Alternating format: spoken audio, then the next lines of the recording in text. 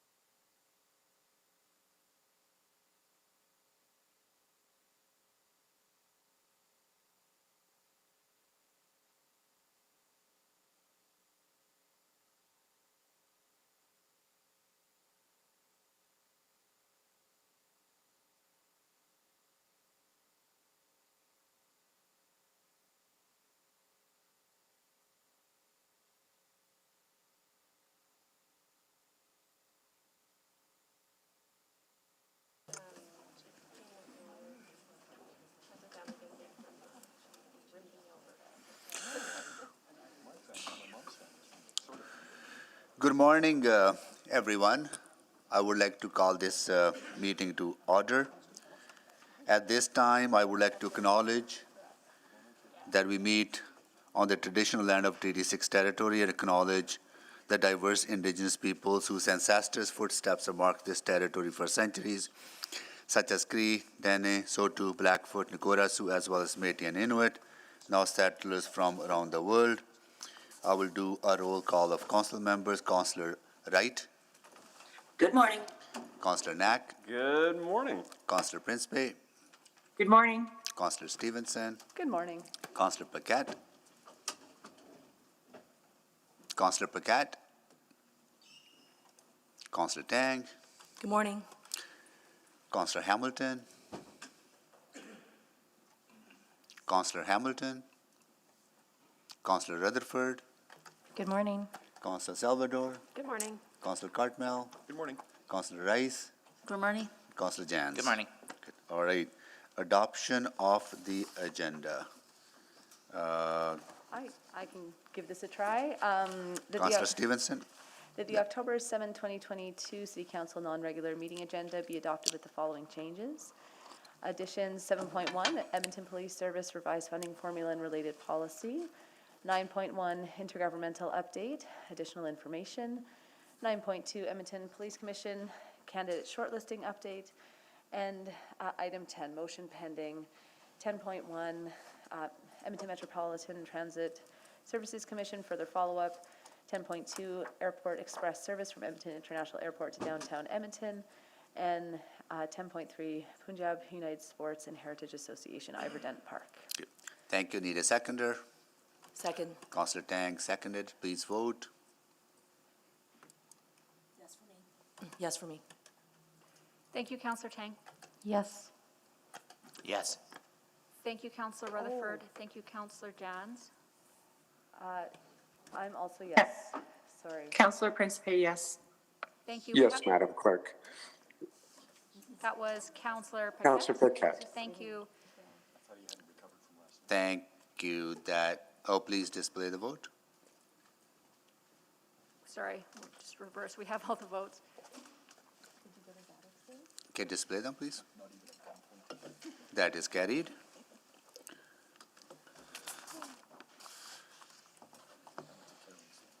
Protocol items. Are there any protocol items? Seeing none. Items for discussion and related business. Select items for debate. Councillor Stevenson.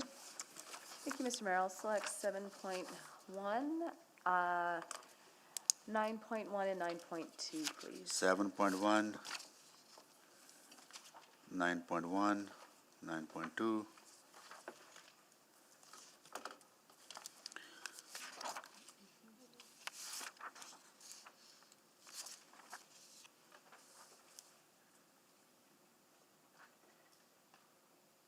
That's all, right? That's all we have. Did I get a seconder? Yes, we need a seconder. Councillor Paquette, you seconded it? Yes, second. Okay, thank you, Councillor Paquette. We don't need a motion for that because all reports were selected. All reports were selected. Okay. I wouldn't second this anyway. We need to vote on it, right? No? If everything is selected, don't have to vote on it. Good on it. Okay, that's good. Easy. Vote on not reporting, no, none. Request to speak, none. Request a specific time on the agenda, none. Vote on bylaws, not selected for debate. We don't have any. Okay, consular inquiries. I don't have any notices. Reports to be dealt at a different time, none. Request to reschedule, none. Unfinished business, none. Public reports, here we go. Or we are on to our first item, 7.1. Edmonton Police Service revised funding formula and related policy. So, all right, this was selected by Councillor Stevenson. So I think there's a presentation, though, from the Yeah. administration, and so I'll go to them first. Yes, Mayor, we have a quick update based on some of the questions that were asked Yeah. earlier, and so we can provide some examples. So, Jody, over for you. Good morning, Council. So as outlined in the policy, can you go to the next slide, please? So as outlined in the policy, there are 7 variables that are used to calculate the funding allocation to the Edmonton Police Service. A is the total tax-supported funding for Edmonton Police Service for the current year. This is calculated by adding B, which is the total tax-supported funding for EPS for the previous year, plus C, the Edmonton Police funding formula, plus D, which is the EPS salary settlements for a current year, which are held corporately and not part of the calculation. In order to calculate the value of C, we need to consider the following variables. F is the personnel net expenditure budget for the current year, prior to salary settlements for the current year, multiplied by G, which is the population growth for the current year. This variable is added together with H, which is the non-personnel net expenditure budget for the current year, multiplied by I, which is the non-personnel inflation calculator for the current year. Over the next few slides, I will walk you through 5 sample scenarios. It is important to note that any mention of salary settlements in these scenarios are for illustrative purposes only, as the contracts impacting EPS are currently under negotiation and cannot be discussed publicly. Next slide, please. As per the council motion, the starting point for the calculation for this new formula is the net operating requirement of $407 million, which is the net of $74 million in revenue and expenditures of $481 million, and has taken into account the fact that EPS no longer receives the $22.3 million in TASER allocation. Next slide, please. The funding formula uses expenditures as the base for the calculation, which are broken down into 2 component parts consisting of 82% in personnel, for a total of $394 million, and 18% non-personnel for a total of $87 million. Next slide, please. The funding formula then applies 2 different factors into the calculation. The first is a growth factor to the personnel component of the base budget on a projected population growth for the City of Edmonton. This is currently being projected at 1.6% for 2023, which would result in a $6.3 million adjustment relating to personnel. The second factor is the non-personnel inflation calculator, which is applied to the non-personnel component and is projected to be 0.8% for 2023 and would result in a $0.7 million inflationary adjustment for the non-personnel budget for a total of $7 million of adjustments to the Edmonton Police Service budget. Next slide, please. What this means in that scenario is that for 2023 fiscal year, the Edmonton Police Service would receive a total allocation of $414 million, $407 million net operating requirement starting point on the left, plus a $7 million growth formula adjustment on the right. Edmonton Police would be required to develop and present a budget that did not exceed this amount in 2023. The revenue and expenditure budgets could increase which I will demonstrate later in scenario 4, but they must balance their budget with $414 million in city funding. This $414 million then becomes the starting point for year 2. Next slide, please. In this scenario, their calculated ratio would be at 29.6%, which is under the cap of 30% outlined in the policy. Because of the 30% ratio is not exceeded, the entire $7 million funding formula adjustment would be allocated to the Edmonton Police Services budget. In any scenario where the EPS is below 30%, even in the years when the city civic department sees significant growth, this calculation is the most that EPS would receive as a result of the formula. Next slide, please.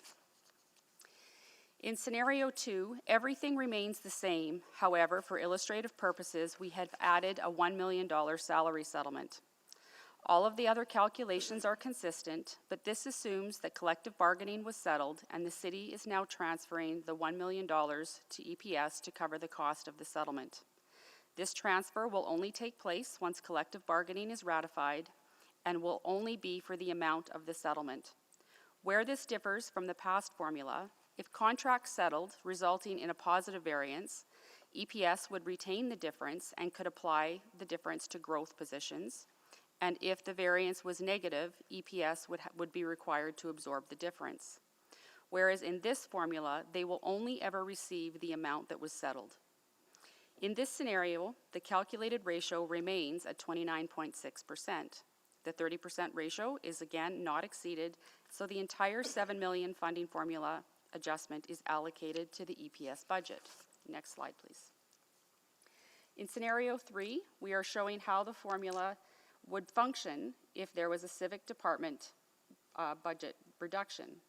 For illustrative purposes, let's say civic departments expenditures decrease by $100 million from $1.65 billion in the previous scenarios to $1.55 billion in this scenario. Based on the calculation of the funding formula, this would take EPS's ratio to 31.5%, above the 30% ratio cap. This means the formula you see here on this slide would need to be adjusted, as you will see on the next slide. Next slide, please. As stated in the policy, when the ratio exceeds 30%, the funding formula calculation is reduced for as many years as necessary until the ratio is brought back below the 30%. The growth component of the formula cannot go below 0. The reduction to the formula does not include salary settlements, as this is not included as part of the formula or policy and are managed corporately until collective bargaining is ratified. In years where the salary settlement, the increment will always be included as part of the EPS's total funding. However, if the settlement amount pushes the ratio above 30%, the funding formula will be reduced and could potentially be held at 0 until such time as the ratio adjusts back to 30%. In this scenario, the growth component is reduced to 0, resulting in the funding being held at 407 plus settlements until such time as the ratio is back within the 30% cap. Next slide, please. This scenario is a little bit more complicated than the previous 3 as it involves more moving parts. In this scenario, the police support grant, budgeted at $26 million in 2022, is reduced by $20 million in 2023 due to changes in provincial grant funding policies, as an example. The calculations you see on this slide changes as you see reflected on the next slide. Next slide, please. This 20% reduction to EPS's revenues is equivalently offset by a $20 million reduction to the EPS expenditures. As the starting net operating requirement of $407 million cannot be adjusted, this means that administration does not provide more funding to compensate EPS's revenue shortfalls. EPS is required to absorb the entire $20 million shortfall, but they are not penalized further by this loss. In this scenario, EPS reduces all $20 million in their personnel budget from $394 million to $374 million. Despite this reduction to the personnel budget, the policy ensures that the funding formula is neutral to any changes in external funding, such as cuts to grant revenues. So even though EPS's expenditures are reduced in this scenario, the government, or the growth adjustment on the formula, shown by the green box, neutralizes the impact of the $20 million cut. In this scenario, the funding formula calculates the growth increments as though no provincial funding reductions have occurred. Next slide, please. Scenario 5 looks at the impact of the true-up process. This slide is the remainder of what you saw, or is a reminder of what you saw in scenario 1. Population growth is still estimated in this scenario at 1.6%, and the non-personnel inflationary rate was at 0.8, for a total funding increase of $7 million. Next slide, please. If population growth only materialized to be only 1% rather than 1.6, and non-personnel was at 0.9%, the calculation that was received would have to be recalculated. In this example, the new formula growth would be 4.723 million versus the 7 million calculated in scenario 1, meaning that future increases would need to be reduced by 2.277 over the next 2 years. If population and inflationary factors were higher, resulting in the amount being higher than $7 million, EPS would receive an increase allocated over the next 2 years as well, provided that the increase did not take them over the 30% threshold. So that concludes our presentation for you, and we'll open up to questions. Thank you so much for that illustration and the update. Procedurally, we need a motion on the floor to further our discussion on this matter or any matter under new procedures. So we need a motion on the floor. Councillor Stevenson, you selected this item. Yes, thank you, Mr. Mayor. And I just want to say thank you so much for that presentation. That was really, really helpful. But I will put in... Sorry, but we need something on the floor to discuss. Madam Clerk, right? Yeah, Okay, you're going to do that? I'm going to put an imperfect motion on the floor that will allow us to have our conversation and continue to refine throughout the discussion. So, Madam Clerk, I believe you have, we are in the same document. Yeah, and it's just the one that I've just highlighted? Yes, perfect. So I'll move that the October 3rd, 2022 Financial and Corporate Services Report FCS 01331 be referred back to administration to explore modifications to the proposed police funding formula, including alternatives for factor G, as described in attachment 1, alternative mechanisms to achieve statement 5, as described in attachment 1, including efficiency factors, a process to incrementally reduce the 30% factor as outlined in procedure 8, and/or a process to maintain the 30% ratio through reductions if necessary, narrower parameters for future service packages, clarification on procedure 5 as described in attachment 1 in regards to increases in provincial and federal secondments, alternatives to the non-personnel inflation calculator including methods used for corporate-based budget, revised options for public engagement, and a reporting and accountability framework from Edmonton Police Commission. And that before the updated report returns to City Council, that is to be provided to the Edmonton Police Commission for review, analysis, and comment. Due date Q1 2023. Okay, it's a very long motion. I hope it appears on the screen. I can put it Yes, in the we chat. just need a second. I don't think we can't have it in the chat Second. because this is a public dialogue. It has to be in the public domain. Sure. So second by Councillor Rutherford. Okay, we'll hold off until it appears on the screen. Here it is. Okay, Councillor Stevenson, I'll go to you to explain it, please. Yeah, thank you so much, Mr. Mayor, and I do apologize to my colleagues for the length. Again, I think that this is just a starting point, knowing that we have to have something on the table, but look forward to amendments to change and amend and revise this. But yeah, I wanted to start off again by saying I think that what's come forward to us is an extremely solid foundation. I think the analysis that you've just shown us really demonstrates the sophistication of what's been developed, and these are really just looking at variations on that theme to strengthen. And I think for me, this work really highlights the challenges of moving our principles and our visions into a practical tool. And for me, while I, 100% agree with the guiding principle that EPS will always be an incredibly important partner in community safety and well-being, we also talk a lot about a more holistic approach to community safety and well-being that looks at a range of root causes and other support services and interventions that can help reduce demands on EPS and, again, move to a more holistic community safety and well-being framework. And so, for me, it's important that our funding formula reflects that. And right now, I feel that a number of the provisions in the formula lock us into our current reality. So, for example, using population means that our per capita officer to population ratio will remain as is forever. Similarly, with the 30% ratio, this is a point in time, and it's just wanting to tease out and question if that's what we want to commit ourselves to in the long run. I think I'm over my 2 minutes for introducing this, but yeah, okay. Thank you, Councillor Stevenson. Okay, questions. And I will, because this is a referral motion and there might be many other questions related to the formula and what was presented to us by administration.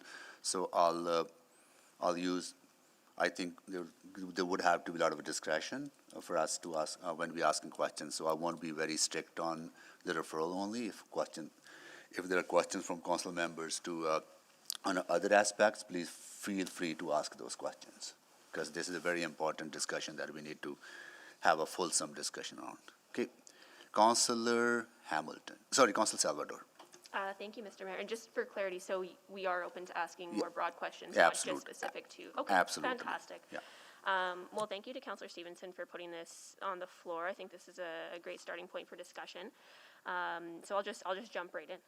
So a few questions around the salary settlements piece and the D portion of the formula.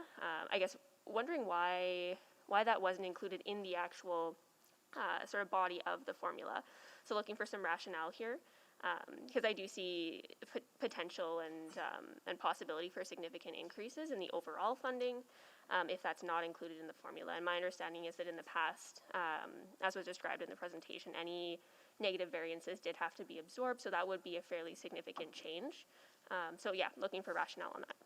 So I'll maybe jump in here. So when the salary settlements were in the formula, there was an adjustment for inflation. So what we've done is remove inflation, which means you'll only ever adjust police settlements for actual negotiated collective bargaining agreements for which you set the mandate. So that means that they'll only ever get actuals required under the contract settlements, whereas before, if the settlements were favorable, they kept it, and if they were unfavorable, they had to absorb it. But they got a larger amount in the formula because it was inflation adjusted. Okay, I might have another follow-up on that, but I also wanted to just ask about the 30% again and the ratio that's embedded. So, and I apologize, but I'm looking for that rationale as well. Again, I see an opportunity for some fairly significant increases to be associated with that.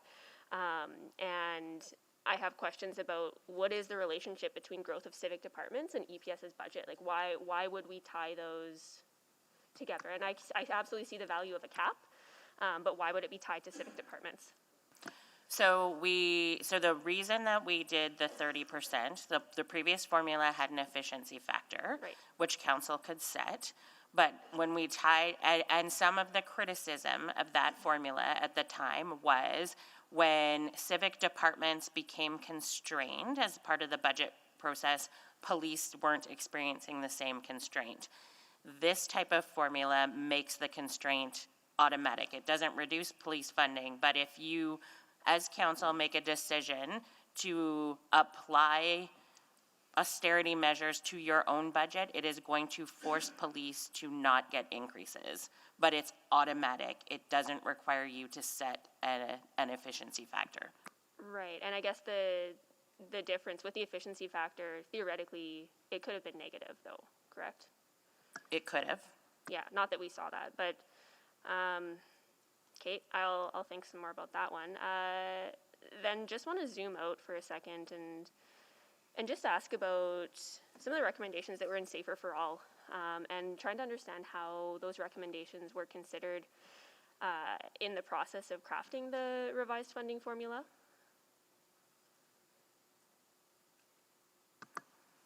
So I think we took, so we went through the recommendation, or we looked at those Safer for All recommendations. We looked at them as part of that first report on whether we should deliver a funding formula at all or not. We were mindful that, understanding that there was the notion of equalizing across Canada, but it's very, very difficult for us to be able to apply consistent or to obtain consistent information across the budgets, and that's what you heard a little bit about Monday. Different cities budget differently, and not all expenses are the same. Some police forces pay for real estate, some don't. Not every police force is fully costed. And so what we tried to do is build a formula that honored some of those things while still recognizing that it would be incredibly difficult to build all of those things into a formula. Right. Okay. Yeah, I do want to follow up on that one, but it's going to take longer than 20 seconds, so I'll yield the rest of my time, Mr. Mayor. Okay. Thank you, Councillor Salvador. Councillor Jans. Thank you. So my three goals generally with policing in Edmonton are around cost, conduct, and detasking. And I guess to the mover, I want to ask about this idea of detasking. Like, let's say, for instance, we're able to, over the next 4 years, put in another program that contributes to community safety, like, say, some automated enforcement program, or like we heard earlier about working with Dr. Louis Franceschetti to build kind of the discharge homes, something else that we can show improves community safety outcomes and relieves the pressure on policing. How would that impact your refer back, or is it considered? No, I think that's a good point. For me, that's really what I was hoping to get through the first bullet in terms of alternatives for factor G. Because again, by using population, what we're assuming is that as the population grows, the demands on EPS will grow proportionally. Whereas what we're hoping to do is proportionally decrease the demands on EPS through some of the initiatives you've mentioned in terms of other social support services, alternative crisis diversion. So that's where I think we could flesh it out a little bit further in factor G, recognizing that there's a lot of complexity in that. But because the cost of one city bylaw officer is X percent of the cost of one EPS officer. So if we were to hire another 100 city bylaw officers to go and do certain work, say like animal control or some of the other work that EPS is doing that they probably shouldn't be, should we be like, would that be factored into the formula? I think that's a question for administration in terms of how that wasn't a focus of my amendment, but I think that's a valid discussion point with administration if they have thoughts and suggestions around that. And maybe just to be precise, by animal control, I meant the animal cruelty unit that had been formed. Could I ask administration how detasking could be considered here? Like if we put $10 million into COD or some other intervention, or some other traffic safety intervention or something else, or automated enforcement on roads or something that we have robots doing automated work, how does that factor into a 4-year budget for police, or could we have some sort of a modifier? So we did try and think about these things. I think what becomes incredibly difficult for us to be able to embed in the formula is on what factor would we adjust that. Until there is data and consistent statistics that are reliable for us, I don't know how to build that in the formula. That I think, could we get there over time? Probably. Could I find the right thing to adjust at this point? Like, could we find the right thing to adjust at this point in time? That was difficult. And that is what, so the connection we made was through the ability to bring forward joint service packages and community safety. Okay, all right. Yeah, it's that's something I'd love to talk more about. Can I just get confirmation, maybe just from at a very high level, how many FTE do we have in the police force? How many are sworn, and how many are civilian, and how many are management, and how do we classify that? I don't have exact numbers, but it's 2,830 FTEs across the organization. Approximately 1,800 of those are sworn. The balance would be civilian. And as for management, it's a blend in there because we have management that are sworn members and we have management that are civilian members. And I'll throw out a number, it's around 100, but I'm not positive on that number, please. So like, and that'd be 100 of 100, like 100 sworn managers and 100 civilian managers, or 100 total? No, combined. Right. Combined sworn and civilian together. Okay. So there's sometimes another consideration. I'm running low on time, so I'll yield it because we got 20 seconds left. Can't get an answer. Thanks. Thank you, Councillor Jans. So Madam Clerk, Councillor Stevenson hasn't had a round for questions, right? So I go to her next. Yes. Yeah. Yeah, she okay, Councillor introduced it. Stevenson, go ahead. Yeah. Thank you. Yeah, one of the, I really appreciated scenario 4 that showed what would happen with a provincial or federal funding decrease. That was really helpful. Just wondering what would happen in the instance of an increase. And I ask sort of in two different scenarios. I mean, one is that, I think we've highlighted in some of our advocacy to the province around the per capita ratio of the police funding that's provided at the province sort of having stagnated for many, many years. And I think one could potentially argue that the city has been picking up the slack on that. And so I would hope that that increase could then actually allow the city to step back a bit or have some of that backfilled by provincial funding. And then the other scenario, it's a very technical point, but I believe a number of our provincial funds come through for secondments for staff. And so just kind of wanting to understand, if those secondments are sort of direct to cover staff costs and they increase to cover, let's say, a negotiated settlement, but we're holding negotiated settlement separately, just that interplay, I guess. So as it relates to any large increases, it would be the same as in scenario 4 with the decrease. We would back it out as though it was net neutral. Part of that is because when they receive funding from the province, it isn't always ongoing.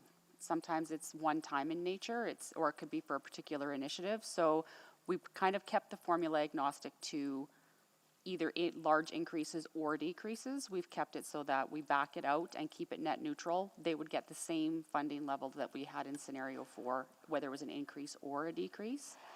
Would there be, and I appreciate that distinction, would there be a way to introduce some of that nuance so that if it was a permanent increase in ongoing funding, that would be reflective or could be lead to a modification in the city's contribution? I think if it was guaranteed to be ongoing, I think that's something we could probably work into a more nuanced. Although with provincial funding, I'm not sure anything is ever guaranteed as permanent. Yeah, fair enough. And that's definitely, again, I feel I appreciate how much we're asking of you, but that's just something I wanted to make sure was part of the conversation. As for the secondment piece, we would continue to fund that because with the recoveries, if the recovery ever goes away, like if, for example, on the alert positions, if that funding were to ever stop, those positions would have to be absorbed back into the organization, which means they would still need the funding to cover those salary settlements. So we're still continuing to factor in based on their current complement of staffing. Even when that staffing is 100% funded and committed to we still have an obligation to cover those salary settlements. Yeah, in agreement to that. If there is a new grant that were to come in place, as Ms. Graham said, that if it's one time, it's a short-term type of thing, there's offset by expense. If it's an ongoing increase to a grant funding, typically it's an ongoing increase to expenditures because of possibly a new service. And then I think the ratio would then kick in over time to see how the funding formula would be affected going forward. In relation to the secondments, the people are our people. They follow our collective bargaining agreement. If alert were to disappear, there would be a period of time in which they have to give us notice for that, and I believe it's 18 months, maybe up to 2 years. So we would absorb those people back into our service over time, but the revenue would go down, the expense would go down in direct relation to it. Short-term increases for a collective bargaining increases, it again is 100% offset by the expense that's increased. So our revenue covers those expenses. Yeah, and the question though there is just the double counting on the settlement, right? Because if the secondment payments increase to cover a settlement, but then we also have factor D that gets added in, wouldn't that double count? So arguably, it may double count. I don't think it would be significant. Like, we'd have to run some numbers on that because there's not that many positions covered by that funding. The majority of the positions would not be that. Okay, and that's actually helpful context, and you're right that maybe there's an order of magnitude piece that I'm missing there. So appreciate that feedback. I'll leave it there. Thank you, Mr. Mayor. Thank you, Councillor Stevenson. Councillor Wright? Thank you very much. I guess I'm just following up from Councillor Danz's questions in regards to the FT. So of those approximately 1,030 civilian, how many of those are unionized? And is that CSU 52? It is CSU 52, and the majority are unionized under CSU 52. There's about 100 people who are If you don't mind, can you move close to the mic? I'm sorry, not all 100 people under SEMA are management, though. Okay, and there we haven't reached a settlement on their agreement either, have we? That's correct. Okay, so that's still outstanding. I'm just wondering about the all the exceptions that this formula is not intended to provide. In regards to the significant changes in legislation, what do you define as significant? We don't actually define significant. We apply judgment in the scenario. Okay, and then so with some of those changes in legislation, I think you've referenced that in one of the scenarios where the funding would be decreased. So then, if there's allowance for that, but then they can, there can also be a service package put forward to cover those significant changes in legislation. Is that sort of giving a double opportunity to catch up on some of this funding?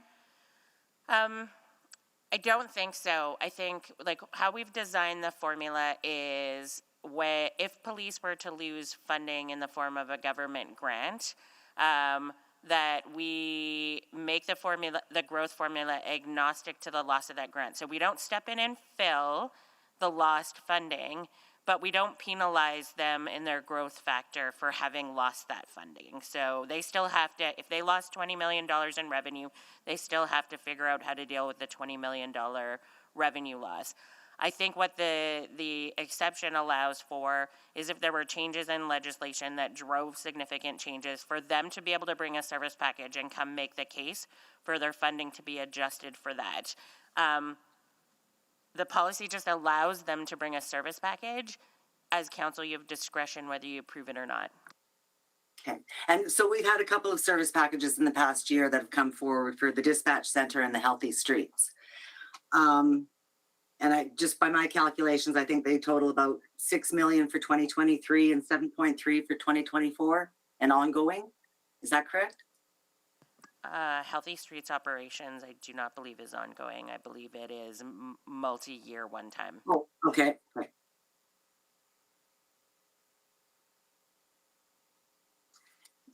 Yeah, I'm concerned with those exceptions. And maybe then to the mover, what were you thinking of when you were talking about narrower parameters for service packages? Yeah, thank you for the question. It was, I absolutely agree that there will be unforeseeable circumstances, and we want to maintain some degree of flexibility. I think for me, it just the way they're written right now, to me, adds a lot of broadness in terms of, I think one of the selling points of the formula was that it took some risk off of the city in terms of certain costs being able to be absorbed by the service. And the provision, as it's currently written, I think provides a really broad opportunity for some of those service packages to continue coming back. So I think it's also important that, anyway, I don't want to use up all your time, but that was the intent, was just to make it a bit narrower and defined in terms of when it would be appropriate for those to come forward in order to maintain the spirit of the formula, which was to decrease uncertainty for both EPS and City Council in the form of service packages. Okay, thank you. I agree. I mean, part of the guiding principles for the service was for certainty and predictability, and yeah, we would like the same, I think, for council and for Edmontonians. I do have some more, but I'll yield the rest of my time. Thank you. Thank you, Councillor Wright. I really appreciate that we are not going into our complete 5 minutes, and please leave some discretion, because Councillor Hamilton? Thank you. Just to clarify, the motion as casted in eScribe here says that the due date for this would be first quarter 2023. Is that accurate? That's correct. So my my intent or my thought is that recognizing that our team is incredibly busy preparing our broader budget, the idea for me would be to bake in the base, I mean, I personally would be supportive of baking in the healthy streets for our upcoming budget and having that solid and set. Then we could return to this conversation in January, and then any growth could be reflected in the spring SOBA. That's helpful, because so what it would look like is that this council would debate the police budget via a service package model through November and December, and then come January and February, we would also then debate on doing that budget and putting in a funding formula after the 4-year budget has been set. My intent would actually be that there wouldn't be the service package, that it would just be committing to the base and healthy streets. Sorry, so you're saying that without having seen what the budget coming forward is as a member of council, you are expecting this council not to approve anything that the police service brings, and then to deal with the police budget, which is more or less 25 to 30% of the total budget in January or February? So it wouldn't be the full 25 to 30, it would just be whatever the growth factor is on top of the base. Okay, so you want to continue budget conversations into January, that's what I'm hearing. Yeah, and I would look to administration as well in terms of the advice in that timing. For Thank me, you. So maybe to administration, so 50% of this is policy, 50% of this is, I would say, budget related, because we don't have to deal with budget, we don't have to deal with the policy before budget necessarily, unless it affects the numerator, so to speak. One of the sort of questions I had was about alternatives, for instance, to population growth. Actually, I'm going to go a bit back. Could you tell me what the original funding formula was in 2018? So the original funding formula was based on police's net operating requirements, so their base budget, and base budget was adjusted for population and inflation. Inflation was determined as the police price index. And then in the years they rolled over. So included in the formula was they were expected to absorb salary settlements through that. What was not included in the formula was never intended to cover it was never intended to cover bargaining it was never intended to cover new buildings, significant changes in legislation, or significant growth in annexation, but it was required to do bargaining settlements and operating impacts of capital growth. All right, so that's helpful because I think in the interim years, we've seen, I'm going to say, a different weighting of risk, whereas the external legislative changes might be a factor, a bigger factor, a bigger risk factor than, say, salary settlements. I'm interested, so you've proposed NPIC, the non-personnel inflation calculator. What does administration use with respect to your own inflation calculations? For purposes of the budget? Yeah. So we look at inflation in the budget setting process to understand how the wider city is impacted by inflation. Budgets for the city of Edmonton don't necessarily automatically grow by inflation. Okay, do you use like the municipal price index? Does that factor into your? Yeah, it depends. Like on the capital side, we'll often look at municipal price index.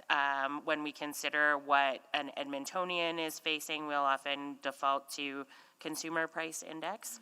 What was the police price index based on in 2018? Do you remember? I'll maybe ask Mr. Pettigara to answer that question if he's here. Oh, or Felicia, Ms. Muthiarty. Yeah, up here. So the police price index was based on, it was a weighted basket of police services operating expenditures in a given year. So it included all personnel and non-personnel expenses broken down by weight. Okay, which was?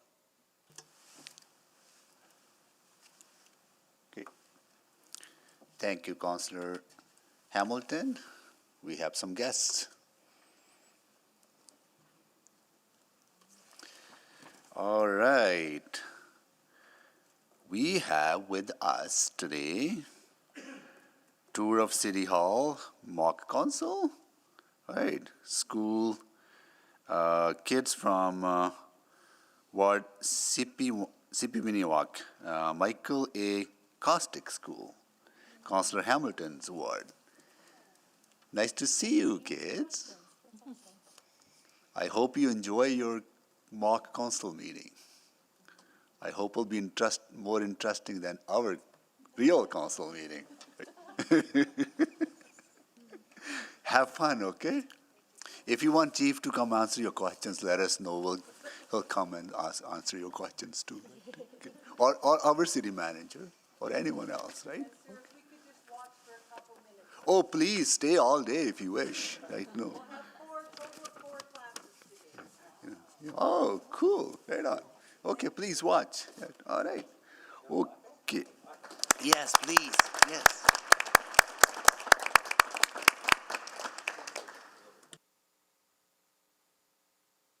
All right. So next is Councillor Principe. Thank you, Mr. Mayor. My question is to the mover. Yourself being a commissioner with the Edmonton Police Commission, were you in consultation at all with the Edmonton Police Commission on the formulation of this motion? No, I was not. This for me was a question that was before council, so I tried to stick in my councillor role. Okay, I see. There was no consultation with any Edmonton Police Commission members? Now you have me doubting myself, but no, I don't, Matt, I didn't. Yeah, no, there wasn't. No. Okay, thank you. That's my only question. Thank you, Councillor Principe. Councillor Cartmel. Thank you, Mayor Sohi. So, just following up briefly on the due date of this motion. First of all, I just want to go back to Monday, and I had made the comment rather snarkily that it wasn't making sense. And it was, I just want to say it wasn't making sense to me, and I should have said that on Monday. So I wasn't trying to offer criticism towards Ms. Padbury or anybody else. So sorry for that. And Ms. Padbury was nice enough to take me through it and help me get over my intellectual, my blockage in understanding. Also not helping with my vocabulary. Anyway. If this passes today, what does that mean for budgets? What's our budget in 2022? Pardon me, what's the police budget in 2022 all in, and what is it in 2023 if this passes? What are the actual numbers we're talking about if this goes forward this way? It would be, as we demonstrated in scenario 1, it would be up to the 414, plus the healthy streets. This does not contemplate the healthy streets. So Well, it would my be, understanding is that there's no formula. If this passes, there is no formula applied. So Sorry. what does that mean? You mean you're asking not what if you pass the formula, what if you pass the referral motion? This motion, Okay, got you. yeah. So Sorry. I think, based on your previous motion, police is starting at that 407 number. That's why we started at it. I can't answer that question because I think they have to come to the budget and you have to make decisions at the budget. But the starting point would be the 407. 407 plus healthy the streets. healthy plus streets. healthy streets, yeah. Yes, the multi-year one time, but Yeah, the that would- ongoing would be 407. That would be our planning assumption, but in that case also, any police funding formula is suspended, and so police could And come then the with service something else. package conversation would start It potentially. could, yeah, Could. for sure. Yeah, right, not presuming anything, okay. So, when we were talking about this on Monday, we were presented with a number of statistics and ratios and scenarios that, from a number of police services. Some of those were regional, some of those were specific. And we heard in that conversation that there's a per capita number in Edmonton that's higher than most, but a cost per incident that's lower than most, if not all. So I guess my question is, when we talk about the size of the police service that we need, is that proportional to the population in Edmonton or the population in the region? Which is to say, if Edmonton's population increase is flat, but the region's population increases, would we expect an increase in the number of incidents that the police service would have to attend to? I guess probably I'm the closest to that one. I mean, I think what you glommed onto there is regionalization in Ontario, particularly Peel, Ottawa, and York. There's absolutely economies and efficiencies, economies of scale by regionalizing for sure. It drops costs, it actually crime. And I think if you actually look at Edmonton versus Calgary and you actually study the traffic flow, there's a higher dependency in relation to the Edmonton Police Service on that extending communities than there would be in, say, Calgary. So it is absolutely a critical piece to look at, and I mean, you can see it play out too in things like the last 3 task force I've been at in relation to homelessness and everything else in relation to the transport into this city, a lot of the individuals. So I don't believe, I won't speak to the formula, but it's certainly something that does tax resources for sure. So if I said it in another way, that the Edmonton Police Service, and I think Councillor Hamilton said it in a way that I appreciated on Monday, that the ratepayers that are the City of Edmonton taxpayers are paying for a service that actually serves beyond the bounds of the city. And then if we further apply, mitigating factors like the number of prisons that are local to our region that might be different than other regions, I don't honestly know when it comes to Peel or to Ottawa or that kind of thing. So, and I guess I'm going to ask you to comment on the formula, is attaching to the population of the City of Edmonton the right metric to attach to if we're trying to determine the right size of our police service? Well, I mean, I can give you from past experience and what StatsCan does. It doesn't use per capita costs anymore. It hasn't for 10, 12 years probably, because there's so many different variables, and you just highlighted on one of them. And there's also differences in police services and how they account for their money. And I mean, the prime example that we always speak to is Calgary. Calgary's dispatch center is not in the Calgary Police's budget. For us, that's a $20 million hit. Calgary gets all of their photo enforcement revenue. We get a portion. So those are obviously discussions that always impact budget. But back to the per capita piece, it alone is not a reasonable when you don't take into considerations what the per capita movement of a city is. And that's why StatsCan moved away from it. And I think we all know StatsCan is that national kind of gold standard.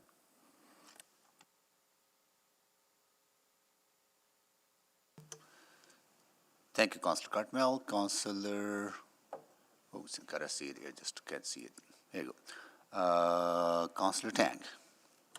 Great, thank you. I guess I want to just clarify something.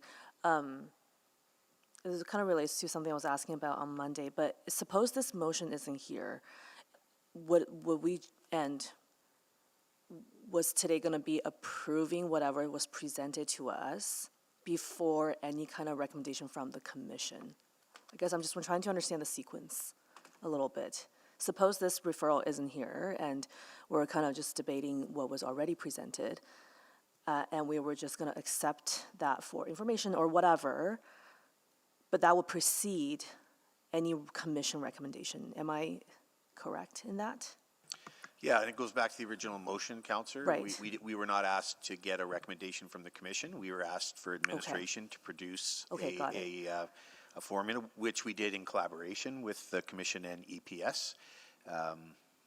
Okay. But yeah, they didn't formally take it to the commission for a vote or an approval, but we did work in collaboration with everybody. Got it, okay. And so with the referral and the timeline, when you do come back though, would you then present the information with the commission, not just partnership in developing it, but like endorsement? Yeah, we could certainly do that, and I believe that's what the referral, that very last line in the referral, Right. that tells us to do that. Okay. Which is part of the reason, we need time, because we would need the time to do that. To socialize, yeah. And the people that were working on this are the people that are going to be working right up till the end of December on budget right now. Even once it's approved, we've got some work to do after that. So we wouldn't be able to start this work until the new year, and Q1 will be a stretch. And then how do we get that through, we have to be careful about spring SOBA and things like that, because we've already set tax rates and things like that. And Yeah, Stacy can absolutely. maybe augment. So there are some complications, but we could come back from a policy perspective, I think. Yeah, and then just based on what Councillor Carmel and Councillor Hamilton had mentioned in terms of, okay, so if we don't debate the formula until the new year, we start with a base of 407, and then there's additional service and Healthy Street in the base, and then you have the additional service package, whatever they may be, but then come January, would then go back and reverse some of, like, how would that work? I think if a service package comes forward and you entertain it on an ongoing basis, it would be very difficult for us to roll it back. Right, right. And so then the discussion around this piece then will kind of take all of that as a base funding consideration. Am I right? So- Yeah, like we would okay. look holistically at what you approved as Yeah. part of the budget Okay. and determine what the starting point needs to be. Okay, got it. Thank you. And I was wondering to the mover, can you clarify that public engagement piece, the bullet in your? Oh, yeah, thanks. That was going to be my next round of questions, was Oh, okay. just,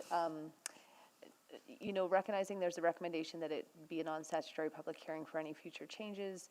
Just wondering, where that recommendation came from.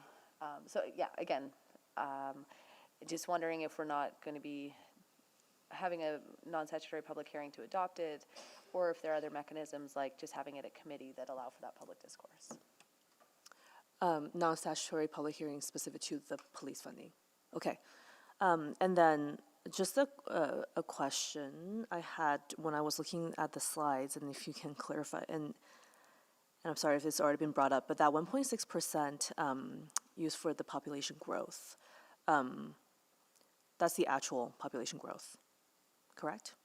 So I think in the scenario we gave you, we said that would, in one scenario, that was a forecast number.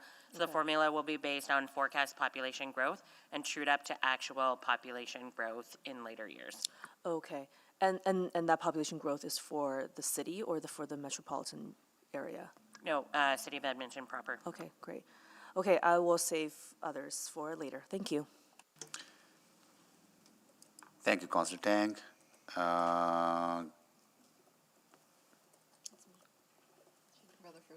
Okay, here we go. Councillor Rutherford.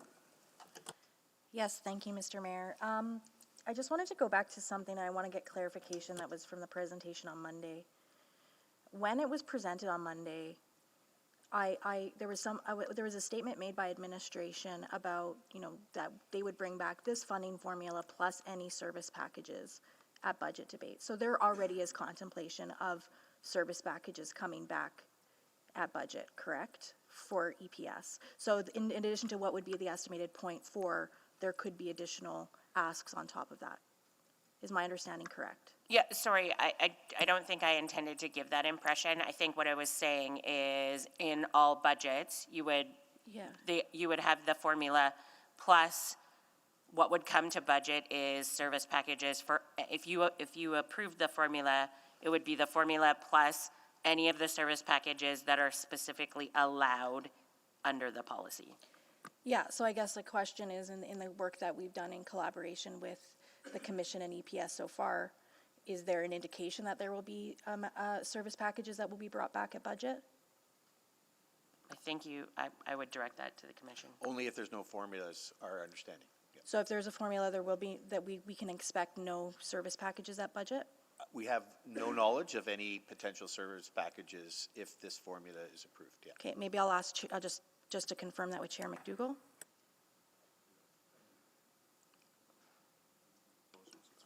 Yeah, if the funding formula goes ahead, there will be no service packages. At this budget, and then potentially in the future as unforeseen things, but in the foreseeable future, no Correct. service packages. That's correct. Okay. Just on that note, I mean, it's one or the other. Like, when we try to prepare our budget, this is why we're presenting service packages, because there is no formula. Yeah, well, I think that's a great point, Chief McPhee, and I think that one of the things that causes me hesitation is all of the exceptions for how, even with this funding formula, service packages could come back. And I think the concern is, yes, we approve this funding formula, and then we still continually get service packages in addition to the funding formula. And then the base becomes even bigger, because if we're always basing it on the tax levy every year, and so it's the funding formula plus any service packages accumulating as the tax base, then it actually is even bigger. It could be potentially a bigger number. And so I guess, is my understanding correct of the current funding formula policy? Would those service packages, let's say we say yes to the funding formula, a service package comes back in 2024 for $10 million, we approve that, it gets added, is it then the funding formula plus whatever service packages as the base? Do you get what I'm asking? Maybe just say it one more time. So right now, there's no scenario in which we have approved funding formula, like we approve the funding formula, and then we also, in the next 4 years, approve a service package. So what happens if you approve a service package? External from the funding formula, does that amount get added to the base for the following year's calculation? So that amount gets added to the base for the following, it gets treated like salary settlements, I would say. So if you approve an ongoing service package, that gets added to the envelope of funding. Yep. And then expenses go up, and then they start from the That revised. amount the next Yeah, year. and so remember, the growth formula is intended to capture the year-over-year changes in expenses, right? So it Yeah. grows with, it grows just by the inflation for non-personnel and population for personnel. Okay, no, that helps. And did we consider in the funding formula, because I think that there was a great point brought up again on Monday about sort of drive time distances. So sometimes we have the population, but the population may not be distributed. Like there might be a higher concentration of population in the core versus in some of the growing communities, it's a smaller population, but it still requires servicing, and that comes at an additional cost. Was that contemplated or discussed in part of the growth formula? No, we didn't, where the distribution of population, we did not adjust. I would defer maybe to police, because I think that they factor in how they police the population. The only Okay. place where that was on the annexation piece. Okay. That's what we were talking about when we were talking about the drive time is The when you annexation. annex, you don't necessarily get the population that goes with it, but you do get the The geography. land mass. Yes. Okay, perfect. Well, I'm out of time. Thank you so much. Thank you, Councillor Rutherford. Councillor Cartmel, can you take the chair, please? I have the chair. Thank you. So we had a very lengthy debate a couple of months ago whether to have a service package approach or to have a funding formula approach. I was in favor of service packages, but we lost that, and then I was convinced through very good arguments that that funding formula gives predictability to the police and gives predictability to the taxpayers, and I supported that. But what I see here as a proposed formula is hybrid of formula and a hybrid of service packages, which is fundamentally different than the direction, in my mind at least, that I voted for. So I just want to get a sense, because I heard strong arguments having salaries included in the formula because it gives predictability. I heard strong arguments that if you have a formula, police can work within that to plan for the long term. So I have a fundamental difference what is being proposed to us today or as part of the proposal from administration. Why a hybrid model? So I'm not sure I'd call it a hybrid model. The old funding formula was clear that it was never intended to cover capital funding for new buildings, significant changes in legislation, or significant growth through annexation. Yeah. I think what we've done in the new formula is say those same things aren't necessarily covered, but we've been explicit that they would have to come with a service package, and you can only bring service packages in these scenarios that we've added. Capital, I get it, right? But salaries, for example, they were included under the old formula. Very strong argument to have a formula because it gives predictability to EPS that this is how much money they will have. Within that, they would have to absorb any collective bargaining costs. And we could take that back and put salaries back in the formula. I would say, though, you cannot, then the factors to grow it have to be more than population. Absolutely. It would have to be indexed to, and then you're back to the scenario I described earlier. Favorable variances they absorb, unfavorable variances they cover, and for the city of Edmonton, what this formula does is only ever transfer actuals. I have no issues with if there got to be other variables, but a fundamental difference issue for me is that what we approved is not what that was my understanding, that you will have so much flexibility or EPS will have so much flexibility to bring forward service packages. They may not intend to do so, but this formula does give them flexibility and does not include a significant cost, which is a labor negotiation. So that's my issue. I hear from Chief that population is not the right way to calculate police cost. But what is being proposed is actually a population-based funding increase. So maybe to Chief, why in one case we consider population as a good way to measure, another case we don't. So, I'll take a stab at that, but my answer to Councillor Cartmel was a little bit different, that the funding formula is based on a bunch of factors that actually balance things out. If you're actually comparing data against police services, which was the question, and which that report did, it basically is looking at the difference between regionalized services and municipal police services and the cost benefits and the costs associated with savings and efficiencies by regionalizing. That's a different conversation. When you're looking at it per capita and what the city has looked at here, that same report said that if you actually took the funding formula that existed in the past and compared it to most of those police services, all of them would have got less money.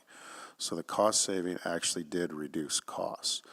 So I think what you need to look at here is not one specific piece of it. The formula is based on a whole bunch of things, and it was proven to actually have the impact that it has. If the conversation is about should we actually talk regionalization with some of our partners, would it benefit us? There's absolutely no question it would. That's a different conversation. I am convinced. I'm convinced that formula is the right approach, and I voted for it. But what I see is actually hybrid. That's how I see it. I am running out of time, and I will move the Councillor Knack needs to go first, so I'll take the chair back. I'll return. Thank you. Councillor Knack. Thank you, Mayor Sohi. First, just thank you for the presentation. That was really helpful to have all those scenarios and just to walk it through a little bit simpler.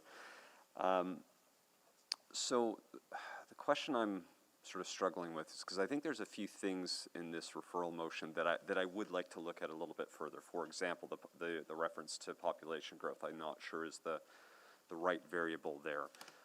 At the same time, I very much hear the desire to sort of like, can we get a formula so we can get on with it? And so I look at a number of these bullet points, and some of them feel to me like things that don't necessarily need to be resolved today to settle on a formula. So for example, I agree the revised oppositions on a public engagement, we could probably resolve that now and maybe make a decision on that. What I guess I want to get a sense of from the administration is, I'll specifically use, I think, the first two bullet points, alternatives for factor G and alternative mechanisms to achieve statement 5. If I wanted to examine those, you do need more time, but I'm trying to figure out how quickly you still, if we took out all the other ones and we left those two as an example, do you still generally feel you need the same amount of time? Because I want to get that certainty, but I feel like I've still got some unanswered questions on those. Yeah, I do. I mean, we've just got so much on the plate now, but so nothing starts until about, second week of January, I would say, maybe mid-January. And then even this with all, like, I'm not convinced we could get this done on Q1, quite frankly, at this, and I think the other thing, Councillor, is that a lot of these things do bring us closer to the old funding formula in many ways, right? Like so if we change if we end up changing a bunch of these things, we're going to get closer to the old funding formula than what we've put in front today, I would say. And that's what I'm so that's where we're struggling a bit, I think, with where you want us to go. Yeah, and at the same time, I don't want to just rush to approve any formula, because if I have some concerns and there's a few elements that I'm feeling are missing, I'm struggling. Should I approve it and see if we can adjust it over the next number of months separately? So do we sort of start with this and then move forward? So yeah, I think it's fair to say some of these are easier than others, but yeah, that's the case. So and the other thing I think I would try to do is work with the commission so we can do a bit more concurrent activity on this, so that we're not waiting to show them at the end, but we're maybe doing some internal briefings along the way. So. Yeah, I see that. But the timing would be a challenge. Okay. And it's probably all I can think of for questions right now as I reflect on how to best navigate that. Okay, thank you, Mayor Sohi. Can you move the second round? I'd be happy to. Oh, sorry, no worry, not yet. Councillor Paquette, first round. I'm way down there on that list. Thanks, Mr. Mayor. You can hear me okay? Yes, we can. Okay, great. Okay, so just to follow up on that, Mr. Corbould, a lot of learnings for myself and for council on how this motion was made, because we should have anticipated a lot of these questions. So I'm just wondering if it would be helpful if we had a comparative analysis between the old formula and the new formula, so the council could see what the actual material differences are and what the pros and cons might be. Because I don't think anyone wants to go back to that old formula, but it would really be helpful for council to be able to see why that is. Yeah, I think we did a bit of that in the presentation on Monday when we put it forward, but if there's a desire to do more comparative, we could add that to the list of things for sure. Yeah. Yeah, a list of things. Yeah, no, I hear you. But at the same time, we're accountable to the public, and we should be able to explain this to the public very clearly. Yeah, I think we can do that relatively, because we know the difference, and I think we could do kind of a comparison for sure. I would assume so. Yeah. The other question is, we're talking about providing certainty for our budget, providing certainty for the public, and providing certainty for EPS. And so, looking at the motion, I'm just wondering, is there any wiggle room in that motion to go ahead with maybe even if it has to be a revised formula, understanding that final formula won't be too far off the mark, and because it looks like if we go with this, we won't actually have any certainty until after budget discussions, and I would like to be able to bake in some certainty now. Is that a question to the mover? I think, yeah, sure. Let's go with the mover. Yeah, no, I appreciate that suggestion, and I really appreciate the conversation, because I agree. I think having clarity going into budget is really important. I don't want to do both things, have a formula conversation and a service package conversation in the upcoming budget. So I, of course, cannot amend my own motion, but I think that there may possibly, I'm just in conversation with clerks about an amendment that someone else could move that would effectively provide direction to apply the formula as is for this first year, and then come back in Q1 for further discussion. Okay. No, Yeah, wait, because no, it that will not. looks Sorry, like this is a larger question that has long-reaching implications. So I agree with you. So I'm just wondering if there's we could model this one on trial at budget, for example, and adjust and reevaluate when the referral return. Yes, and I've just received advice that we won't be able to amend this motion to achieve that, but we could withdraw this and introduce another one that achieves that effect. Okay, so maybe if the clerk's are already on that's probably, I think that would, I mean, I gotta stick to questions. Okay, so, Sorry, I don't think clerk is on it because we haven't given any direction, right? So. okay, sorry, that's what I heard from Councillor Stevenson, my error. Unless, I think whatever we do, we need to do in public, right? I think from transparency point of view, private chats do not give that, I don't think we are being transparent if we're having these conversations. I would assume, Mr. Mayor, that if there's a question for the clerks, that is like. Yeah, it has to be in the public forum. That's clarification, like that maybe doesn't need to be above board. It's just a quick question like, hey, how can we craft this motion? Yeah. Or would you like all of that to be? You cannot, that's fine if you want to seek that kind of help, but if something is being crafted behind the scenes without having that question raised in the public, I think then we are not being transparent to the public. Okay, well, I've raised the question, so maybe now what we can do is go and work with the clerks to see how we can present that in a way that makes sense to the public. Does that satisfy? Sorry, go ahead. Okay. All right. Yeah, so I think it's to the clerks, does that offer some clarity there? I think we would need to see some draft language to understand what the intent of what. Yeah, and right now I don't have any because it was just a question that I was going to ask before I even bothered to put in that effort if it didn't make any sense to the mover. I'm out of time in talking about the technicalities. Thank you, Mr. Mayor. Thank you, Councillor Paquette. Okay, can you move the second round, please? Yeah, move the second round. Second. Second by Councillor Tang. Please vote. Councillor Principe in favor.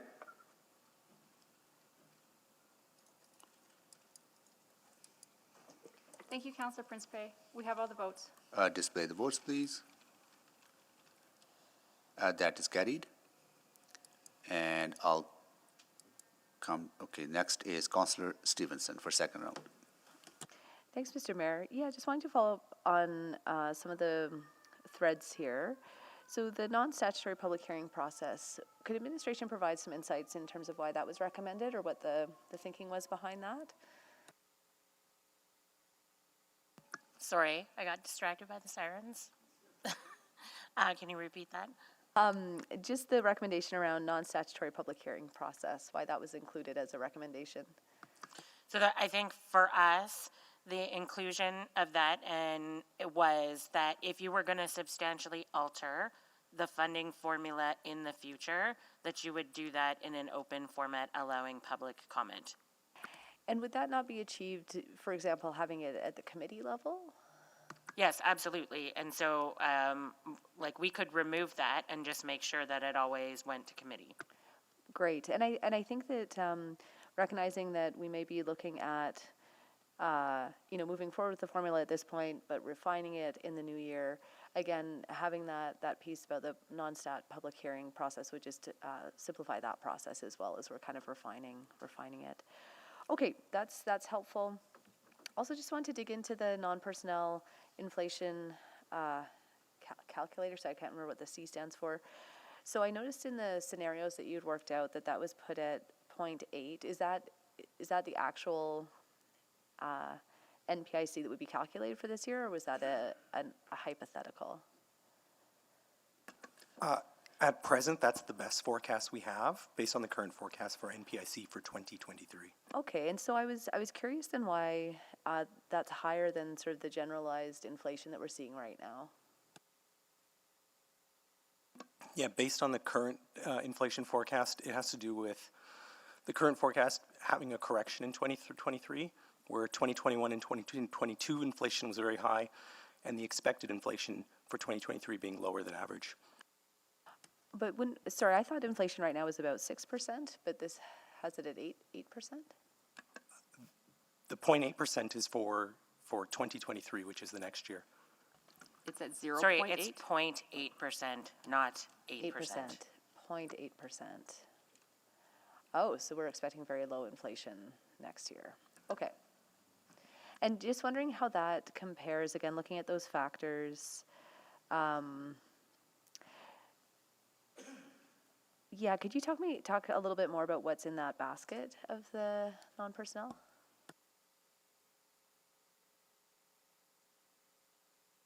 The basket includes things such as equipment, fuel, materials, utilities, external space, contract and professional services. Okay, and does that account for, for the fuel costs, for example, reflective of the fact that we have our hedged fuel prices that I believe EPS is able to access? So I would say that the fuel hedging is separate, and it's a long-term strategy that effectively just smooths the budget, so we wouldn't contemplate that there. Yeah, I mean, I think to the overall philosophy around settlement. So, for example, I really do like that it's the specific amount of the settlement. I like the actual. I think that's a really positive feature of this proposed formula. And again, just wondering why we might not do something similar with the non-personnel side in terms of if we know what the actual cost of fuel is, because we're managing that corporately. So I think that's what the true-up's intended to do. So we do the formula on the basis of forecast for inflation, then we adjust it to actual experienced inflation and population, and we adjust in the future and smooth that to try and get a less volatility. Okay, so the true-up also includes the inflationary factors. I don't think I appreciated that. Great. And then is the truing up, I noticed it's every 2 years, so is that predicated on the municipal census occurring? I think it was like somewhat arbitrary, but yes, like generally I think we have after a 2-year period, we have actual numbers to which we could true up. If we didn't, we would just push the true up back. Gotcha. So so it could be as much as 5 years if we were using the federal census, or do we have other population metrics aside from the municipal census?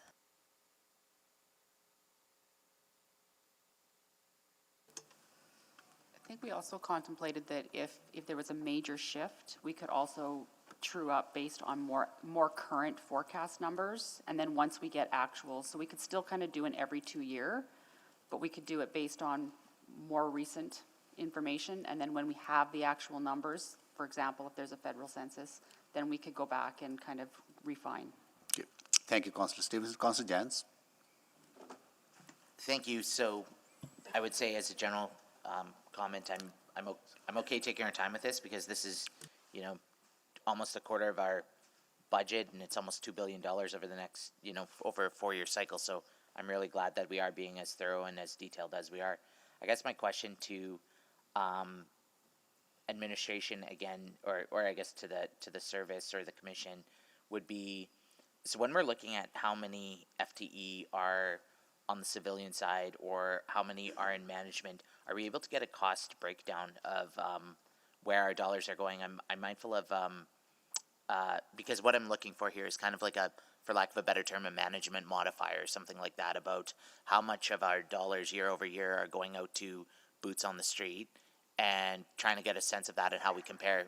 One of the other chiefs who spoke previously at council talked about how Calgary has actually more sworn officers, but yet Edmonton pays more money per person. So I'm interested in, so where's the money going then, and trying to figure out the difference there and how we can make sure that if we're committing to a formula, that it's committing to actual constables and going forward from there. If I can just, when we contemplated the formula, what we did was contemplate that you would give police an envelope, because we think that that honors what is under the Police Act. And we've adjusted by population only and then actual salary settlements.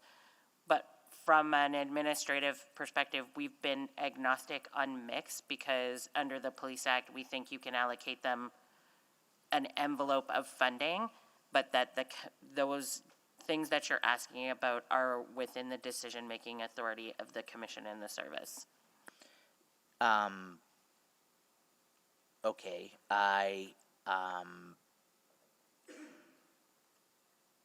I'm interested in, well, I think part of it is maybe I'm not sure where this motion is right now, if it's going to be referred back or withdrawn and reintroduced or not, but I do want to unpack that sort of the how we can put in modifiers that are carrots or sticks. And another one I was interested in is kind of a misconduct modifier, that if there's settlements that were having to be paid out by the city of Edmonton, that those could be deducted, even symbolically, from a future funding, from the next year's funding formula.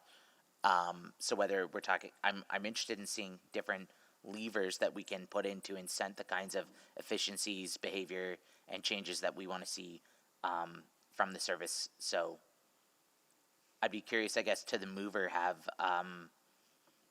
is there room to contemplate some sort of a management control or some other, like how do we ensure that in the contemplated referral? Is that a consideration around, say, management spending, or how we can ensure that more funding goes to more constables? That's not the intent of my motion. I think that those decisions are, I think the formula is a fairly blunt tool for addressing some of those more nuanced operational decisions and choices. And I think that some of the real value that comes from EPS is not always frontline services. It's some of the investigative excellence that happens as well. So if that's something that you want to introduce, I think that's something for conversation for sure, but it certainly wasn't within my considerations. I guess we used to have like in the old formula, we used to have an efficiency modifier. And I'm interested in looking at that again, and that's playing into this whole thing that we were trying to get the service to be more efficient. So whether it's on management spending or the settlements that we have to pay out for misconduct, or even in how we respond to calls when, we're using an airplane when a drone could do, or something else, how, like, at a very high level, how can we, with very limited budget, try and achieve some of those outcomes that our goals are. So we don't have that efficiency modifier, and I heard admin say, well, the 30% cap kind of does that, but I don't think it does, and I think we need to actually identify some of our objectives with the service and point forward from there. Another one is overtime. Part of the reason of having a formula is you're not supposed to then, it's supposed to allow you to control staffing and not have as much overtime. But I believe previously, we've had the equivalent of, I think I saw 48 officers worth of overtime a year in the report. So I guess I'm struggling there. Thank you, Councillor Jans. I think it'll be a good question to our legal folks, because some of those issues might be covered under the Police Act, because that's more operational and disciplinary. That may not actually relate to the formula or budget discussions, I think it'll be good idea to get some clarification from legal folks on that, right? Yeah. Okay, good. Okay, councilors, sorry, do we have the? Just hold on, we have few additional guests here today.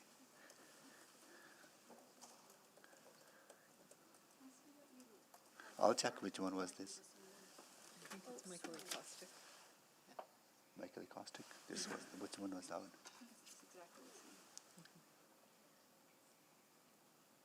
Yeah. This one. Okay, here we go. We have another school here, CP Winniwak. That's Councillor Hamilton's ward, and Michael Acoustic School joining us today. Thank you so much for being here today with us.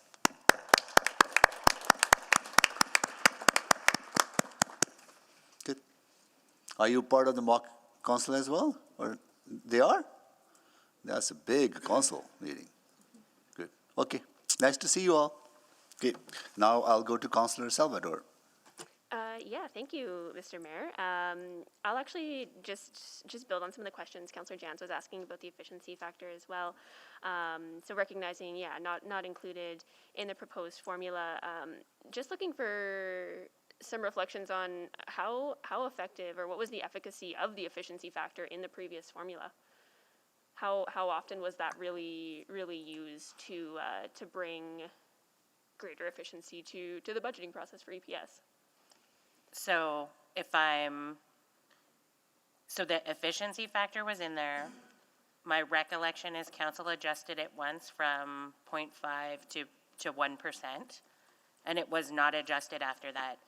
The effectiveness of an efficiency factor which council sets is council's purview. Right, okay. Okay, that's helpful. Yeah, and I guess I'd also be interested in seeing what other mechanisms might be used to a similar effect, because I think I've made my concerns around the 30% ratio, or percent rather, clear.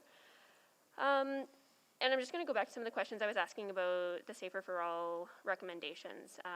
And I know one of the critiques that came out of Safer for All was that the previous funding formula was rather divorced from expectations and performance targets.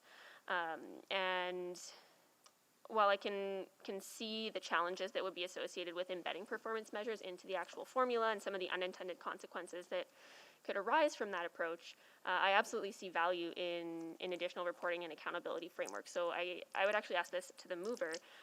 In the last bullet point, it does talk about a reporting and accountability framework from the commission. Is that where you could foresee us having those types of conversations, while not technically embedded in the formula, but how would those two interact, I guess, is what I'm considering. Yeah, and I think that was it wasn't very well thought out in terms of how it's put in the motion, but the idea is, yes, it would create a space to have set out in the principles or just the process that would create that space, require that space for that conversation and discussion. Okay, yeah, I think that's just really critical. So I appreciate the inclusion of that point. And then process-wise, so if this motion were to pass, I'm trying to understand what we would be looking at getting back from administration. So would it be presented as several different options for formulas? Would it be more of a kind of like an analysis of different variables that could be included? What would that look like? I think what I understand is that we would still look at this formula as a base, but it would be providing the information for potential alternatives. Plus, what we also heard was the desire to compare between the old and this formula. Yeah, and I think that comparative analysis that Councillor Paquette brought up was really, really important as well. I'd be very supportive of that. And just on that, would it be possible for the comparative analysis to be also kind of backward-looking, so we could look at the last few years to see how previous formula versus this formula would shake out, and what types of increases we might see compared across the two? We can do that. We'd have to normalize for changes in inflation rates and look at what would have happened against actual. Right. Okay, I would find value in that. And yeah, I think that's it for now for me. And would you need direction and an amendment to the actual motion to include that comparative analysis? Is that needed? Yeah, I would prefer to receive direction. Okay. Don't have wording, but maybe somebody else does who's on the board now. Thank you. Thank you, Councillor Salvador. Councillor Hamilton? In the interceding years, from 2018 to when the funding formula was suspended in 2020, were there any service packages brought forward? No. And the service, and during that time, I believe there was a fairly significant funding change from the provincial government, correct? Yes. With respect to DNA? DNA and Traffic Safety Act. Can you please speak up and close to the mic? Sorry. Yeah. DNA and Traffic Safety Act. But did the service at that time prepare a service package to come to budget in 2019? We did not. We absorbed those costs. Yeah, and what about at the SOBA in 2020? We absorbed any costs related to that. Right. So when we talk about the potential for service packages to come forward, it would be much more significant than the legislated change that we have already seen happen in the interceding years. I believe so, yes. Yeah, and I don't want to suppose what could or could not happen, but in terms of order of magnitude, you're looking at plus $6 to $8 million. It would depend on what the impact is. Fair enough. Annexation, as an example, might not have a significant cost, but geography could be a significant change to us.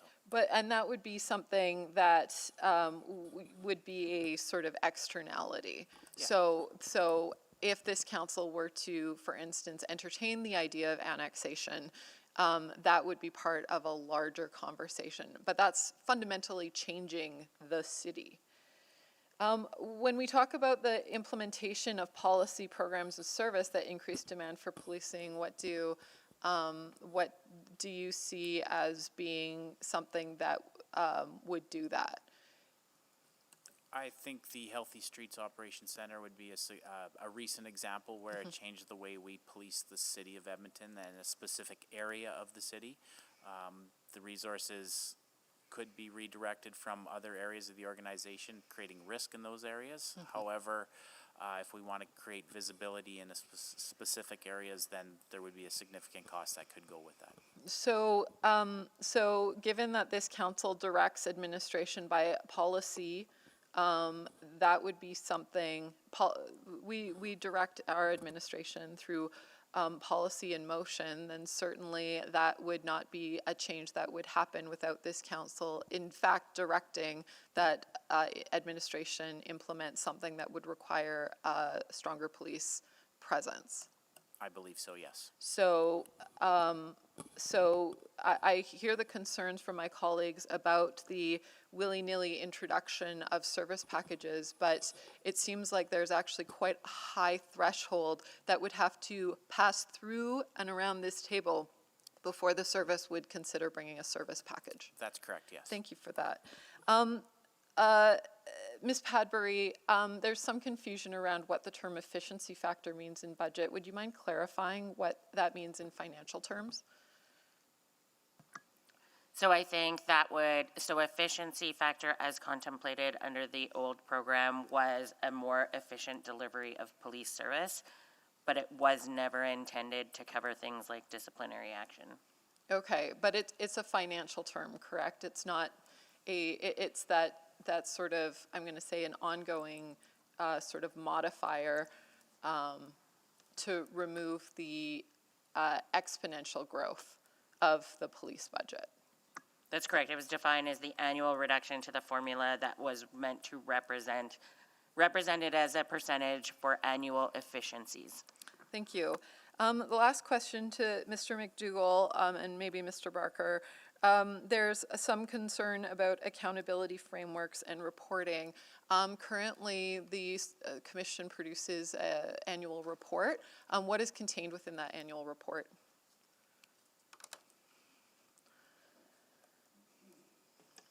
Thank you, Councillor. The annual report is a report back on the activities of the police service over the prior year with respect to goals and measures set out in their strategic plan. We have been invited by council to present the annual report later this year. So we'll be bringing that forward to council, we hope, in November for your consideration. But it includes updates on progress on certain measures, targets, and goals. And that's publicly available? It's publicly available on both the Commission and the Police Services website currently. Thank you. Thank you, Councillor Hamilton. Councillor Wright? Thank you very much. I'm just looking at all the scenarios, just show year one. What would it be for subsequent years? And I'm looking specifically at scenario 2 where it does have that salary settlement. Then what would be our starting point for 2024? So in that scenario, your starting point is the last calculation. So I believe if I'm thinking of the right slide, it's 415. So that's what would be carried forward to 2024. I just want to make sure that that salary settlement then isn't getting added in, because in the first part of the calculation, A does take into account the settlement. It does. It gets added in. It becomes part of the base. And then the formula for personnel grows only by population until such time there's another salary settlement, at which time the base is adjusted to actual. Okay, so I'm just wondering, could we take out that D? And maybe even specify what a, sort of what a maximum amount would be based on what other union settlements or settlements that we've had with other unions? So, Councillor, you set the mandate for police as council. You control what that number is as part of your collective bargaining process.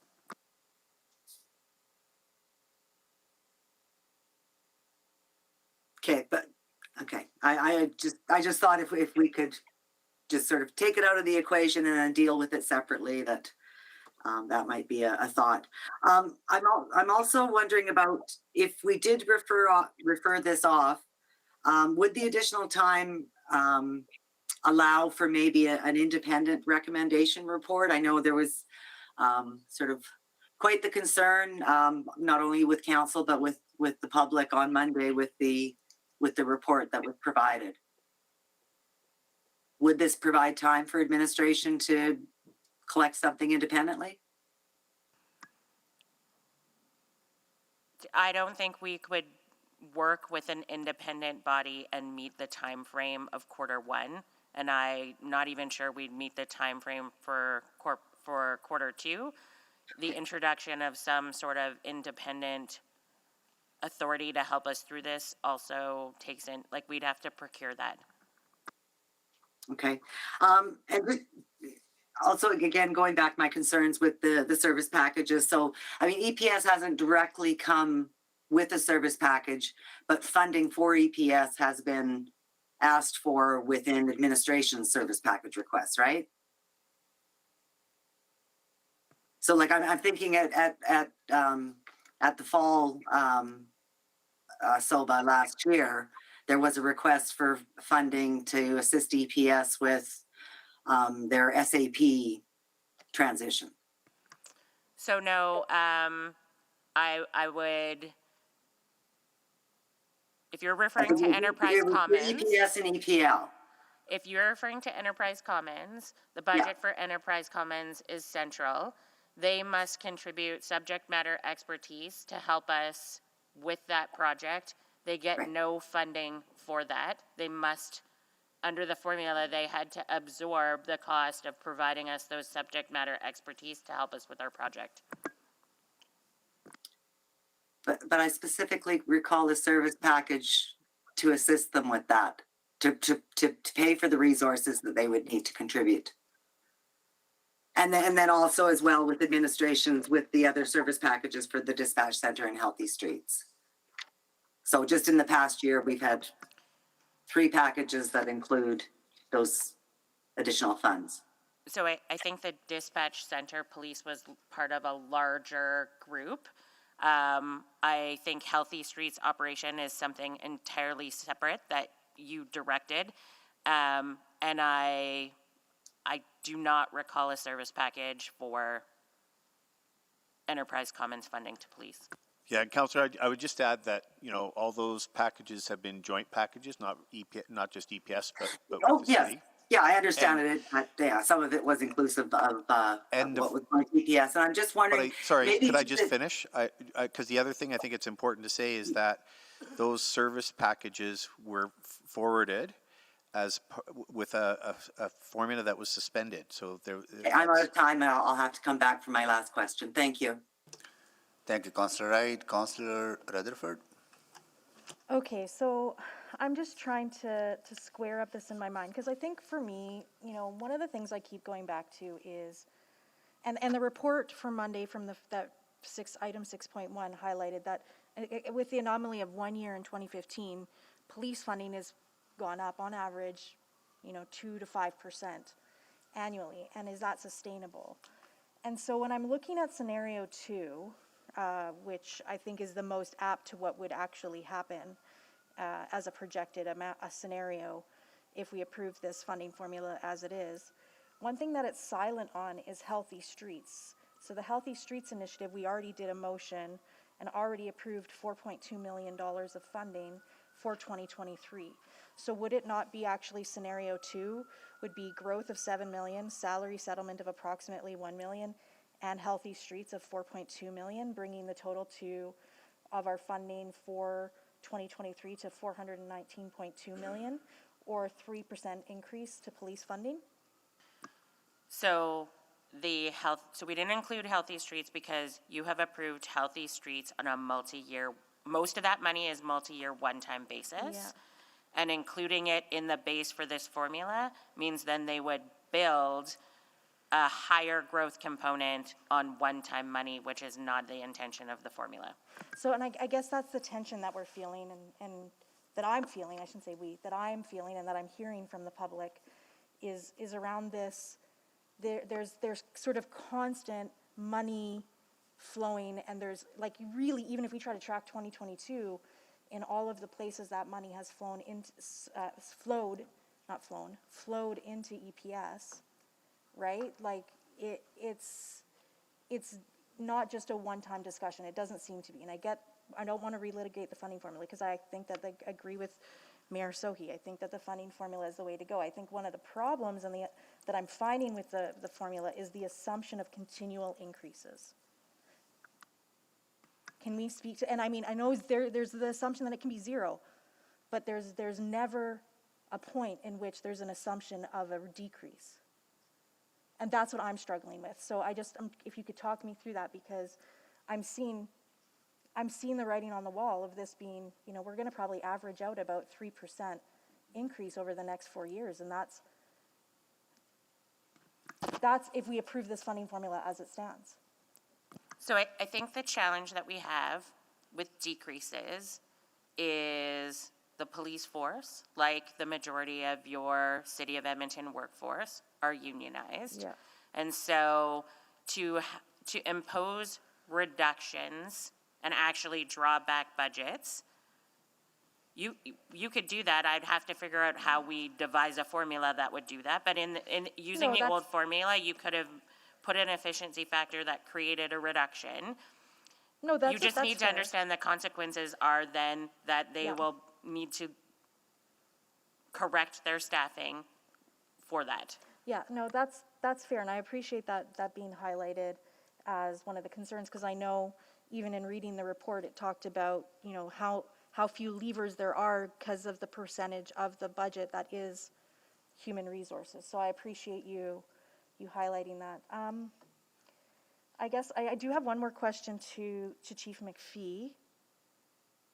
I recently understand that the Northwest Division closed their service center, and I have a question about, are those officers going to be patrolling specifically the Northwest? Yes, we did, and it was based on a pilot when we took our collision reporting centers opened, because the result, Northwest didn't have many calls for service other than accidents in their front office. Obviously, we will monitor that.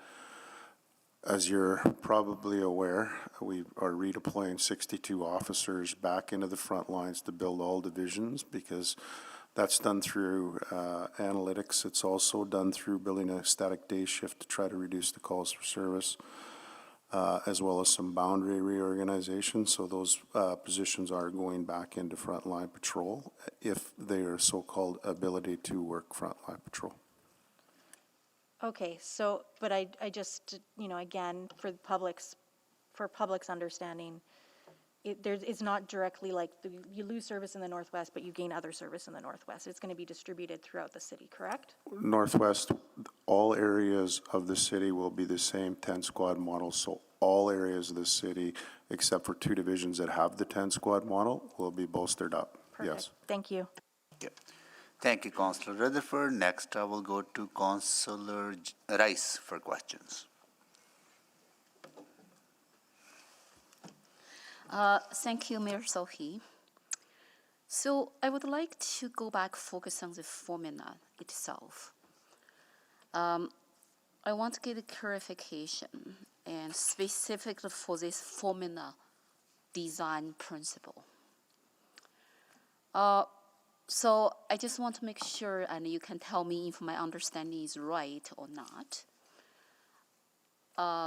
We have 7 variables already included in the formula. Actually, this is very high, like multi-variables, and to reflect different perspective and how we can design, or how we can determine the funding source and for the services we need to provide it. I personally, and I think these 7 variables is really comprehensive and complete. But my question is here. Right now, public safety is a big, big concern we are hearing over and over.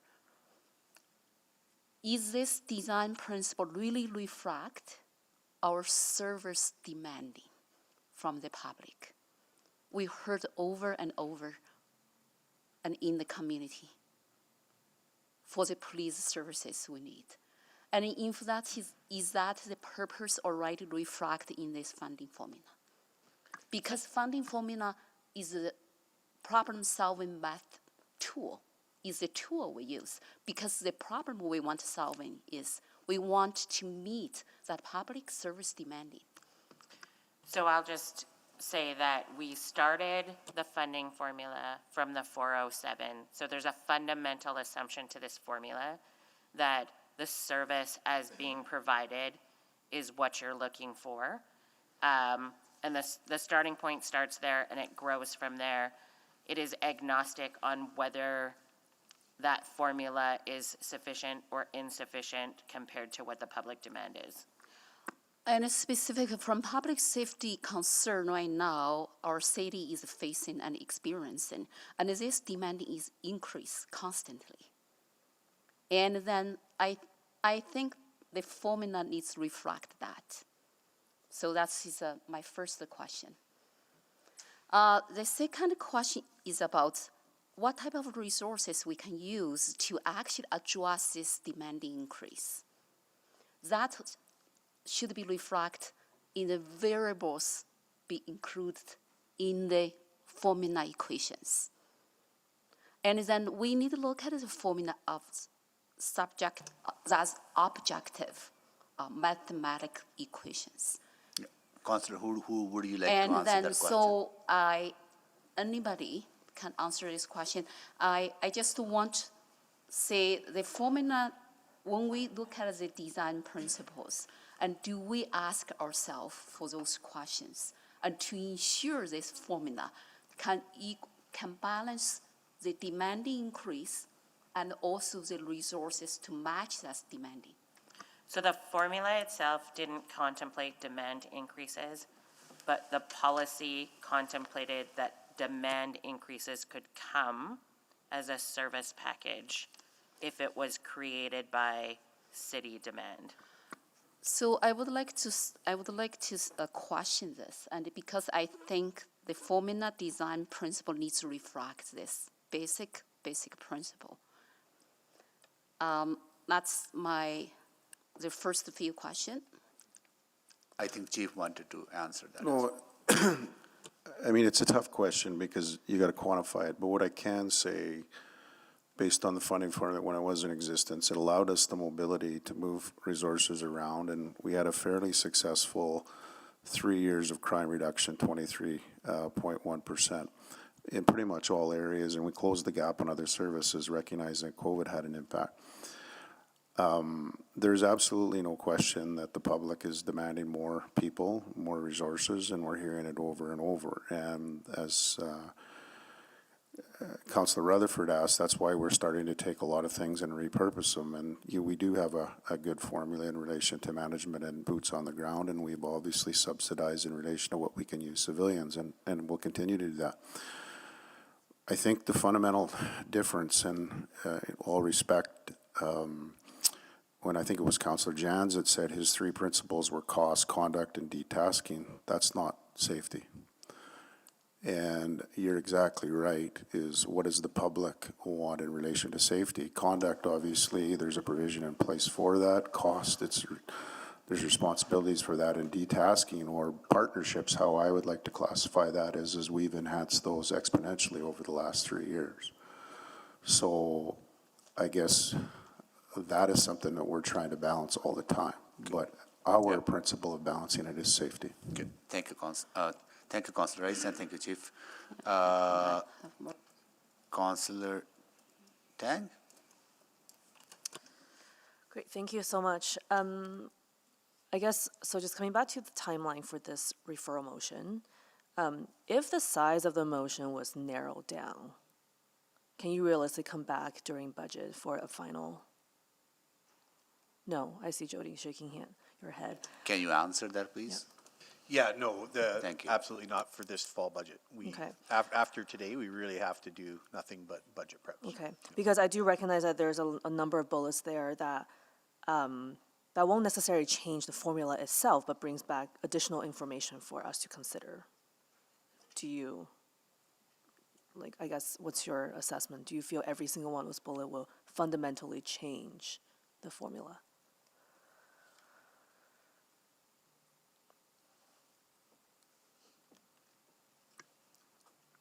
So you're asking, sorry.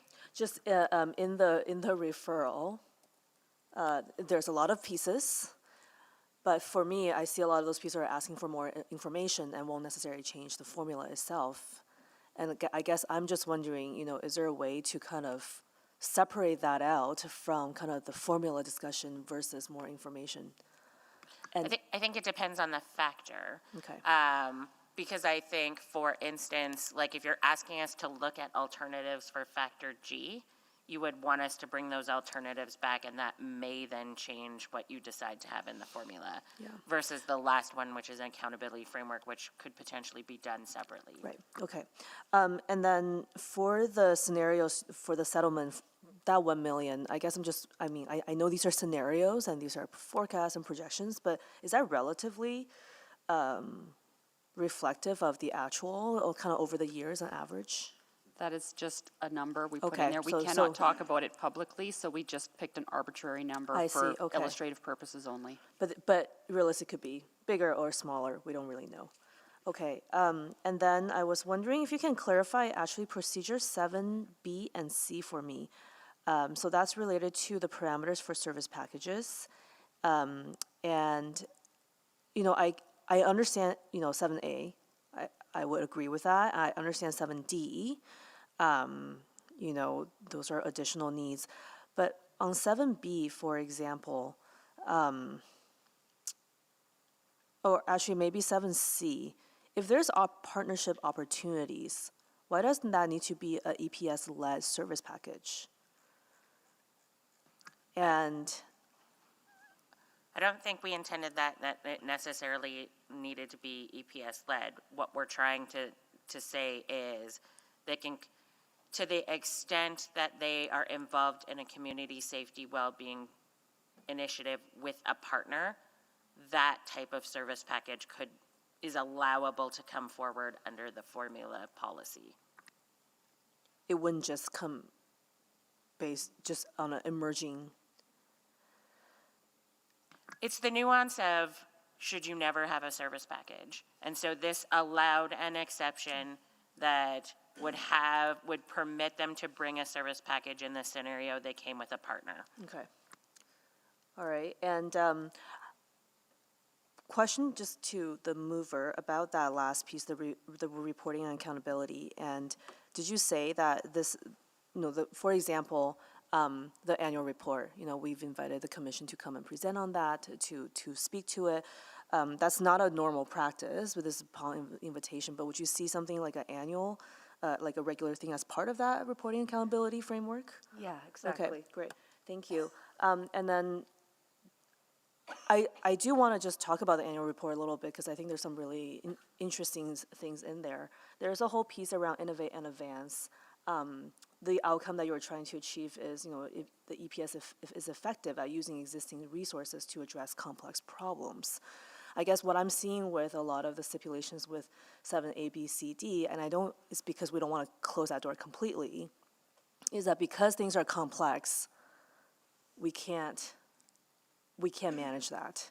But I guess I'm just wondering, correct me if I'm wrong, can you speak to that a little bit from the commissioner?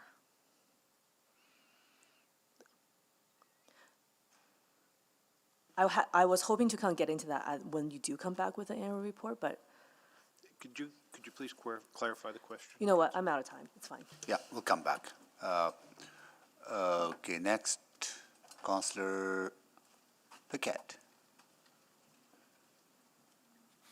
Sorry, I'm sorry. Mr. Mayor, I'm going to, is it okay? I'll withdraw so that Councillor Stevenson can go before me. Okay, sure. Councillor Stevenson? I think, were you? I think she was ahead of you. Sorry, yeah, Councillor Stevenson, you were ahead of. Oh, just hold on. You had second round. Councillor Paquette, you had second round? You did. I haven't, but I've removed my name so we can proceed. Councillor Rice haven't had second round yet, right? But because we are going into another round, we have to move the second round, third. The second round? So I can go to Councillor Rice for second round, Madam Clerk? Okay, Councillor Rice, you are in the second round. I'll try to keep that track. There will be many, many rounds of questions. Councillor Rice, go ahead. Thank you, Mayor Sohi. I only have first round. Yes. Yeah. So second round, I want to go back the differential between what I heard here talk about accountability and the formula itself. Like I said earlier, formula is just a tool for us to determine the funding source. Is that correct? And then so I heard, I saw it. Yeah, I saw you. And then our budget principle, and for ending our city services and including, it's my understanding, police services, and it should be the prioritized based budgeting. That is what we're talking about all the time, right? So if I can jump in here, a funding formula sort of contemplated some basic budgetary principles around inflation and growth. Priority-based budgeting is a city initiative. Under the previous policy, police could be asked to undertake city initiatives. In the case of priority-based budgeting, they were not. So we're doing a priority-based budgeting for only the stuff that is in the city manager's control. Okay, and thank you for that clarification. And then back to my question, is that public safety is our priority? I think that public safety has come through as one of your priorities when we showed the Connect Edmonton, the city plan. So you've articulated as community safety and well-being.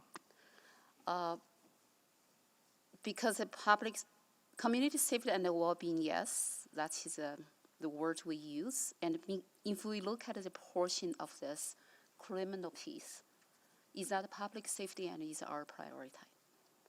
And then if that it is, I understand the variables right now, and for these 7 variables, I think is actually accurately reflect the service demanding, and then also to link back to our prioritizing and for the public safety. So is that understanding right? So you've prioritized public safety as part of the work that you've done on, or the direction you've given as part of priority-based budgeting. Police are not doing a priority-based budgeting exercise to my knowledge. We haven't required them to follow our priority-based budgeting methodology, is what I would say. And what we tried to capture in the principles is an understanding that EPS is an important part of community safety. Okay. So then I would like to go back to that accountability piece here. Yes, and we heard for earning our cities services, delivery, or spending, and we need to be accountable, no matter what type of services we provided. So then my question is, and this, if we are talking about the accountability piece, is that should be separate and from performance measurement framework perspective, and for this formula. So that is the 2 cents we are talking. So these 2 cents, if we don't separate them, that means we cannot even determine this budget, this year's budget for our police funding resources. So we have intentionally not included an accountability framework in the policy. The funding formula policy was designed to grant that envelope. I think we could, I can see how we could include in the formula or in the policy some requirement for reporting back. I struggle with accountability because in my mind, that is placing this outside of the Police Act, but I would defer to one of our lawyers. Thank you for that clarification, because the intention of my question is I want to get it clarified. And yes, we should separate them. So that's his answer I heard. Thank you. Thank you, Councillor Rice. So everyone had second round, whoever is on the list to speak. So I haven't had a second round yet, so I'll go to Councillor Cartmel if you could take the chair. I have the chair. Thank you. So, Madam Clerk, when time comes, I would like to amend this referral motion to ensure that the salary settlements are included in the formula, right? So if someone could help me with some wording, I would appreciate that. I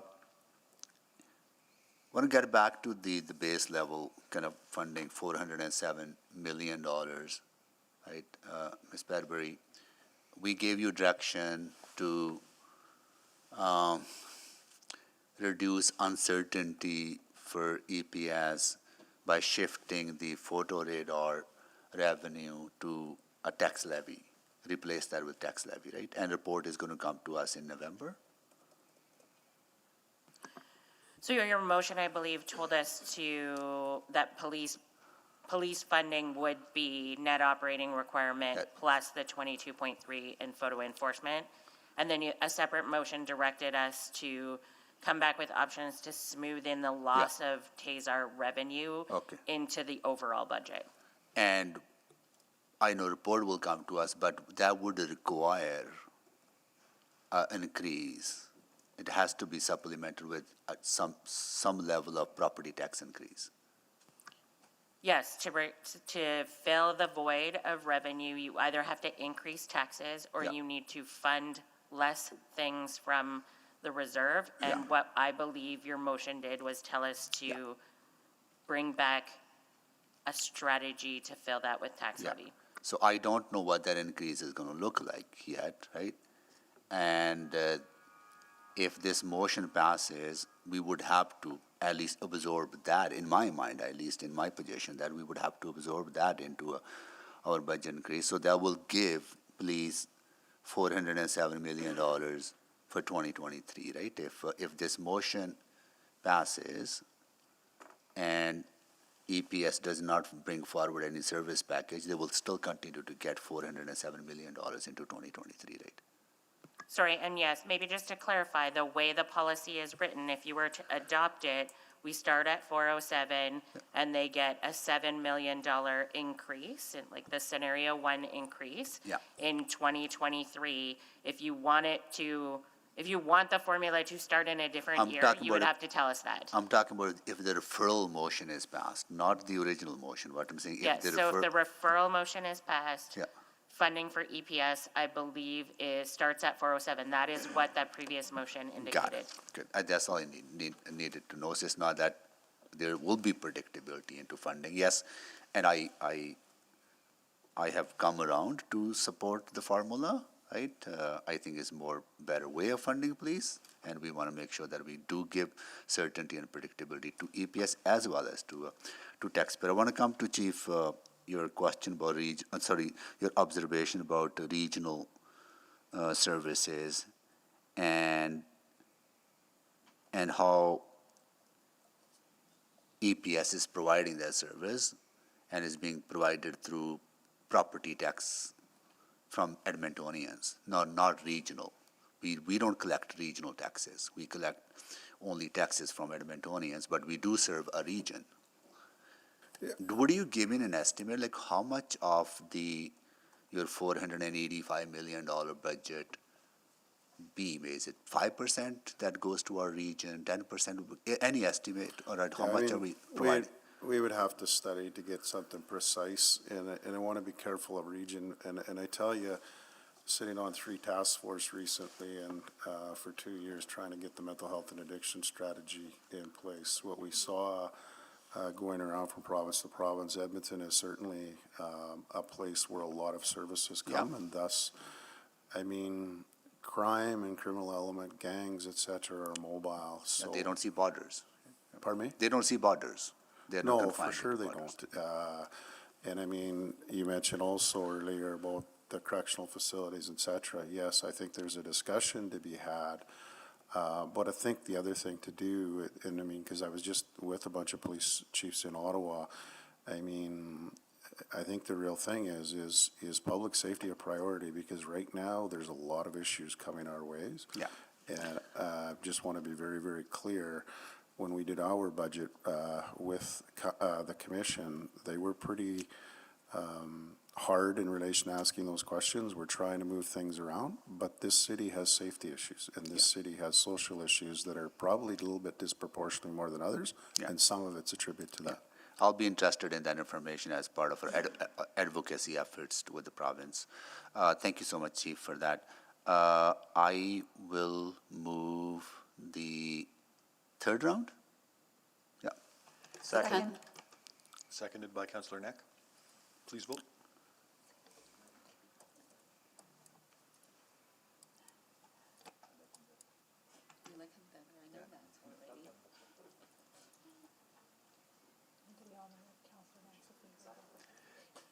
Everyone likes. We have all the votes. Please display the vote. That's carried. Now return the chair. Thank you. Thank you, Councillor Cartmel. Okay, here we go. Councillor Stevenson. Thank you, Mr. Mayor. I'd like to withdraw my motion, which is not for me alone to do. It would require unanimous consent. And I would replace it with a motion that would move us forward through this budget process with the formula as proposed, with an opportunity in the new year to come back and refine based on the discussions that we've had today. So I think we first need to just deal with the matter of unanimous consent for withdrawing the original motion. Okay, there's a consent. Councillor Paquette. Councillor Principe? Okay, so there's consent to withdraw. Right. Sorry, Councillor Wright, I forgot about that. Councillor Wright? Yes, consent. Okay. All right, so this motion is withdrawn. And then I would like to move that the Edmonton Police Service Funding Formula Council Policy C604A, as outlined in Attachment 1 of the October 3rd, 2022 Financial and Corporate Services Report, FCS 01331, be approved with the following adjustment: deletion of Statement 6 before making changes to the Edmonton Police Service funding formula appended to this policy or the net operating requirements. City Council must hold a non-statutory public hearing with respect to the proposed changes. And 2, that administration return to City Council with a report that includes the following. A, alternatives for Factor G as described in Attachment 1. Alternative mechanisms to achieve Statement 5 as described in Attachment 1, including efficiency factors, a process to incrementally reduce the 30% factor as outlined in Procedure 8, and/or a process to maintain the 30% ratio through reductions if necessary. C, narrower parameters for future service packages. D, consideration of one-time versus ongoing increases in provincial and federal grants. E, a reporting and accountability framework for Edmonton Police Commission. F, a comparison analysis of the new and former formula, including a theoretical retroactive application. We can refine that wording. And that before the updated report returns to City Council, that it is to be provided to Edmonton Police Commission for review, analysis, and comment. Need a seconder? Second. Second by Councillor Tang. Okay. So can you introduce it basically? Yeah, very briefly, just maybe an explanation of the deletion of Statement 6. That's just to ensure that we can have this ongoing conversation at committee and not put ourselves into a non-statutory public hearing process. Because if we passed it as is, then we would have to have a non-statutory public hearing process to have this conversation. So that's just an explanation there. But what this would allow is, yes, the calculation of the formula for this upcoming year in 2023, and an opportunity for us to revisit these elements that we've been talking about today. Thank you, Councillor Stevenson. We'll carry on with questions from council members with a broad discretion. Councillor Jans? Sure. Could maybe to the mover, could you walk us through the modification of your motion, your rationale? Or rather, Mr. Chair, since she's introducing the motion, should she be able to provide a rationale? I guess before I speak, shouldn't she have a right to do that? Well, I gave her the opportunity to do so. And that's it? Yeah, that's it. Yeah. That's your. Yeah. Okay, tell me more. Help me walk through the difference here with the modified motion. And do you mean specifically like moving forward with the formula as is for this budget? Yes, and the other changes contemplated here. Oh, sure. So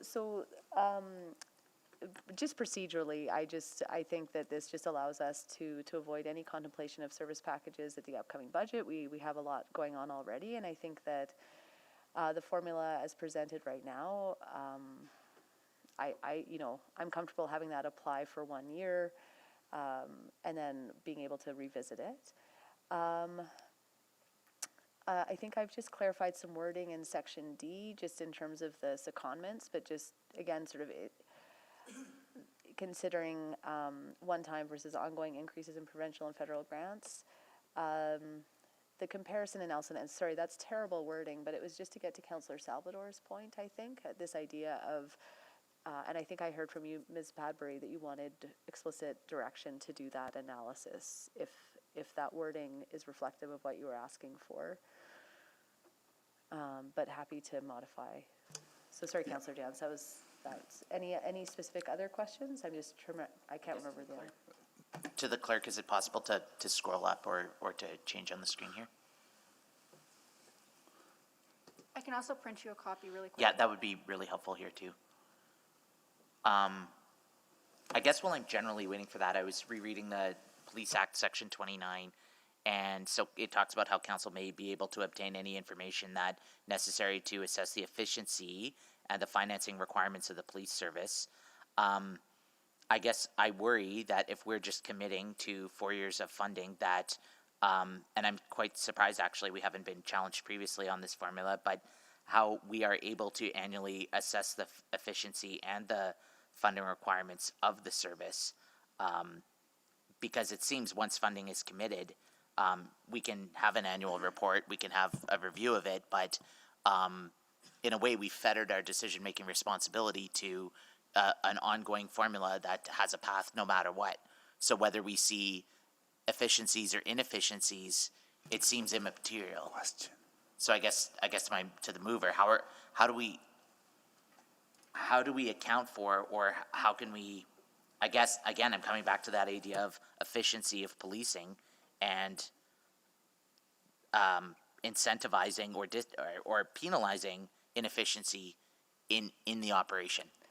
Yeah, and that's the reporting and accountability framework. I think that gives us the tool to have that conversation and ensure that we are doing that due diligence as per the Police Act. And would you contemplate that would have a tie to funding? Yeah, that would be the intent of why it's included in the funding formula conversation. So if we see that we don't think the service is spending efficiently, we could not only relay that feedback to the commission, but it's possible that could impact future funding adjustments. Yeah, I mean, I think all of our policies need to be alive to iteration and adjustment and amendment over time, and I think absolutely the ongoing conversations would enable that, following the process set out in the policy for amendments. Okay. Okay, I'm going to mull over the motion. Thank you. Okay. Thank you, Councillor Jans. Councillor Wright? Hi, thank you very much. I'm just wondering, in along with number 6, the comparison analysis, could we also have that include what the impact is on the average property owner? So yes, there is an increase to the tax levy, and maybe look at what those increases would be over the 4 years. But then if we could also show the public what the impact will be on their property tax bill. I assume that's to administration. So I would, the only thing that I would caution is we've moved away from showing average homeowner, and we've moved towards showing what is the impact per $100,000 of assessed value, because it's very difficult for us to comment on what the average homeowner is. Could we use like maybe last year's average, or this year's average, I guess, 2022? So the issue is it's hard for us to define what average is. It is easy for us to do that calculation on what is the impact of the increase on 100,000 of assessed value. It is much more difficult when we contemplate changes in value across the city, because different people experience different averages. Okay, I think this year's average residential was 402,000, or maybe it was 404. Is Ms. Water or Mr. Sabo on the line? Just so that people know exactly what the dollar value impact is for them. I mean, we can say yes, how much per 100,000, and people can calculate it, but I think it would just be nice just to give them a number. So the calculation of 100,000 is, we would see that as more accurate than trying to calculate the average assessed value across the city. Okay, so I can just do that calculation. If someone's house is worth 400,000, I'll just times it by 40. Okay. Or sorry, not by 40, by 4. Okay. And then I was also wondering with the, and again, to not have as many service packages coming forward, even if they are for, community joint initiatives and that. I'm just wondering if, and I don't think I can ask this of the police service, but I'm just going to ask, and tell me if I can't. If there's confidence in the initiatives that are being put forward, such as community safety and well-being,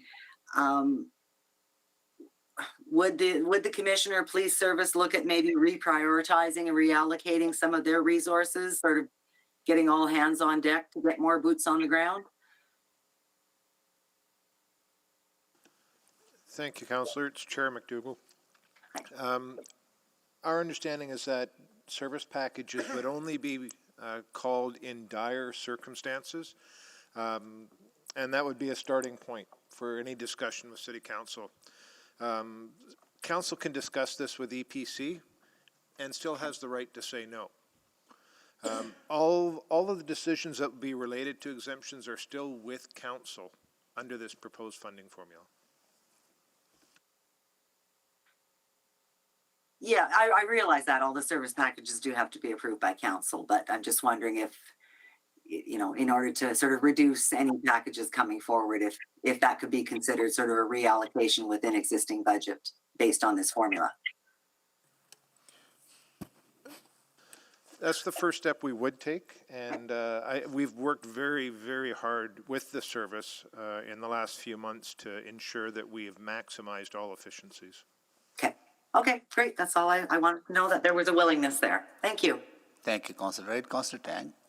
Thank you. Actually, most of my questions are for the mover.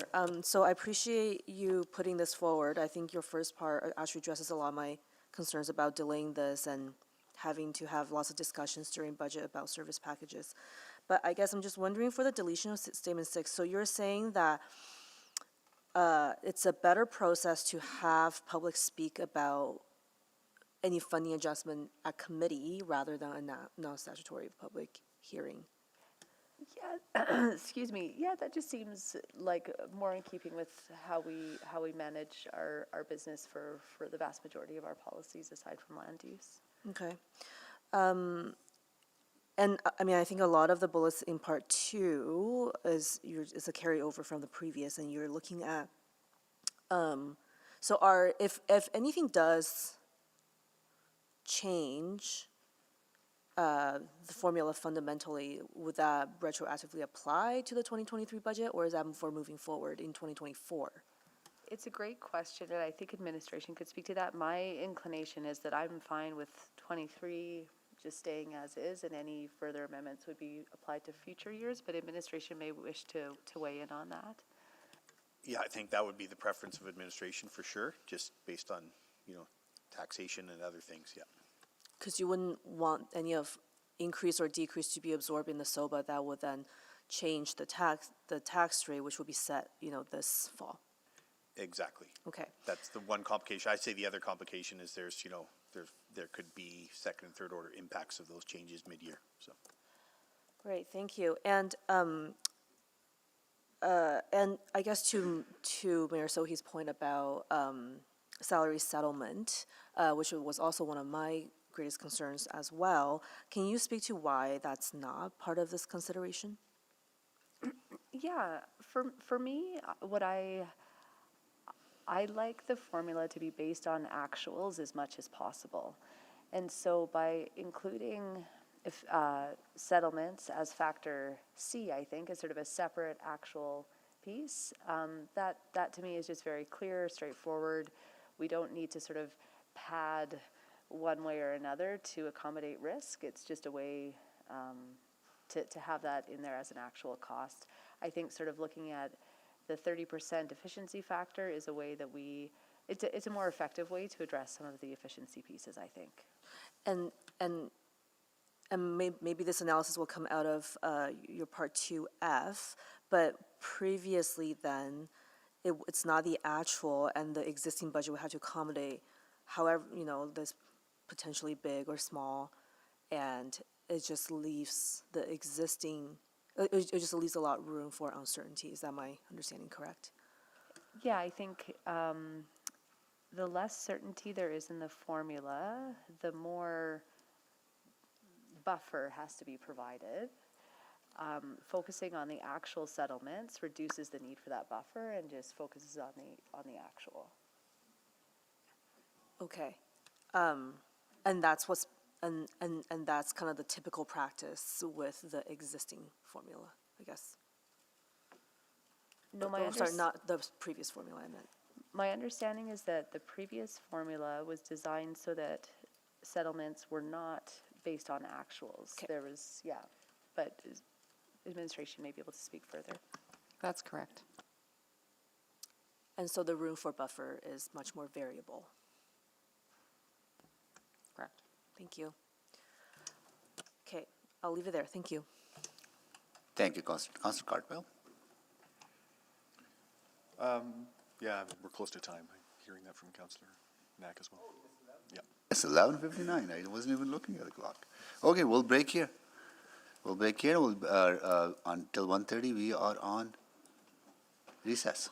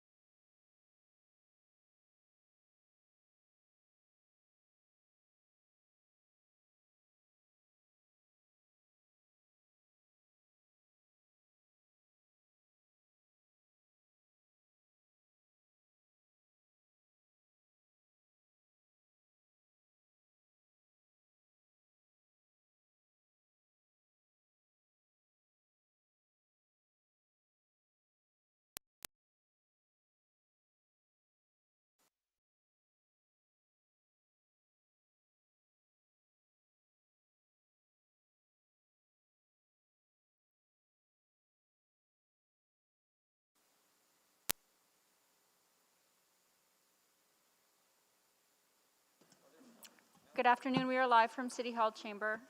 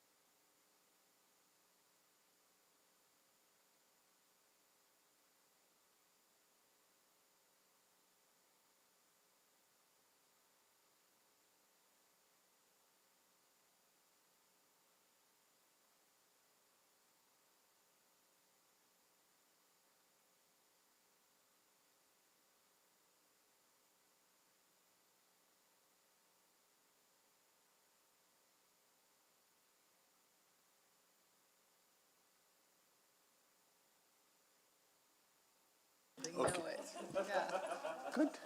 Okay. Good afternoon, everyone. Would like to call this meeting back to order and do a roll call of council members. I think Councilor Wright may not be here 1:30. She had a medical appointment. Okay. Councilor Knack. Good afternoon. Councilor Principe. Hello. Councilor Stevenson. Good afternoon. Councilor Paquette. Councilor Paquette. Councilor Tang. I am here. Okay, we got it. Okay, Councilor Tang. Good afternoon. Councilor Hamilton. Hello. Councilor Rutherford. Hello. Councilor Salvador. Good afternoon. Councilor Cartmel. Good afternoon. Councilor Rice. Good afternoon. Councilor Jans. Good afternoon. All right, so we have visitors with us today. And School Michael A. Kostick, grade 6 class from Ward CP Winniwalk. Councilor Hamilton is your city councilor, and kids are joined by their teacher, Kwasi Watson. Thank you so much for joining us.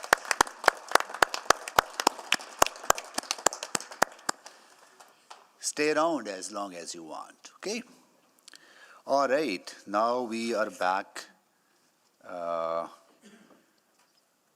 Council member Mayor questions. Sohi, it's Councillor Wright. I am here. Oh, you're there. Thank you, Councilor Wright. Remote. Yes, thank you.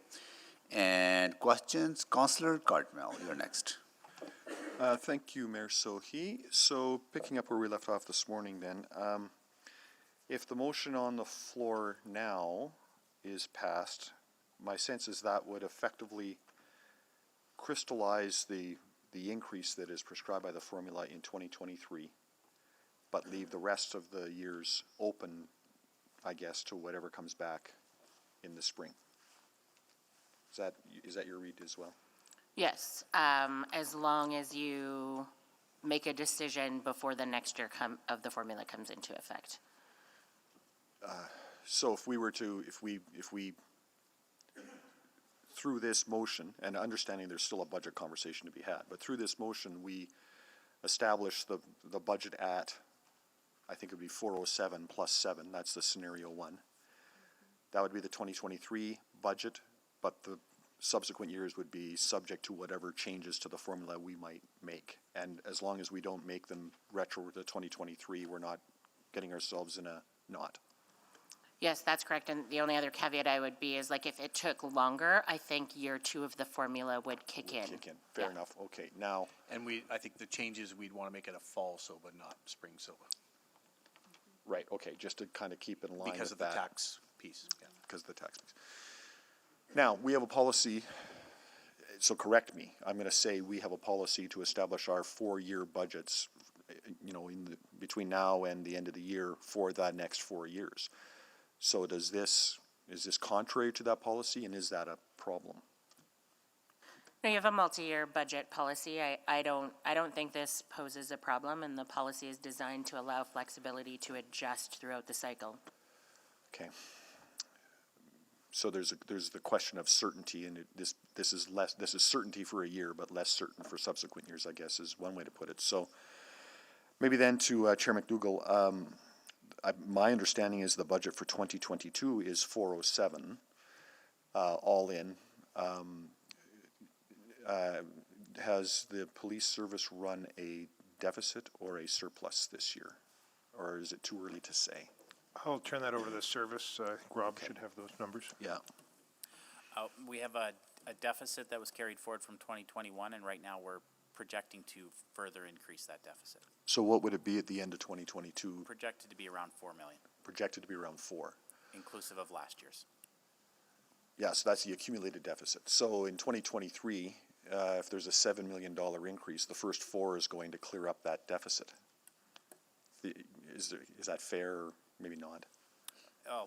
In theory, I will try to reiterate what was said in the past, though. With the suspension of the funding formula, the reserve should have been hand in hand with that. So, yes, to be determined on that, though. You've run through your reserve to get to a surplus, yeah? Or to get to a deficit? It is in a deficit of 2.9, as Chief is saying, 3 million for rounding purposes. So now I'm a little confused. The accumulated deficit is at -3? Correct. Okay. So we're starting -3 when we go into next year, I guess is what I'm trying to say. So the $7 million increase isn't necessarily a full $7 million increase. You've got to make up for last year's and. That's fair, sir. We would have to make up that deficit over the course of the year. Okay, so I think it's just, I wanted to understand what the actual numbers were. We're talking about formulas and ratios and things like that, so the numbers were interesting to me. And then the final piece of the formula is labor settlements. Do we have an idea, and you may not be able to answer this, but do we have an idea of when we might see a settlement on that contract? I would have to check with Labor Relations and get back to you. Yeah. But that would be, if the formula applies, that would be another piece of the puzzle for 2023. I guess that's also a question. If a settlement is reached at, and I hate to surmise because it kind of gets reported as fact, but if a settlement is reached sometime in 2023, that's an increase in X amount of dollars, that would be an automatic increase to the 2023 budget, according to the formula. That's correct. Like we transfer the actual dollars required for settlement from the city to them. Right. If that settlement is reached in 2024, is there a retroactive increase? And there's a retroactive increase to the labor agreement. Would there be a retroactive increase to the 2023 budget? Yes, we always do to the actual. Year actuals. Yeah. Thank you. Thank you, Councillor Cartmel. Councillor Principe. Thank you, Mr. Mayor. This is to administration. Why was Statement 6 put in the report? What is the impact of Statement 6?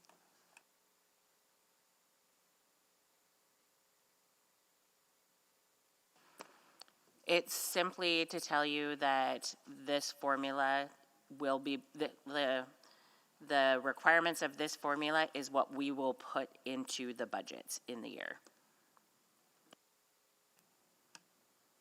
So we follow this policy, and we determine the funding in accordance with this policy, and that's what we put in our budgets. Okay, so what would be the impact of, in the motion, where how it's stated right now, the deletion of Statement 6? How will that impact? What impact will it have? So, sorry, I think that the intention wasn't to remove this paragraph. The intention was to remove the non-statutory public hearing. Sorry, I think there's, Sorry. I think Councillor Principe is asking about, not 6 in there, but in the referral motion, the deletion of Statement 6, which is to do the non-statutory public hearing. And so I think, Councillor Principe, the effect of that would be you would not have to do a non-stat public hearing to make changes to the formula. And my apologies, I thought you were talking about paragraph 6 of the policy. No problem. But I'm still trying to understand what the impact is. I understand what it means, but I'm just trying to understand what impact that will have. Why was it there in the first place? Your question is why were we requiring a public hearing? Like, why did we have that in the policy in the first place? Because from my understanding, from what the mover has said, that with the deletion of Statement 6, then it will be going to committee as opposed to a non-statutory. Yeah, so hearing. we had simply included it to indicate that by policy, we thought that you should, whenever you make a change, you would test it with the public. I think we chose to add that, but if that is achieved by going through executive committee, we're agnostic on whether you do it through a non-stat public hearing or whether you do it through executive committee or a committee. Councillor Principe, it's the city clerk over here. If I can just to build on what the CFO is saying, is it is normal practice for policies to come through committee before they come to council for approval. The process where the public registers to speak at committee is informally called a non-statutory public hearing. The reason we're suggesting it be deleted is we don't want that mixed up with statutory requirements where council must hold the hearing. This policy is one which, if it's agreeable to city council, we can just manage it through the existing standing committee process. Okay, thank you. And then to the mover, and it's possible that I missed this, I'm not sure, but did your office send this motion to the other offices of council? Oh, like in drafting it, yeah, I sought feedback from some colleagues in terms of I was hearing different things that people wanted to include, and so spoke to some of my colleagues who had ideas of what the bullet points could be. Okay, and once it was crafted, it wasn't sent to all of council? No, I shared it in the chat, which I think is our practice. This morning? Yeah, during our meeting, yeah. Okay, thank you. That's it for me, Mr. Mayor, thank you. Thank you, Councillor Principe. Councillor Hamilton. Thank you. I just want to clarify some last things. One, as this reads now, administration returned to city council with a report that includes the following, and I go down the list to a reporting and accountability framework from Edmonton Police Commission, and I'm wondering if it's in order, or if we might need to rephrase that, because I'm not sure that administration can require something of the police commission and direct that through this motion. I think our preference would be, I think you're correct, as administration, we can't require that. That would be better served for that motion to be asked of the commission to report back directly. Yeah, so I might suggest that gets pulled out and maybe directed at the commission as maybe a part two, just to keep things clean. And then the last piece that I wanted to come back to was around, and there was some questions about this as we went to break, around the settlements. And the practice today is that the corporate labor relations folks do the negotiating on behalf of the police service, correct? That's correct, with assistance from police. Yeah, so, but that's. But it's a labor relations of the city of Edmonton function. And how did that, so, and I might be answering my own question here, why is that done within the city corporation versus the police having their own labor relations folks? I would say it's out of efficiencies. Okay. I don't think we need two separate labor relations experts and the group we have has the capacity to provide that support to EPS, so it's efficient. Okay, all right, and that does make sense, because you're negotiating once per term, so to speak, versus it being an ongoing. Yeah, and we factor the support that's required for EPS as part of our work plan for our labor relations group. And maybe it'd be helpful to understand, and this is, I think, either to you or the folks at EPS, about what the exposure on the labor piece is there. Because I think the number, about $1 million, has been used for settlements. And I don't know if that's getting into sort of private information, but I'm wondering what the order of magnitude might be in terms of exposure there as a variable. Yeah, I would think that's best to answer in private, given there's an ongoing piece. And for clarity, the $1 million that we used on the slide is just an arbitrary number we pulled out of the air. Yeah, so I think it might be helpful for council at some point to understand what the exposure is there and who holds the risk or what the trade-offs on that risk might be.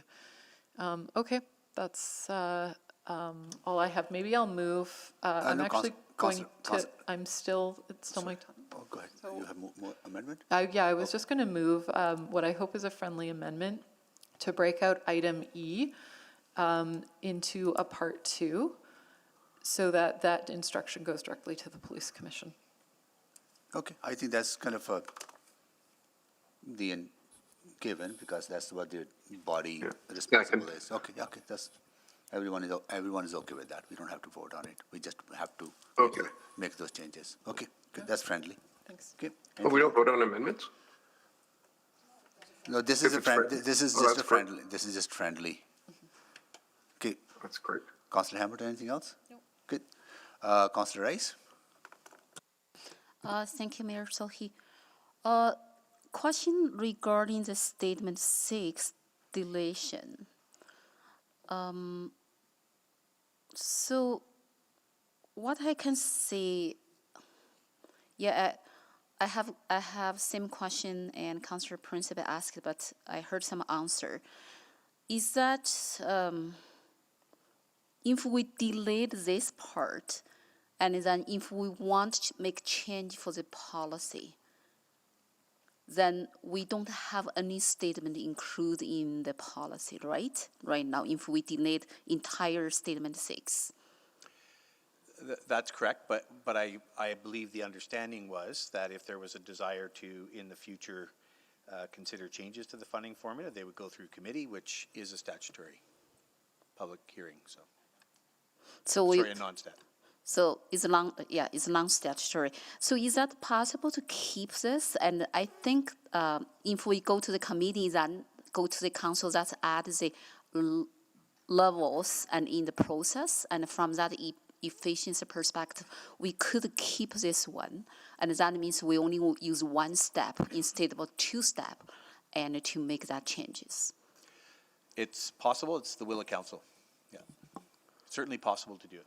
So then question to the mover, and then do you consider this could be friendly and then to keep original recommendation and from administration and for the statement 6, and by that way, and we come from 2 steps to 1 step? So it would just come straight back to council rather than committee? Yeah, and then use the original recommendation, and by that way, we only hold one long statutory public hearing and to involve all the councillors and for the discussion instead of it only in executive committee. I think, again, I think just consistency in practice. I find that there's value in conversation at the committee level. Again, all members of council are able to take part. I think, yeah, that I think I would happy to consider the amendment, but I don't think I would consider that friendly. So it's my experience and understanding, and since it's new council, we never discuss the police funding at a committee level. We always discuss the police funding at a council level. So I think from that process perspective, and specifically we consider there's so many back and forth, and then I think that could be. So I don't know how many people agree. Yeah, and we never could put it did. to a vote. We could put it to a vote for sure. Because I think, again, just sort of following that common practice, I think, again, that back and forth, those longer discussions are better at committee.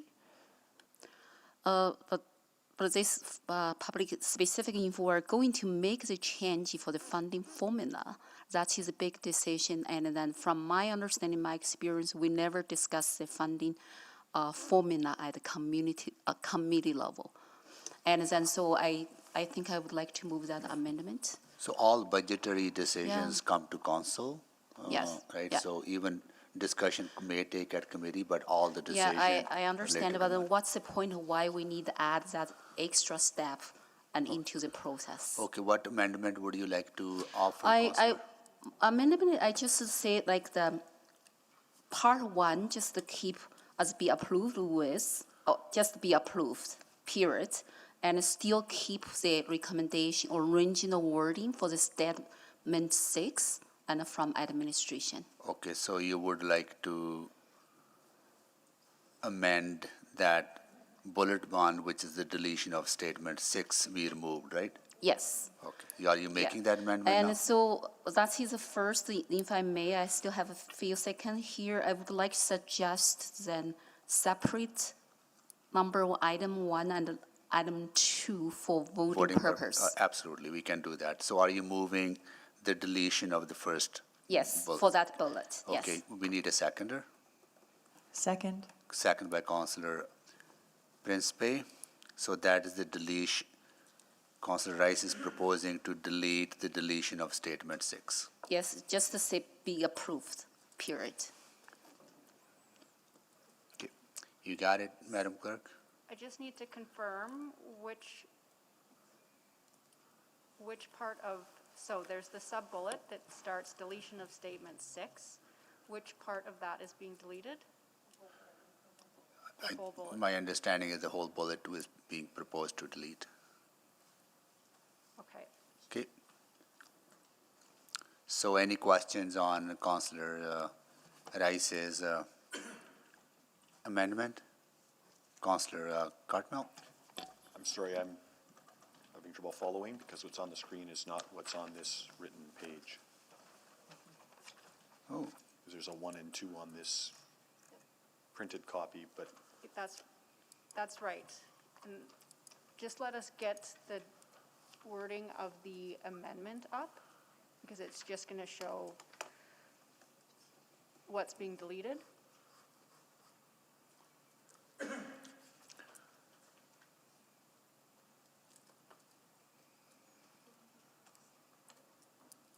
Yeah, just delete.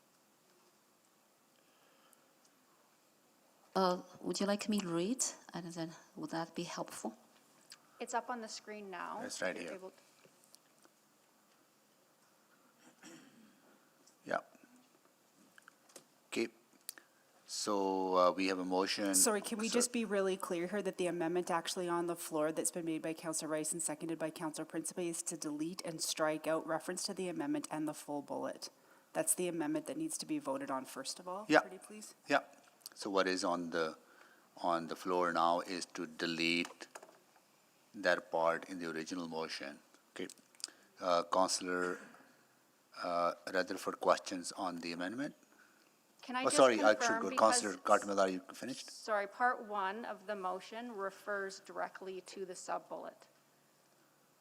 So I need to confirm that it's the whole part one, or it's the sub-bullet? The whole part one, the Edmonton Police Service Funding Formula Council Policy C604A, as outlined in attachment 1 of the October 3, 2022 Financial and Corporate Services Report, FCS 01331, be approved.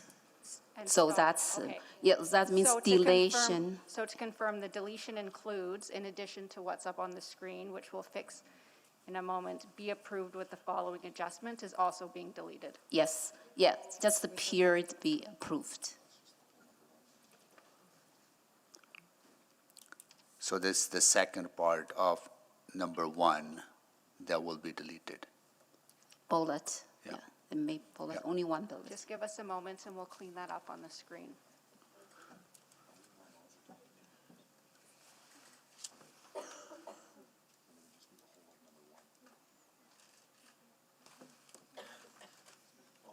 It's this part, right? Yeah, that's what she said. Yeah. And the preamble with the following changes. Yeah. Okay. Okay. I think I got it now, Madam Clerk? One moment while we get it up. Yeah, no worries.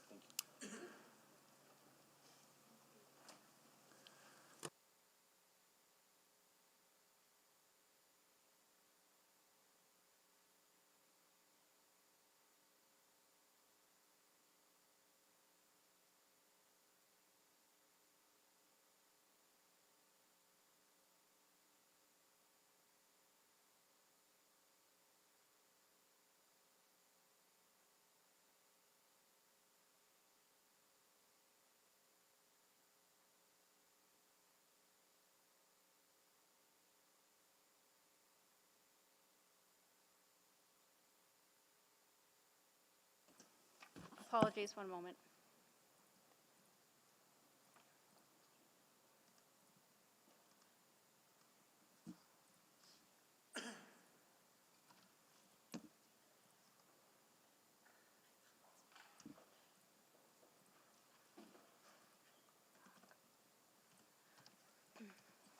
I just put in the chat.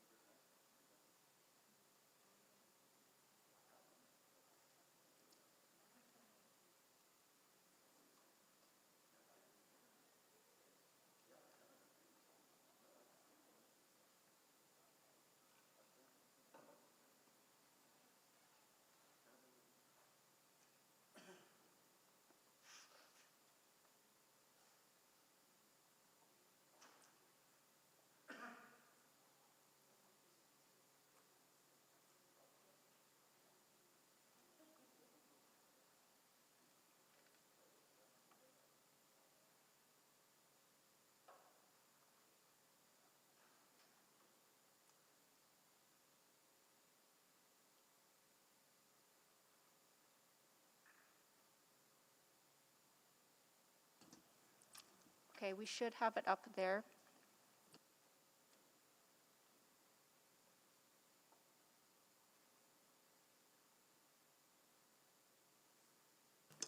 Is this what you have now, Madam Clerk? That's up here? To delete the following.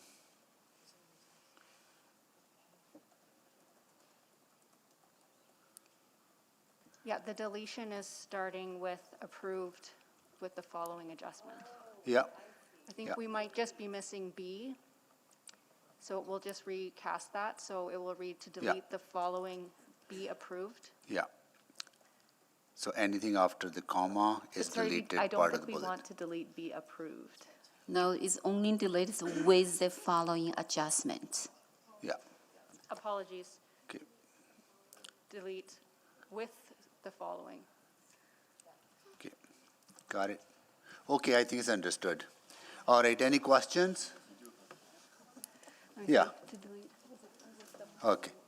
We are approving up to approved, comma, after that we're deleting with the following statement and the whole bullet point. Okay, Yes, you're right, Yeah. Mayor. So he's be approved, yeah, period. got it. Yeah. Okay, any questions? Councillor Rutherford, on the motion, amendment, sorry. Yes, on the amendment. I guess I'm not following the efficiency argument, so I wanted to ask a question to the mover about that, because from an efficiency perspective, we have committee meetings already built into our 2023 calendar. A non-stat public hearing would require an additional addition to our calendar, so staff time, all of us in a room, listening to however many speakers. So where's the efficiency in that, in your perspective?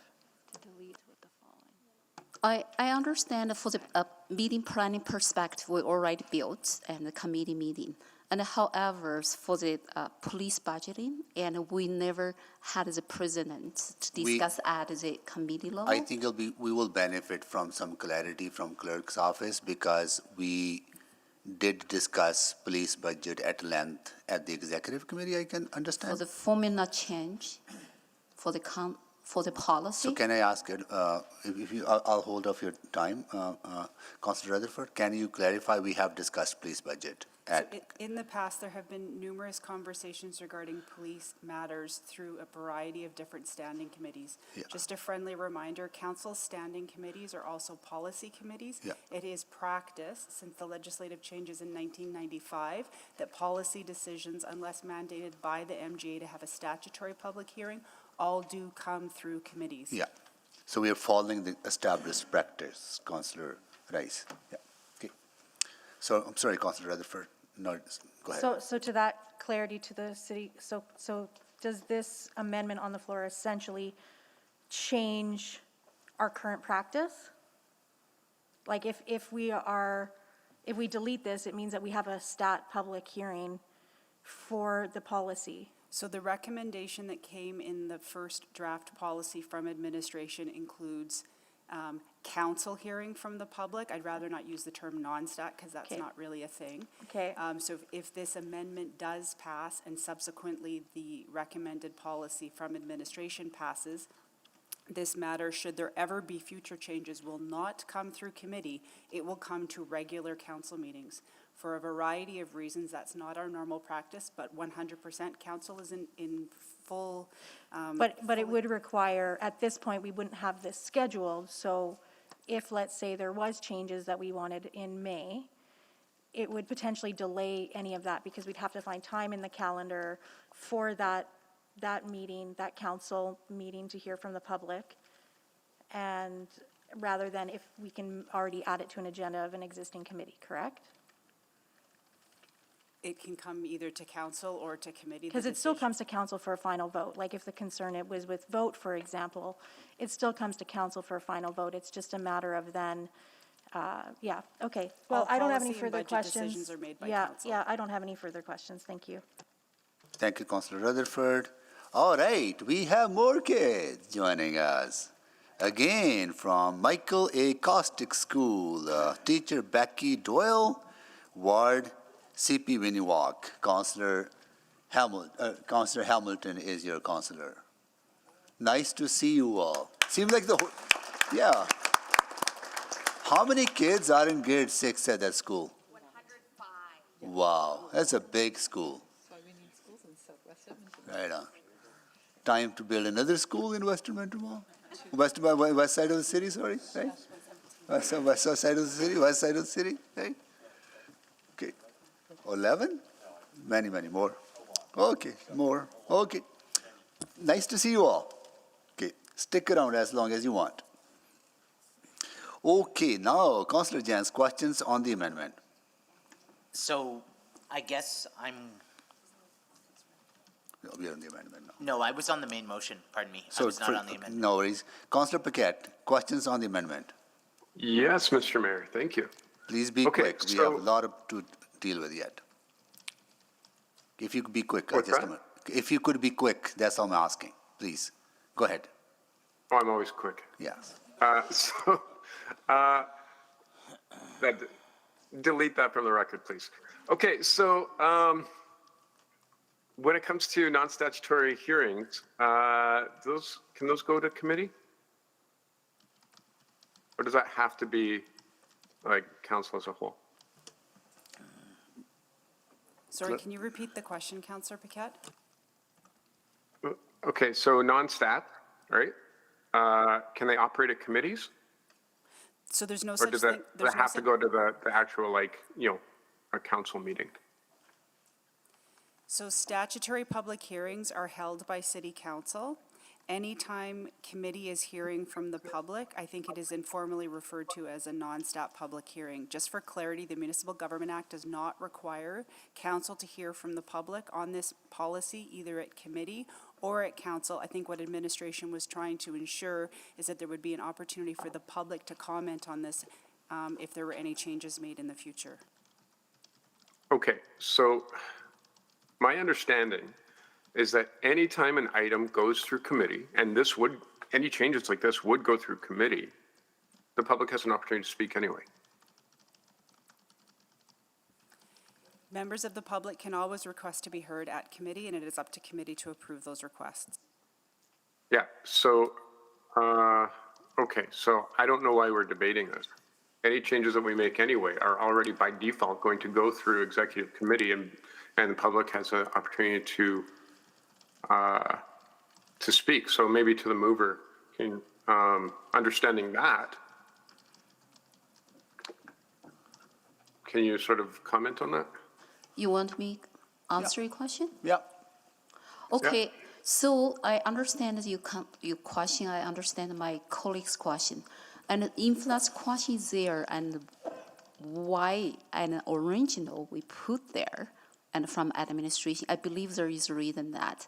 And if we have standardized, and I want to say thank you, City Clerk, and say in the past, council, we do use a committee to discussing police related matters, but I'm not sure if we did the funding formula discussion at the committee level. We did? Okay. If we did, everybody can confirm and in the past, and because this is happening in previous council, and then I can withdraw this amendment. Okay. Thank you, Councillor. I appreciate that. Okay. All right, the amendment is withdrawn. We are back to our original motion. Thank you, Mr. Mayor. Okay. And there was an order of speakers. Councillor Jans, you were on the original motion, right? Oh, so Councillor Rutherford, you were on the list? I was on the list. Okay, all right. Okay, here we... this would be the third round. Have you had third round, Councillor Rutherford? I have not had third round on the original motion. I had a question on the amendment. Okay, good. You go ahead on third round, and well, I I'll would like wait to- for the list to appear. I would like to move another amendment. Okay. Just for clarity purposes. Yeah. And that amendment is, sorry, I'm just pulling it up here, that that point one under application for amended, that point one under the amended motion read that funding determinations as calculated by the EPS funding formula for 2023 only. Second. Okay, where would that go, sorry? That'd be part one, where? It says under application be amended under point one. So this, that there's another point added that funding determinations is calculated by the EPS funding formula are for 2023 only. So under motion one, Yeah. which is point one, Yeah. in addition to the one amendment that would be to remove the requirement for a non-stat, the second amendment to the main policy would be in the application section of the policy, Yeah. rather than it saying it would be implemented starting in 2023, it would be read for 2023 only. So Okay. this would be a one-year policy approval. Got it, okay. So funding formula, if approved, is only for 2023 if this amendment passes. Okay, Yeah, and I would say that, again, I think that just to quickly introduce, my intent with this is I mean, when you read this motion in its totality, that's essentially what we're doing. Whether we approve it for 4 years or 1 year, I mean, we can always adjust a policy. This is just making it clear and transparent to EPS, to the commission, and to the public about the intent of this, and that we're going to continue this conversation, but understanding we don't want to hold up or overly complicate the discussion for this budget debate in November, December. So that's the intent with this. Yeah, I think that was the intent of the mover as well, right? So just clarity is good. Okay, we need, any questions on this amendment? Councillor Jans, questions on this amendment? Councillor Rice, questions on this amendment? I do have one question to mover. Go ahead. So, police funding formula discussion we happened many times already, and what did you say efficiency piece in the 1 year, and the next year we come back to develop to have the debate about the policy again? So how could that reflect the continuity and for the business, and then also we talked about earlier for the service demanding, and then to me this is a extra step and extra time and energy we need to use, and then in our tight schedule and for the entire year. This is question to the mover? Yeah. Okay. Councillor Rutherford? I'm not sure I understand the question because it was in the form of a statement. The question, because right now the amendment is only for 1 year, only that means we have to come back next year and to discuss, and then we went back to the earlier discussion with formula or other things. No, how that the efficiency? I don't think how we're- could that so- reflect the? Would you like me to answer? Yeah. Thank you. My point is that with the original motion as it stands with point 1 and 2, we're going to come back and we're going to discuss it again regardless.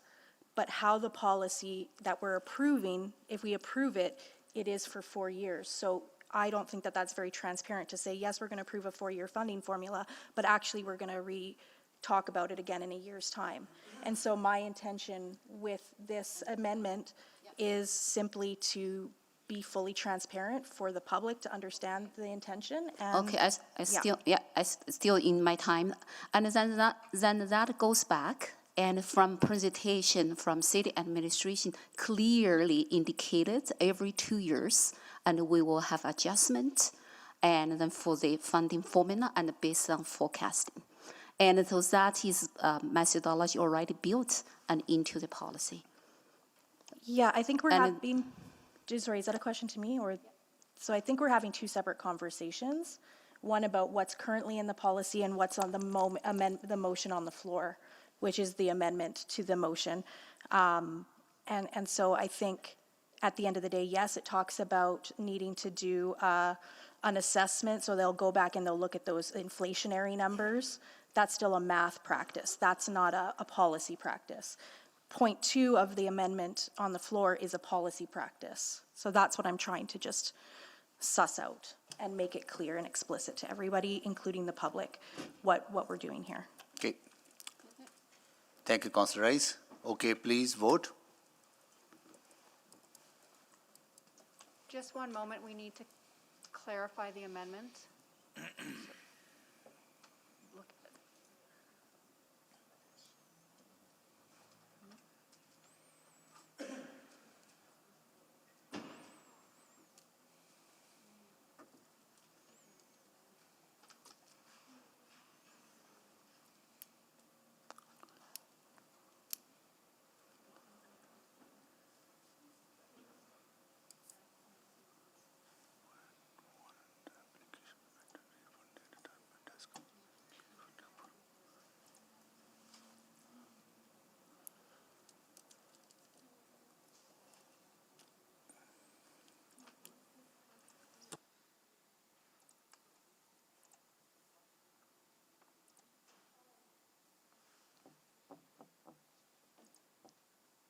One moment, please.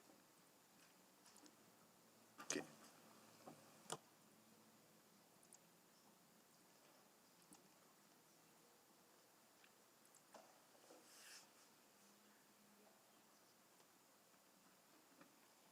All right, now we can, are you ready to vote now? Yes, apologies.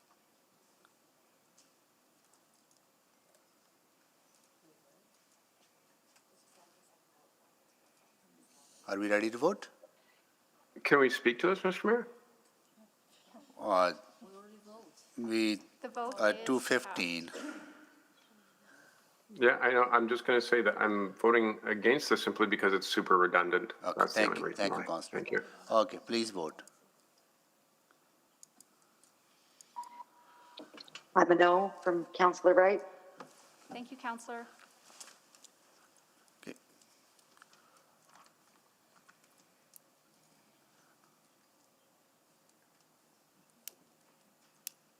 Counselor Paquette, was that a verbal vote or are you voting via e-scribe? I thought I had voted. I'll try it again.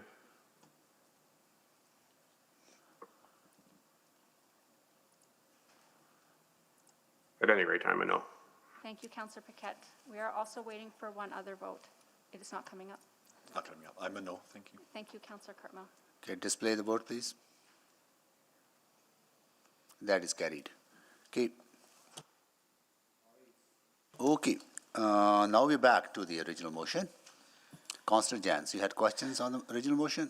I would like to divide the question, if that's possible, between 1 and 2. Yes, we will, for voting purposes, we will divide point 1 and point 2. Okay, And and point 3, I guess, yeah, and now point 2. two, okay. Now there's 3. Okay.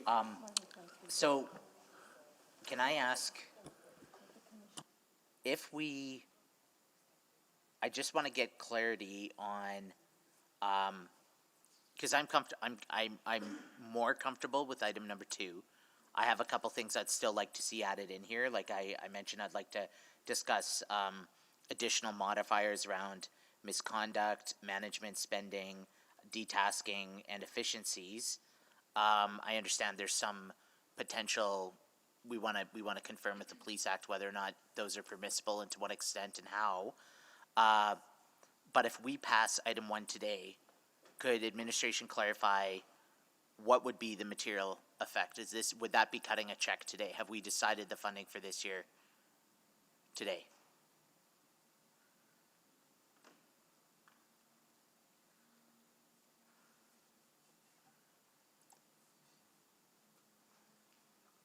Could somebody help me understand the path here?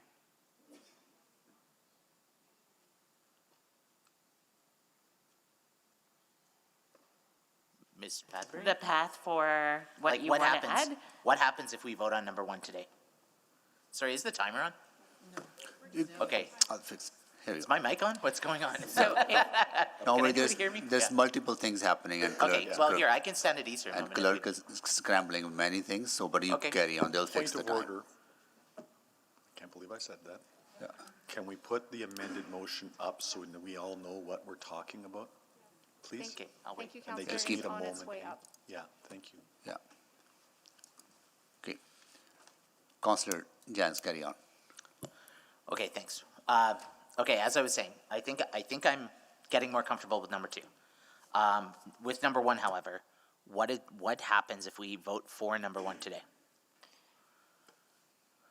for number 1 with So as Councillor am- Rutherford's amendments Yes, for a 1-year formula, yes. I think that then that means that you've approved the increase of, like, using the numbers we had in the example, the increase of $7 million. If there's no salary settlement, that's $414. You've only approved 1 year, so when I bring you a 4-year budget, I think the rest of the 4-year budgets are frozen until you decide to do something different. So basically, the effect is if we pass number 1, pass item number 1, that gives 1 year of funding to the service, and we'll have the chance to have this conversation about the funding formula, and that'll be happening in probably the spring SOBA. Is that correct? So it doesn't give 1-year funding, it doesn't give one-time funding. It increases the base budget for police on an ongoing basis to $414. And so then in year 2, if you do nothing else, it's $414. In year 3, it's $414. In year 4, it's $414. Okay. But it's not a one-time, it's not one-time money. You're giving ongoing base budget. All right, so if I was so that's still too generous, I think. If we want to see something more responsible, I would need to amend that motion, or if I vote against number 1 and we pass number 2, like if number 1 fails and number 2 passes, what would be the impact? So number 1 fails, then I think going back to what is previously on the table, if that passes, then they get the formula adjustments in every year of the cycle until you change the policy. Mm-hmm. So could we not just kind of hold, I think of like if absent a contract, you stay at status quo. So can we not stay at status quo until we figure out number 2? I think that goes back to the very original referral motion this morning, which is not to have a funding formula. Right. Okay. So I think then maybe we need to just at some point start voting and call the question and get there. I think the hard part for me is when I go back to the Police Act in Section 29, it says in developing a budget, council may obtain any information from the commission that may be necessary to enable it to assess the efficiency and the financing requirements of the police service. I do not feel that I've obtained any information necessary to award another $7 million today. I can't do that. I think you're speaking to it now. Yeah. So Okay. focus on questions, please. Sure. We can speak when we close the debate. Okay, I guess my other question would then be, can I add, I have some modifiers I'd like to add, but I'm not sure if they're in order or not. And I'd be interested in having admin contemplate them and come back. As I said, around misconduct, management spending, detasking, and efficiencies. I think I would have to rule them out of order because they'll probably be in contravention of the Police Act, particularly on disciplinary as well. Was conduct, what was the second one? Well, I think they all depend on how they would be done. Like there may be a way to consider it, kind of like efficiency. Like there may be efficiency here. Like if we show that we find deficiencies, that's permissible. So what if we find deficiencies around misconduct settlements? That would probably be permissible. So would it be in order if I move it as a subsequent motion to get admin's feedback on it? I think if you could, in the meantime, if you could consult with legal, that will be the more appropriate approach. Because at this time, mingling that with funding formula and, this discussion probably caused some concerns with all the other obligations that we have under the Police Act, right? So if you could just... Okay, then finally, just to clarify, if we vote in favor of number 1 today, the material impact is that the police budget moves from whatever it was, 407 with Healthy Streets, with the other increases, it effectively goes to 414. That's the number.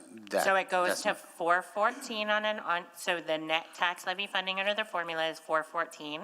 You've already approved Healthy Streets. Yeah. They still get that money. Yeah. Over and above the 414. But I thought Councillor Knack had made the point that Healthy Streets was to be built into base. If we haven't had that discussion as part of this formula. Okay, we need a chalkboard where we can have this. Thank you. Okay, all right, thank you, Councillor Jans.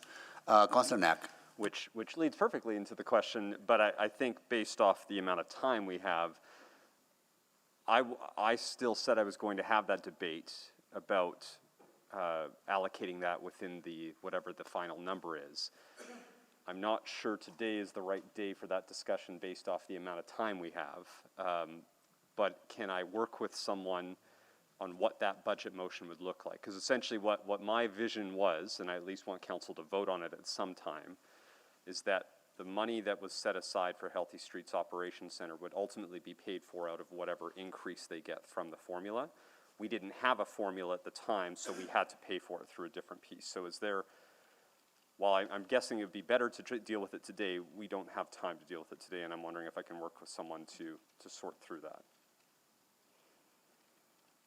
Yeah, I think we can do that. Okay. Then I think the bottom line is, you're right, it would be better to do it today for clarity, but we can, I think, do it as part of budget as well. Okay, then I'll work with that. But then this won't be certain, this decision today either. I understand. Yeah, and I mean, I think it'd be better, but I don't know if that's going to be a short discussion. So I imagine everyone would want to speak to that. And just sorry, just to add a point of complication to that, that was a joint service package from, not just an EPS one, so we would have to dissect it all because there's fire in there and a whole bunch of other pieces. I understand. So that's part of probably why it's not best to deal with it now, although I know it would be better to. I'll work. Okay, then I will not add any other amendments or subsequents today to try to deal with that budget. Thank you. Thank you, Councillor Knack. Councillor Principe. Thank you, Mr. Mayor.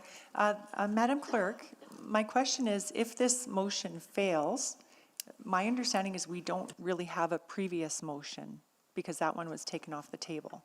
That's right, this is the only motion on the floor. Okay, so if this one fails, would it be possible to bring the motion forward to, or what would happen if this fails? Would we be able to receive the report, the original report for information? Yes. Thank you. That was my question. Thank you. Thank you. Councillor Cartmel, can you take the chair, please? I have the chair. Thank you. So, Mr. Corbold, we have many other priorities, right?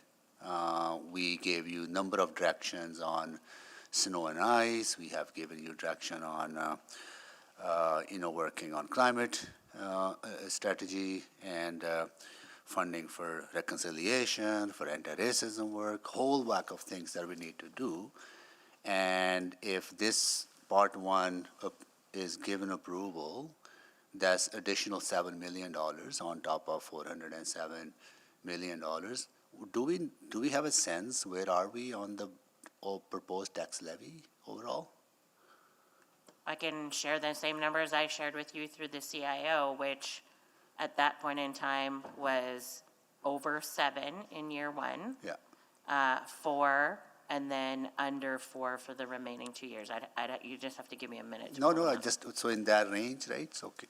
Yeah, that's the range. So we would have to make some choices in order to keep our taxes affordable around, reasonable amount. I think 7% is absolutely unacceptable from my point of view, right?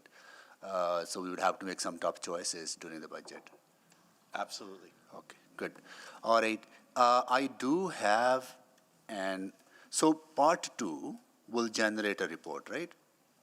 Yes. And that will report come to a committee for discussion. Yes. And then we will make decisions based on whatever is in front of us, because I would like to have information actually to have the negotiated salaries to be considered as part of the formula, as was in the original formula for information. Maybe then we can discuss whether it is a good idea or not a good idea, right? I would like to amend the motion to have that. I think, Madam Clerk, you have the words, right? Wording, sorry.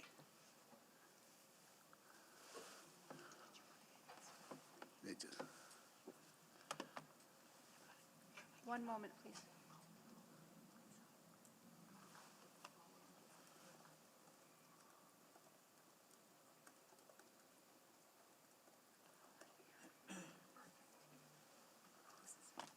Can I just clarify if there was a seconder?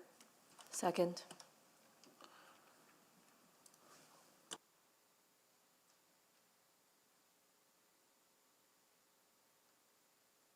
Oh, I'm sorry. I'm sorry, I've lost track of where we are. So, questions on the motion? Questions on the addendum?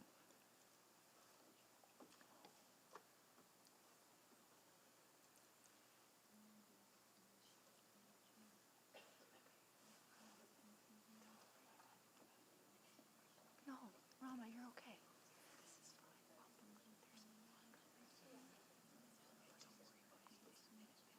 Councillor Tang is just speaking. Councillor Hamilton? It says point 8, should it not be point H? Or it would actually be point G because E has been removed into bullet 3. Apologies, just let us count that. I think what we did was use a number rather than a letter so Yeah. that we could put it where it best made sense, but just let me count how many. I know, we're doing the hokey pokey a little bit. It's minor, but.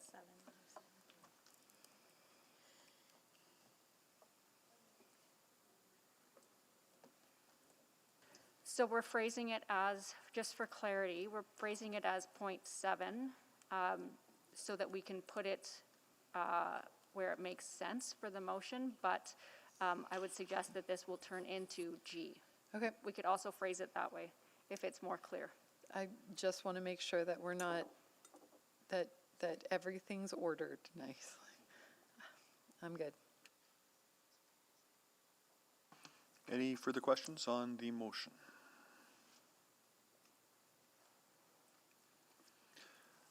Speaking to it, Councillor Tang. Thank you very much, Councillor Carmel. I appreciated earlier the original mover of the original motion and your points around why, settlement issues needs to be taken out. And I appreciate the point about actual. But I do think, to the mayor's point, if this is about generating a report and comparing options, I like to have this information. I think there's pros and cons for both. And I like to have those in front of me. To that point, I think there are the sub-bullets here that are problematic, in my opinion. For example, alternatives for factor G. But if it's about having that information and understanding what are the alternatives and why they're not viable, then I think the point about settlement should be also included on this. Thank you. Thank you, Councillor Tang. Councillor Stevenson. Thanks, Mr. Chair. Yeah, I would actually echo what Councillor Tang said. Again, I have reservations about the settlements being included, but I think it's really incumbent upon us to thoroughly explore all the options, make sure that we're really comfortable with what's coming forward, and certainly happy to be convinced as well with some of that information. So happy to support getting more information on this, even if maybe that's not ultimately the direction that I support in the formula. I think having all the information is very valuable. Thank you, Councillor Paquette. Thank you, Mr. Chair. If it provides clarity, great. I'll vote for it. Thank you. Thank you. Anyone else wishing to speak? Mayor Sohi, to close. Yeah, very quickly, I think I'm asking for this information because we're going to have a very fulsome conversation about what needs to go into the formula, what doesn't need to go into the formula. I'm not completely say that should, but I think that information will help us make that decision, maybe clarify areas that I shift my position on it as well, right? So, okay. Yep, that's all. Okay, thank you. Please vote.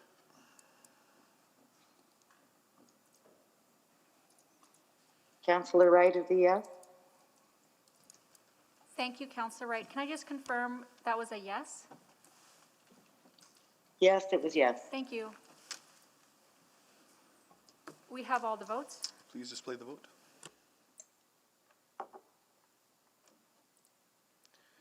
And that is carried. And I will return the chair. Thank you, Councillor Cartmel. Okay, we have Councillor Hamilton back to the original motion to speak. No. Okay, Councillor Paquette, any questions on the original motion? No, I think that was just for. So we are ready to vote and speak. And so we will be dividing this into 3 parts, Madam Clerk, part 1, part 2, and part 3, right? For voting purposes? Yes, and if you can just give us a moment to get that restated motion up. And point of order, do we debate each of them one by one by No, one? we speak to them all together. Got it. In once.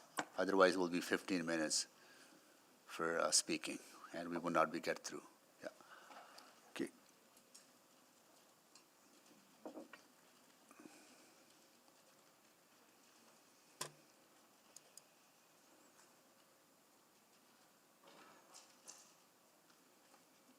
Okay. Can you scroll it up once so that we all kind of had a chance to go through it?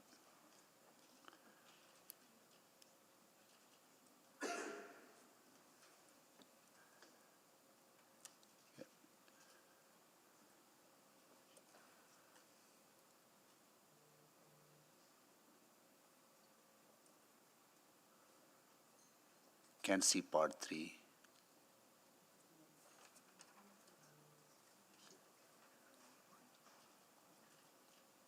Just for clarity, I can read it out. It says that the Edmonton Police Commission bring forward a reporting and accountability framework. Okay. Is that it all says, right? That's the end of the motion, yep, Got it. after framework. Okay, got it. Okay, to speak now. All right, Councillor Hamilton, you're you're not on the board. Who is on the board? Here we go. Now the board is being cleared. Here we go. I'm still not on, I am not doing this. Okay, to speak. Well, too late, you got to do it now. All right, who wants to start speaking, please? Okay, here we go. Councillor Principe, Cartmel, Councillor Stevenson, Councillor Principe. Thank you. I'll start it off. Okay, so I will not, and this is my time to speak of my, okay. Yes, speak. Okay, please, yeah. thank you. So I will not be supporting any of the motions, and the reason being that I actually wanted to receive this report for information, as you may recall at the last meeting. But as a courtesy to my colleagues, I agreed to postpone it to today so that they could have a chance to process the report, as was what I heard from my colleagues. But now I feel like today I didn't have time to process the motions. I feel I wasn't maybe given that same courtesy. So that's why I can't be supporting these motions, because I'm not really sure necessarily of the impacts. And from my understanding, some of our colleagues were privy to the motion, but I myself was not. So I really, I cannot support these at this time because I didn't have the time to process this. So thank you, that's it for me. Thank you, Councillor Principe, Councillor Cartmel. Thank you. So I'm sorry, I'm sorry. I'm looking at the chat, and the motion in the chat's not the same as the motion on the screen. So I think I'm the motion in the confused. chat should not matter. The motion on the screen is the motion that the public is seeing. Well, And I if want that is not correct one, just go ahead. If that's I not will- correct one, then we need to ask clerk. It's the numbering that's missing. When we cut and paste, it removes all the formatting. Well, part of my request is that it be separated for voting. Yes, we are. So but I wanted, well, I'm not sure we're separating all 9 or 11 bullets. The way it's phrased on the screen, I would separate 1, 2, and 3. Let us Or get I'd that- ask for that. Let us get that printed out for you so you can see it, Okay. what it actually looks like. Okay. Sorry, that threw me off when I saw it. come up. No worries, and I'll start your time again. No, I won't need it all. Thank you, Mayor Sohi. So my understanding, the underpinning of my understanding is this, is that the formula as presented by administration essentially separated this conversation into 3 pieces. How big a service we need, and how that is determined. The formula calls for it to be determined by population. I'm not sure of that, but there was a size of the force question. There was a inflation on the cost of the rest of the service question. And then there was a increase to labor cost question. 3 discrete things that were all contained within the formula. That's where we started this morning. I too did not have the benefit of the amendments which fundamentally changed the conversation completely and started me on my back foot. So I've been trying to catch up all through the day and follow the amendments. And that to me, I have an apprehension of process on that question. So the way I read this today now is that we've approved an increase for next year, and that's all we've done, which is completely contrary to where we started and completely contrary to the instruction we gave administration, which was come back and give us what the 4-year plan would be, or at least how the 4-year plan would be determined. If we were going to have a conversation building on Monday, we could have talked about, is population the right data point to be putting this on? And I'm not convinced it is. I'm not convinced there's a better one. But we've kind of undone it. And so we're looking at another conversation in a few weeks about budget, and another conversation in a few months about a formula. and what might go into a formula. And in the meantime, we're looking at a potential conversation around service packages, and around and around and around we go. And the whole idea of the funding formula was to depoliticize these conversations. Going back several years when we had, and I, with all due respect to the current makeup of the commission and the service, when we had repeated hyperbolic rhetorical service packages brought to council that created this distraction and created this division and created this we must have law and order versus we must manage budget kind of conversations. That was the genesis of the formula. In essence, the instruction given to the service back when we started the formula was, look, this is what your consistent funding is going to be. Don't come back to us with every little thing. Stop politicizing these things. Do with what you can within the means that we've given you, period. And we've completely lost that ethic now through the way that this motion reads. And I was really hoping we were going to return to that so that we could actually spend the time, the very limited time we have later in this year, about all of the other things that we have to talk about. But instead we're going to talk about this. So I want it separated because I very much want to vote against the first part because that is not what we set out to do today. Not a one-year increase, but a plan, at least a plan for a plan. And we've gone away from that narrative. And then we'll see what happens with part two. Thank you, Mayor Sophie. Thank you, Councillor Cardinal.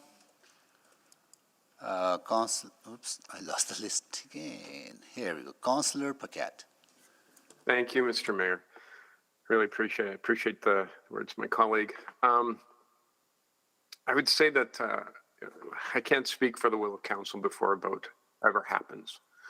But what I have seen in the past is that when we are in these types of circumstances, when a motion like the one we have before us fails based on, and the attempt was to clarify the original motion, that original motion would fail as well. So it's very clear that there's still unanswered questions for this council in order to agree to a long-term binding funding formula. And so the way I look at it, what this motion does is it attempts to answer those questions while still following the spirit of the original formula for at least 1 year. And that may be an unhappy compromise for everyone all around, which is usually the indication of a pretty good compromise. Not everyone gets everything they want, ever. I think that's pretty much a given. So if we consider this a pilot, oh, by the way, Mr. Mayor, I often say that if our city council formed a sports team, our name should be the Edmonton Pilots, because we do so many of them. But if we consider this as a sort of the pilot, I think that that's probably a good thing. Might as well just move forward, get that extra information that will give confidence not only to the council, but to the public, who still has questions. And if we are locking into a long-term formula, we should be able to actually answer those questions. I can't think of anything maybe a little more embarrassing than to say to my residents, I don't know. But I made the decision anyway. I don't think that that's a good way to go about things. I think we have to do our due diligence. And maybe one of the errors that council made in asking for this formula in the first place was not asking for a suite of options. That probably would have solved a lot of the debate and conversation we're having today, but here we are. So absent that and not being able to go back in time, I think that this is a second best approach. And so I am happy for that. By the way, Mr. Mayor, on those sports team jerseys, we probably might have a lengthy debate on whether or not we're going to allow corporate sponsorship. Anyway, that's all I have to say. Thank you very much. I'm going to vote for this because I would like to move ahead. Thank you, Mr. Mayor. Thank you, Councillor Paquette. Councillor Knack. Thanks, Mayor Sohi. So appreciating those words about sort of what's the next best, because I'm torn.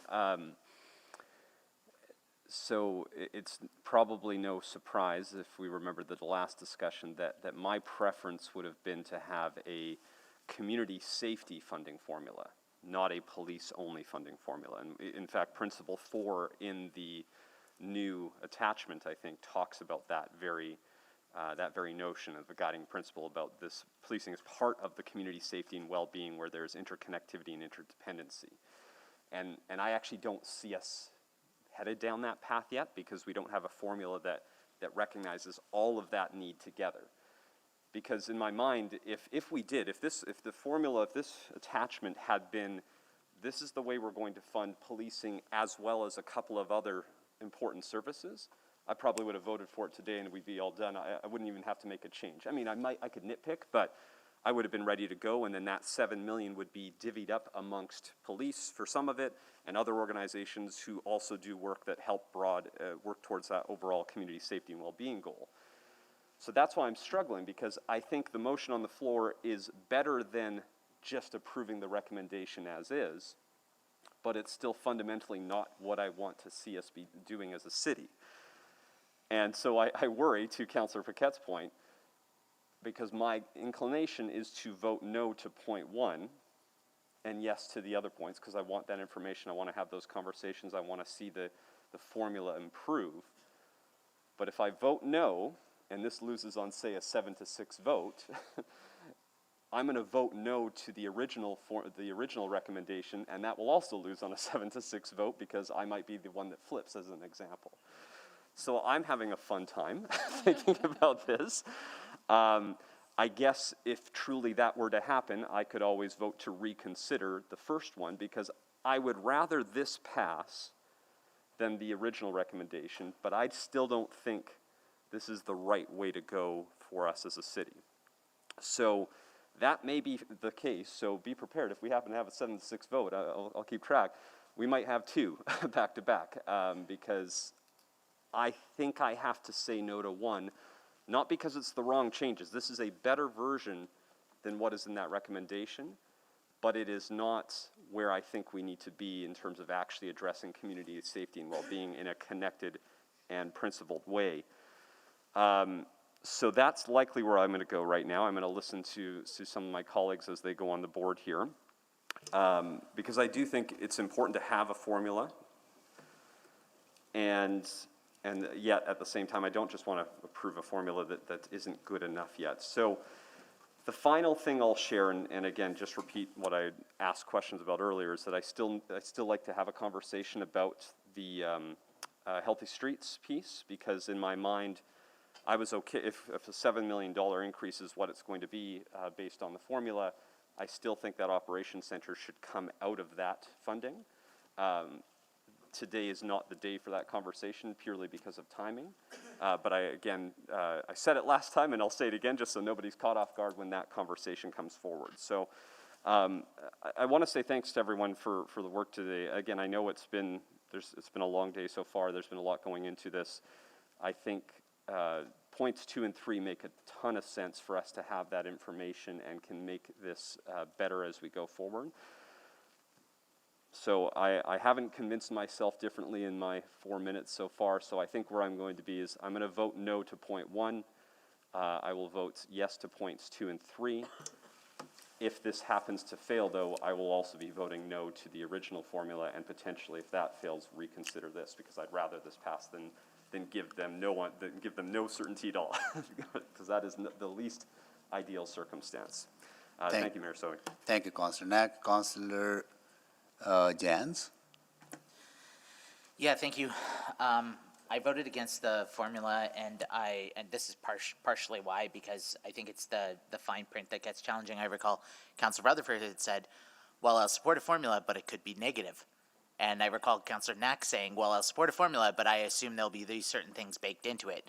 So we all sort of agreed in one way or another that there should be a formula, but with a whole bunch of caveats to it, and I think that's what we're going through. So I'll certainly support number 2. I want to see more information. I'm working with the clerk on a subsequent on potential other pieces that I'd like to see. I I'm open to 3 and 4, but again, I just want to go back to number 1, and I'll give you an example here. I was earlier, I was reading from the Police Act that we as councillors have the right to obtain any information from the commission that may be necessary to enable to assess the efficiency and the financial reporting or the financial requirements of the police service. And earlier this year, on March 24th, I got a response back from the Police Commission. I've asked many questions of the commission. I'm trying to do my research. I asked about what is the budget for legal costs and settlements? How many police are we taking off the streets because we're having to pay really, really expensive lawyers? And the commission wrote back that reports of these nature, we'll be looking at these reports, we're conducting a review, and we hope to better respond in the coming months. That was March. So I am constantly trying to figure out what is going on in 23% of our city budget, and I'm not getting answers. People are having to FOIP the police. People are having to figure out just by luck what is shared. So I am not prepared today to share another $7 million without any confidence that this is actually going to make Edmontonians safer. So, yeah, I can't support number 1. I think it'd be better to continue to hold the police at 0 or whatever the agreed upon number is for this year that council has agreed to. And then from there, we can continue to get to the bottom of what actually, we can implement the blueprint that we already have from the Safer for All Task Force. Experts have already gone through this for us and recommended that we hold the funding at 0 until we catch up to other communities. And we saw from the stats shared that by the CKSA report that we are way overspending compared to other comparative jurisdictions. So at some point we have to say that this enough is enough. We don't have the money. We need to take a better approach.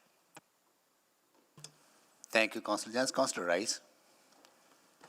Thank you, Mayor Sohi. I would like to start to say I come to today's meeting to prepare to vote the funding formula be approved as it is presented by city administration.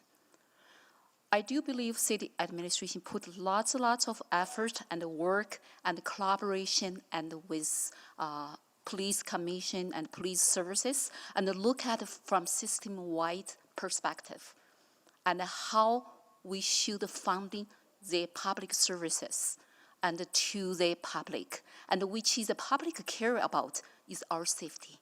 Is our city's safety as a fundamental factor can ensure our city plan, our city Edmontonians retain in this place, and we can track business, we can attract economy, we can get our economy recovery and growth.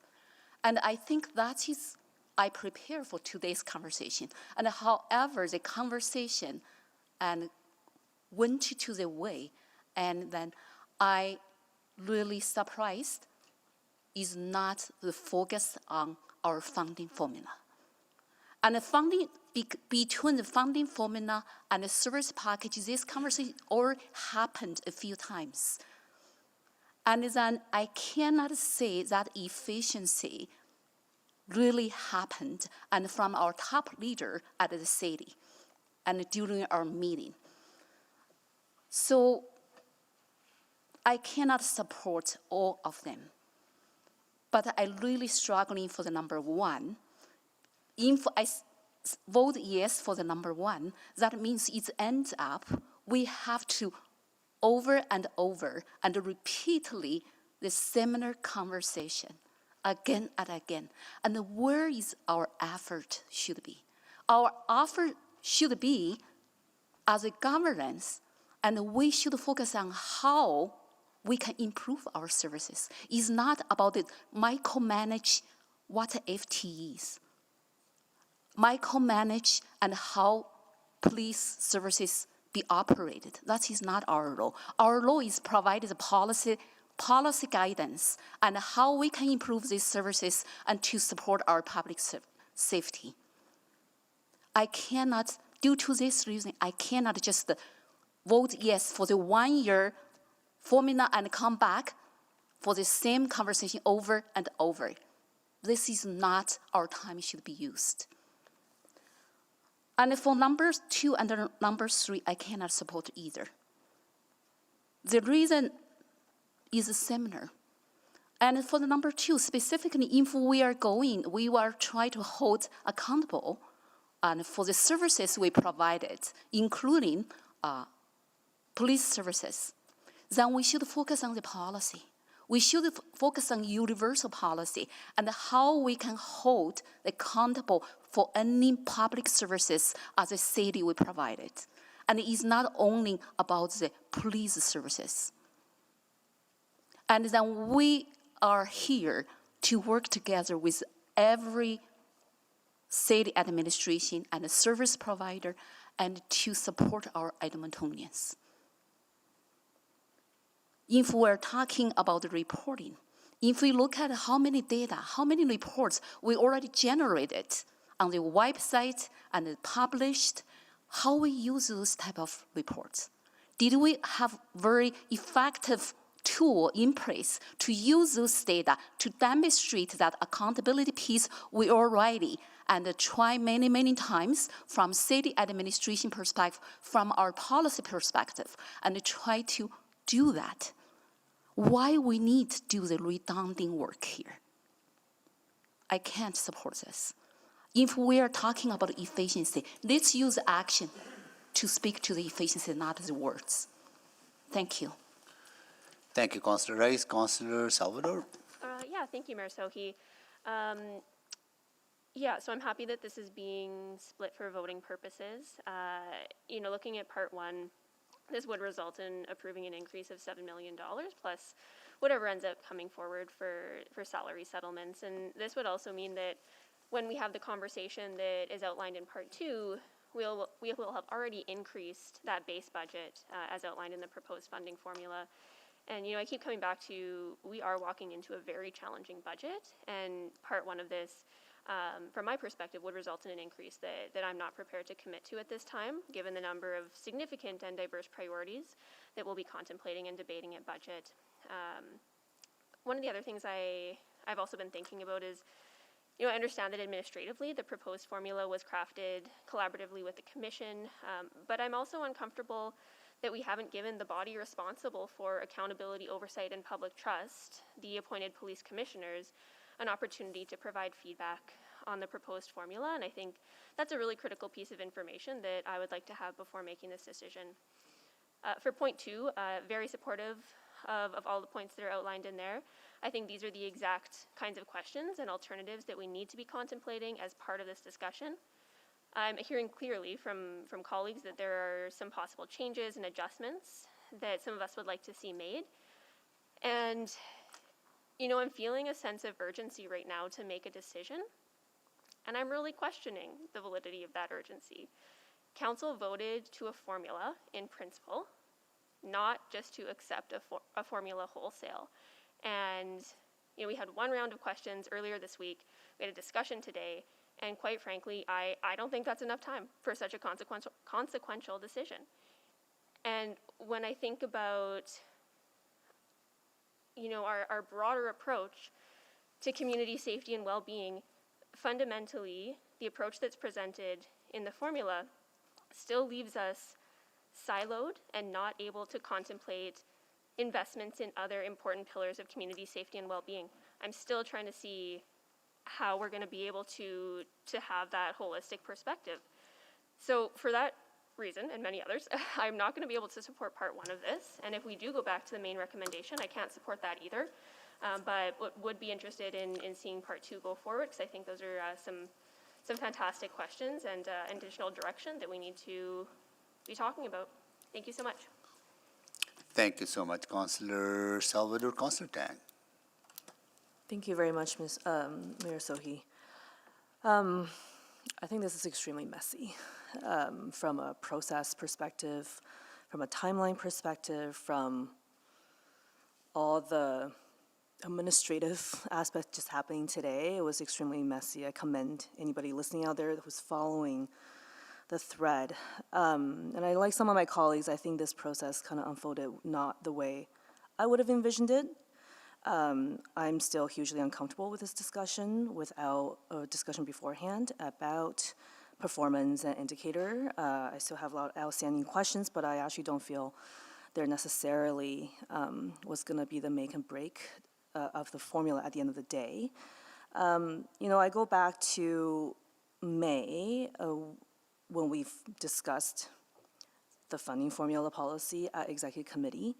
And at that time, I supported the formula for lots of reasons. I think, sure, stability, certainty, but more than that, there were a few pieces I was really looking at. Number one was a cap. And, while I can understand the ratio isn't the perfect cap, but I think there's compelling arguments that it is better than the efficiency factor, and it takes away that, subjectivity set by council. And then the other thing I was very interested in is that annual reporting, which I think is captured by part 3 here today. And then kind of lastly, very importantly, is I didn't want to see additional service packages come forward through the alternative route. And I will be supporting one because I do not want to be debating various service packages this fall. And I do think, in the part 2, one of the bullets that does address narrowing the parameters for under what conditions will service package come forward, alleviate some of those concerns for me. So ultimately, I will be supporting this motion. And like Councillor Paquette, I would like us to move forward on this. And one of the things that I've been thinking a lot about throughout today's conversation is, this is a big conversation. I don't expect us to resolve police funding completely in the few weeks we've had to process and discuss this report and socialize with each other. And if we need another year to really dig into some of these sub-bullets in part 2, and constantly iterate and constantly improve upon that, I am okay with that. And I think my final point is simply that I think initially when Councillor Stevenson had put this forward, I had 2 concerns. One is the size and the scope of work that will be captured by all the pieces. And I think the fact that this is broken down, there is a plan for 2023 and 2024 moving forward, and all the things we will be looking at for next year. That is a plan to me, and it will not delay kind of giving that whether it's certainty or some of that decision this fall. And I think, so I think the other piece that was really concerning to me is the timeline. And to me, what's currently here has addressed those concerns for me. And so, again, a while back when I had tabled a motion to have the discussion about the annual report prior to this conversation about money, was to how to depolarize that. In the absence of that, I feel like will be the trend that we'll keep falling back on. And that's all I'm going to say. Thank you. Thank you, Councillor Tang. Councillor Rutherford. Thank you. I want to start with something that hasn't been said by any of my colleagues yet, and that's to really take a moment to thank everybody that put work into this formula. I know administration put a lot of thought and effort and time and energy into this formula. I thank Chair McDougall for your time and energy in coming with this report. I thank Chief McPhee for his thoughtfulness and contributions to that. I think what we're facing today is an iterative process where, we know we want to go down the funding formula track, and the funding formula puts us heads and shoulders above every other municipality in Canada. We're the only one that does that, let alone one of 2 that does a 4-year funding cycle. So we're already ahead of the game, and we're already making good strides that way. But I think what the message here that I'm hearing from my colleagues that have spoken before me is that, like you said, we can't accept this wholesale. It's a good start for this discussion, but it's nothing we can feel comfortable locking into for 4 years. But I want to be clear that doesn't mean that the work was for naught, or that the work was not in any way appreciated, because it absolutely was. So I feel like it's really important to say that, because I don't think that's been said yet today. I actually I feel the same sentiments as Councillor Knack. I'm really struggling with number one. It's easy, yes to number two, yes to number three. They're very easy because I think, like I said, it's a continuation of the conversation. But I'm really struggling with number one because had I thought it was going to pass, I'd probably have voted no.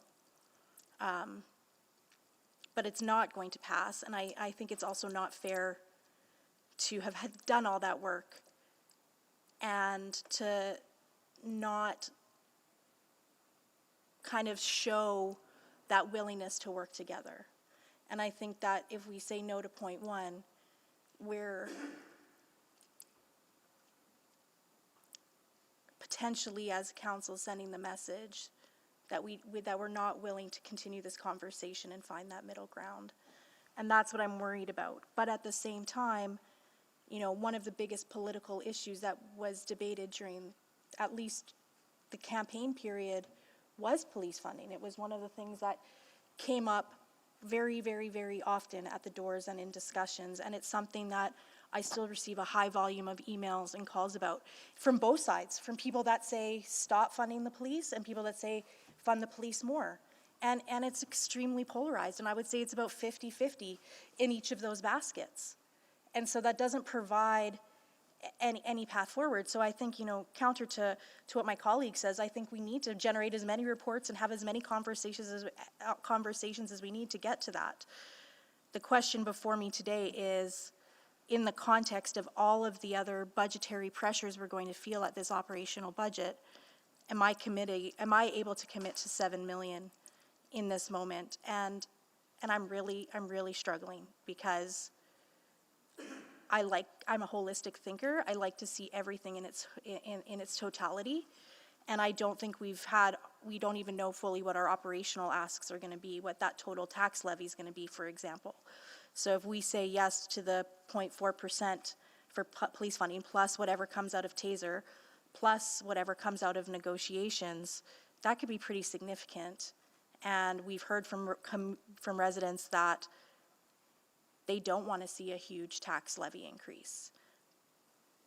We're in a pickle. We're in a real pickle right now, and I don't think there's any easy path forward. But that's why we were elected to these seats, to make hard decisions and to find a path where the path isn't yet created for us. So I'm going to leave it at that. I'd like to hear if there's anybody else. Maybe I'm the last to speak. I think at least Councillor Stevenson will close, but this is not a black and white. This is not an easy decision, is the moral of my story right now, for sure. Thank you, Councillor Rutherford. So before I go to Councillor Stevenson to close, and can I ask Councillor Cartmel to take the chair? I have the chair. Thank you. I first of all want to start by conveying my deepest appreciation to commission members. You're all volunteers, and you devote so much time, and I think we ask too much of you as volunteers. And I think that speaks to the fact that maybe the governance model of how polices are governed needs to be looked at. But maybe, because we should not be asking volunteers to take on such a huge amount of responsibility, overseeing $500 million budget and other many accountability aspects. But that's conversation maybe some other time with the province, right? I also want to convey my appreciation to the chief and the other folks, as well as the frontline officers. I firmly believe that police is and will continue to be an integral part of community safety well-being continuum. And you do wonderful work, a lot of good work, and you go through a lot, and absolutely want you to know that I deeply appreciate the work that EPS does. I will not be able to support number one purely for financial reasons. We don't have, and we don't live in a world with unlimited resources, so we must balance the needs of the entire city. And I have seen police budget increase by 60% from 2010 to 2020. I have not seen that kind of increase for any other department in the city over the last, within that amount of time. And we have many other pressing needs. We need to take action on climate change, which is a crisis.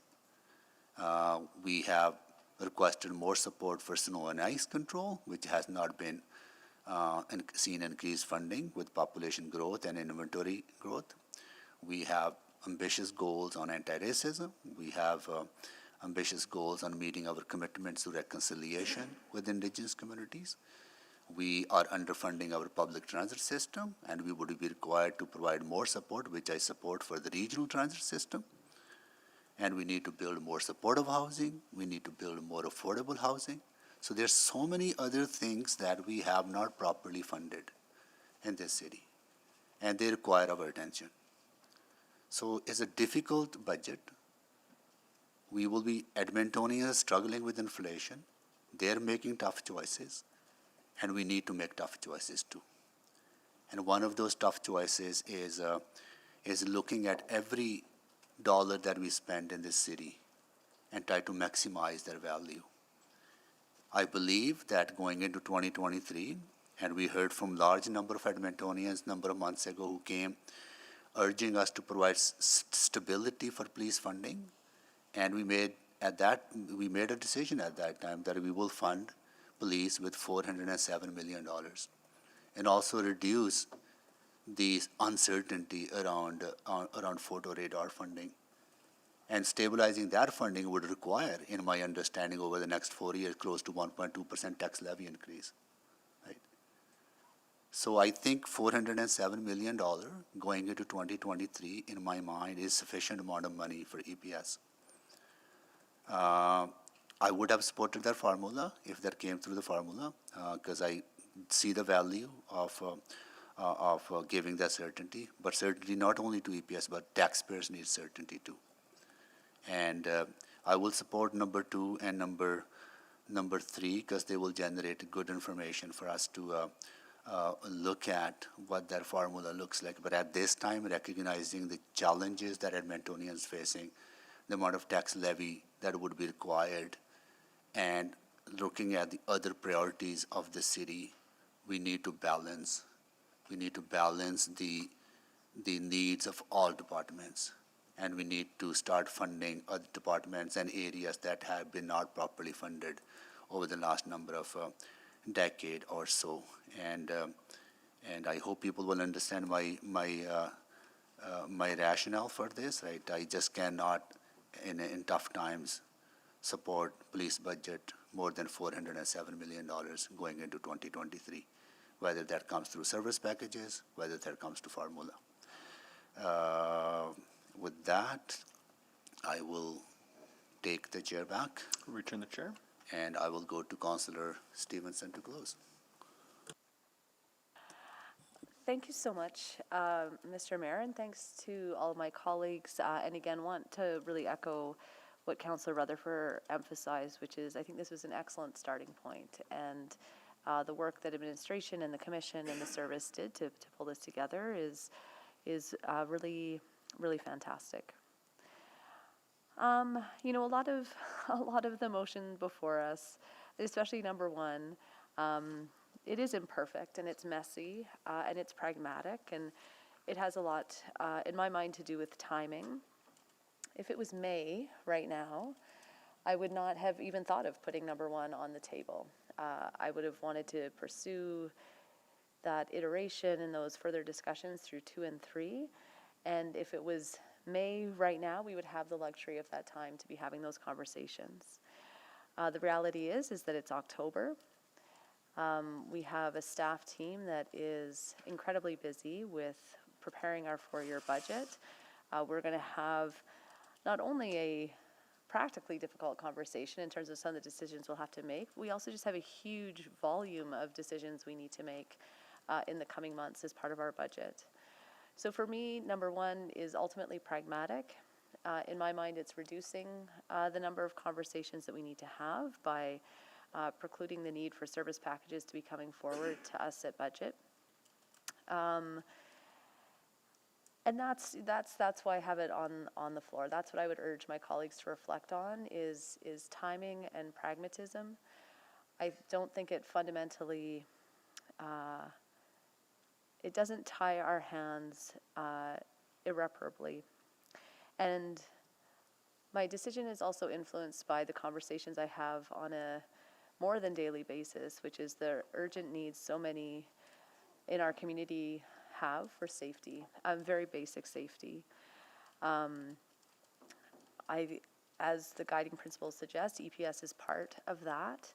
I believe there are other pieces in our community that also need investment, and those are decisions I'm also very willing to support as we move into the budget and want to see increased investments there. But this is an important piece of that safety puzzle. So I would encourage my colleagues to support all three aspects, but overall, really appreciate everyone's opinions. Back to timing, appreciate and apologize to colleagues who felt off guard or felt caught off guard by this.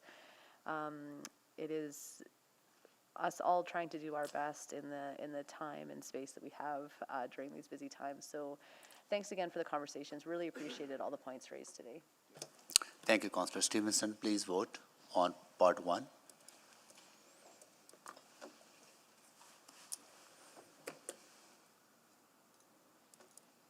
Councillor Wright is a no. Thank you, Councillor Wright.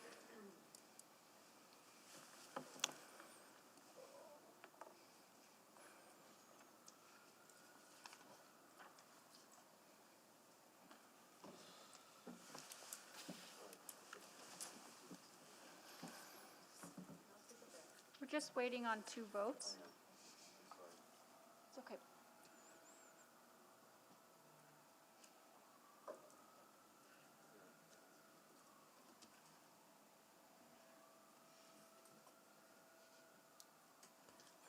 Just waiting on 1 vote. Councillor Paquette. Oh, I've got the spinning wheel. My marshmallow test says yes. Thank you, Councillor Paquette. We have all the votes. Display the votes, please.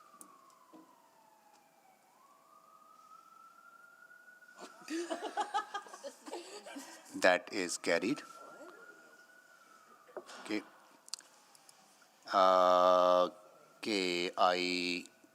We please vote on number 2.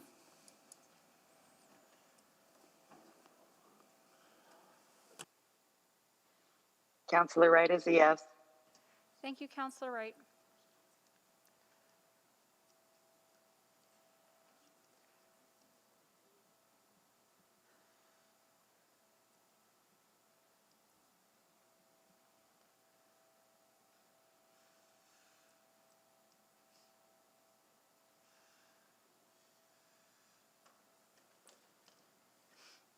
Councillor Paquette, is eScribe still not working for you? Yeah, I just logged out and I'm going to I apologize. re-sign in. I'm a yes. Thank you, Councillor Paquette. We have all the votes. Display the votes, please.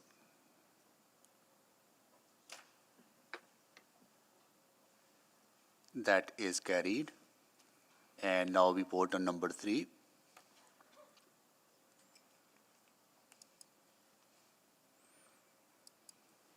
Councillor Wright is a yes. Thank you, Councillor Wright. I'm also a yes. Thank you, Councillor Paquette. Got it. Everyone We have all the votes. display the votes, please.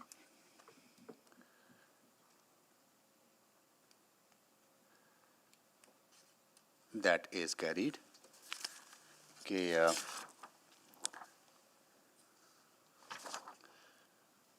Councillor Jans, you said you have subsequent, right? And you want it ready to make it now, or you need more time to consult with legal? I would prefer to wait till after the break, if that's Yep, okay. No problem. Okay. And we have items that were in camera that we carry on with. So someone moved that. I ask that someone move that we go into private, please. So moved. Okay. Councillor Councillor Rice moved it. Councillor Hamilton seconded that. Please vote.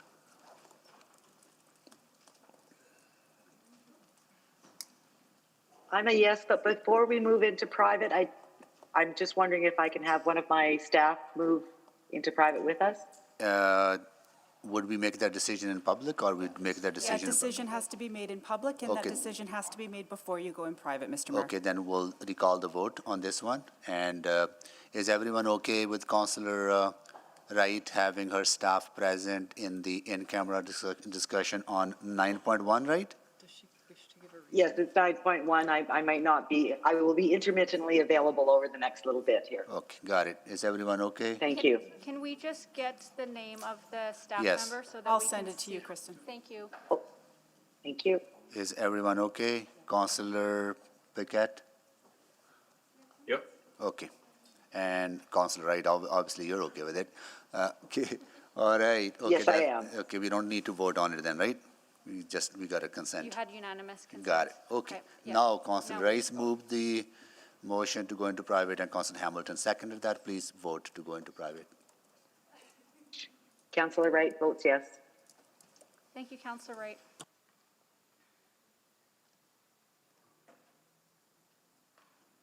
Yeah, that's a pretty good idea, actually. Why don't we take a break now, and, but there might be media out there. We have all the votes. Yeah, I mean, Yeah. yeah. Okay, we'll be back at We, 3:35? we have all the votes. Oh, display the votes, please. Here, you guys carried. Okay, why don't we take a break early?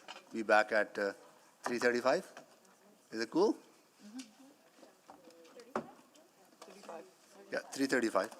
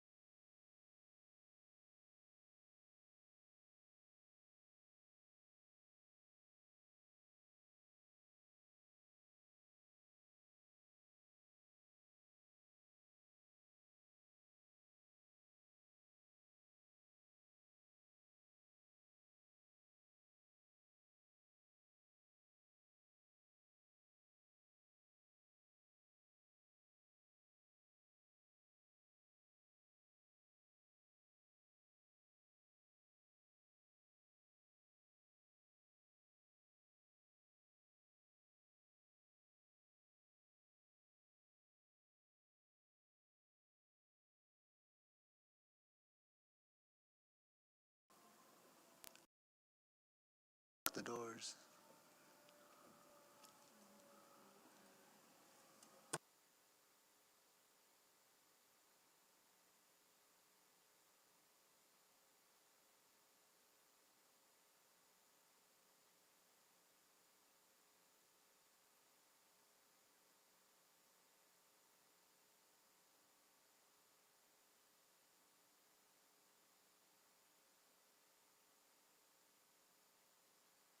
And just colleagues, we will not be going beyond 5 o'clock today. Yeah, doesn't matter, because we gotta be very, very strict on the timelines, because there are labor relation issues that I've been made aware of, and we will not be going beyond the scheduled time unless we get, right at the start of the meeting, we get okay from city manager or designate. Thank you, Mayor. Yeah. Thank you. Yeah.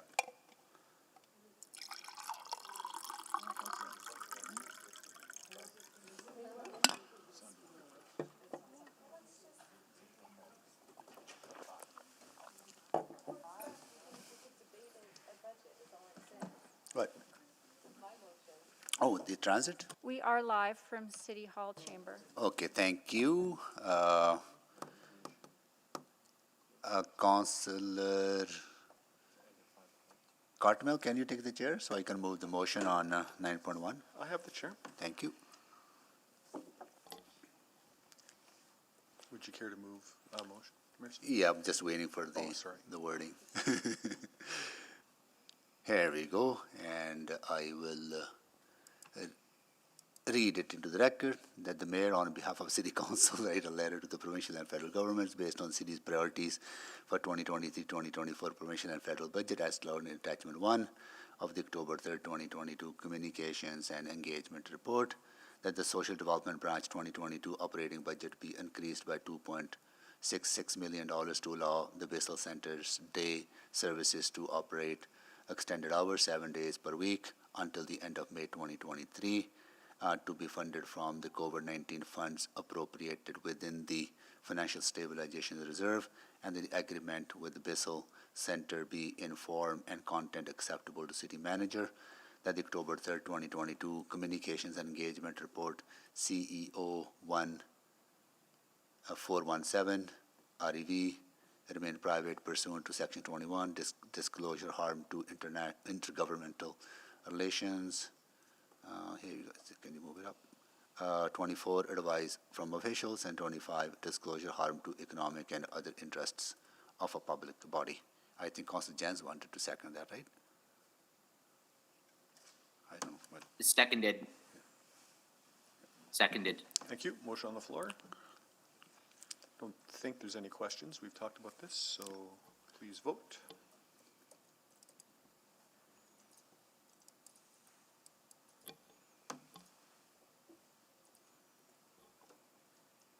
We have all the votes.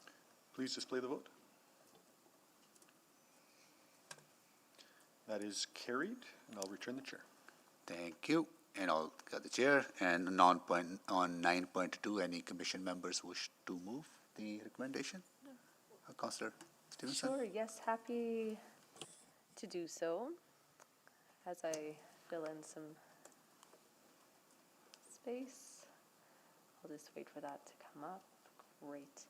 So I'll move that attachment 1 be added to the October 3rd, 2022 Office of the City Clerk Report OCC 01502. That attachment 1 of the October 3rd, 2022 Office of the City Clerk Report OCC 01502 be included in the Edmonton Police Commission candidate shortlist approved at the September 12th, 2022 City Council meeting. And 3, that attachment 1 of the October 3rd, 2022 Office of the City Clerk Report OCC 01502 remain private pursuant to Section 17 and 24 of the Freedom of Information Protection Privacy Act. Thank you, Councillor Stevens. Need a seconder? Second. Second by Councillor Tang. All right, please vote.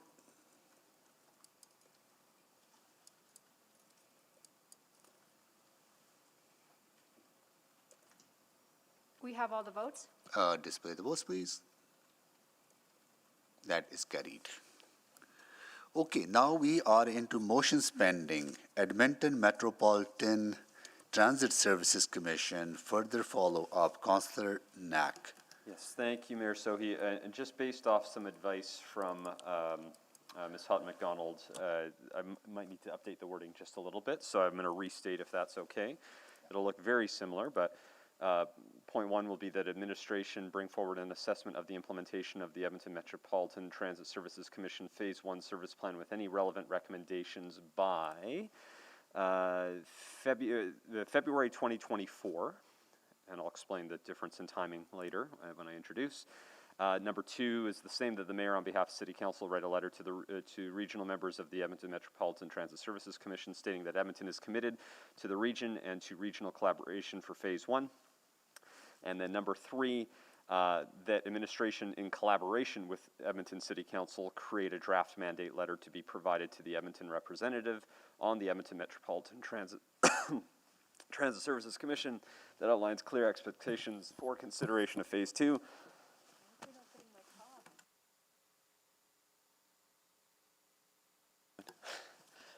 Okay, so that's the updated motion.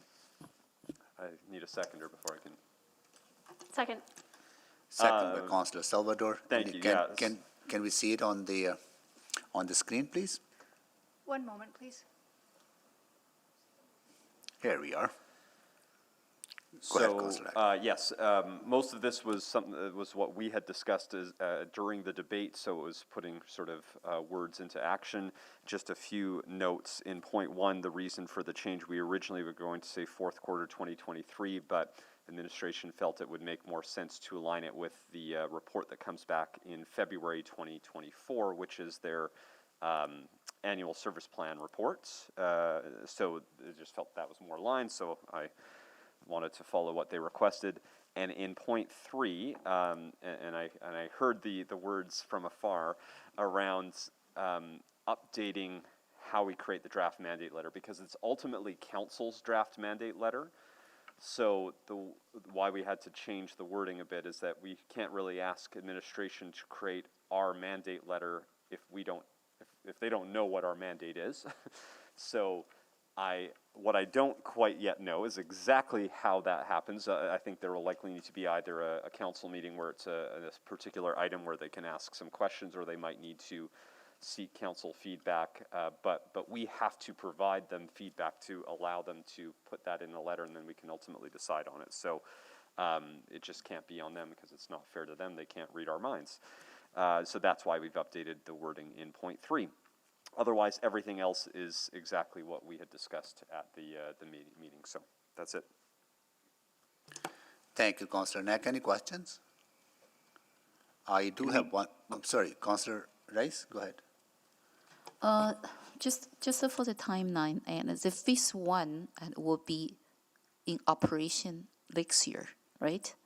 That's correct. So that is why we changed this assessment to the February 24th. So that is after the implementation already happened. Correct. Okay. And for part 3, and then so for consideration of Phase 2, do we have a specific timeline for that piece? And because that will involve the budget and discussion as well, right?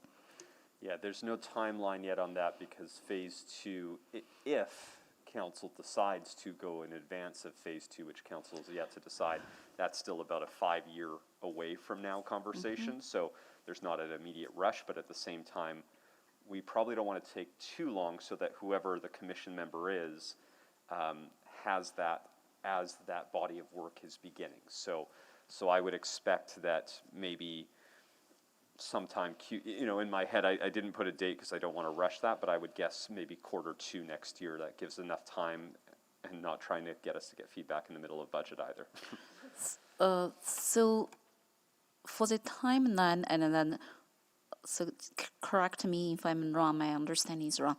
So my understanding is like you try to do the same analysis and for the consideration of Phase 2 at the same time for the implementation of Phase 1.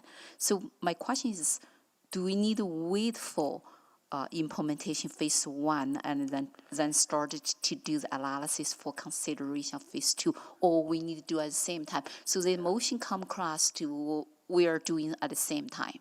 So that's some clarification there needed. I see. So the way I would look at it is that the mandate letter for phase 2, there's a lot of feedback already that this council has on what they want to see and what they might not want to see. And so I think it can start even in advance of implementation to creating that draft mandate letter. It's better for the commission, my feeling would be it'd be better for the commission members to have an early understanding that we can continue to modify. Remember, this isn't a set in stone letter. It can be updated a year later once we've gotten information from phase 1 implementation. But I think the commission needs to have a clear understanding of what this council wants as they begin the first body of work. I mean, again, it's 5 years away, but better to give it to them earlier than later. Okay, thank you. Thank you. Councillor Jans? Just wondering if we can divide the questions. I think I can support 1 and 3, but I've been hearing more concern from the region about number 2. So I would rather support 1 and 3. We can probably divide it for voting purposes, yeah. Thank you. Okay. Thank you. Councillor Paquette? Yeah, okay.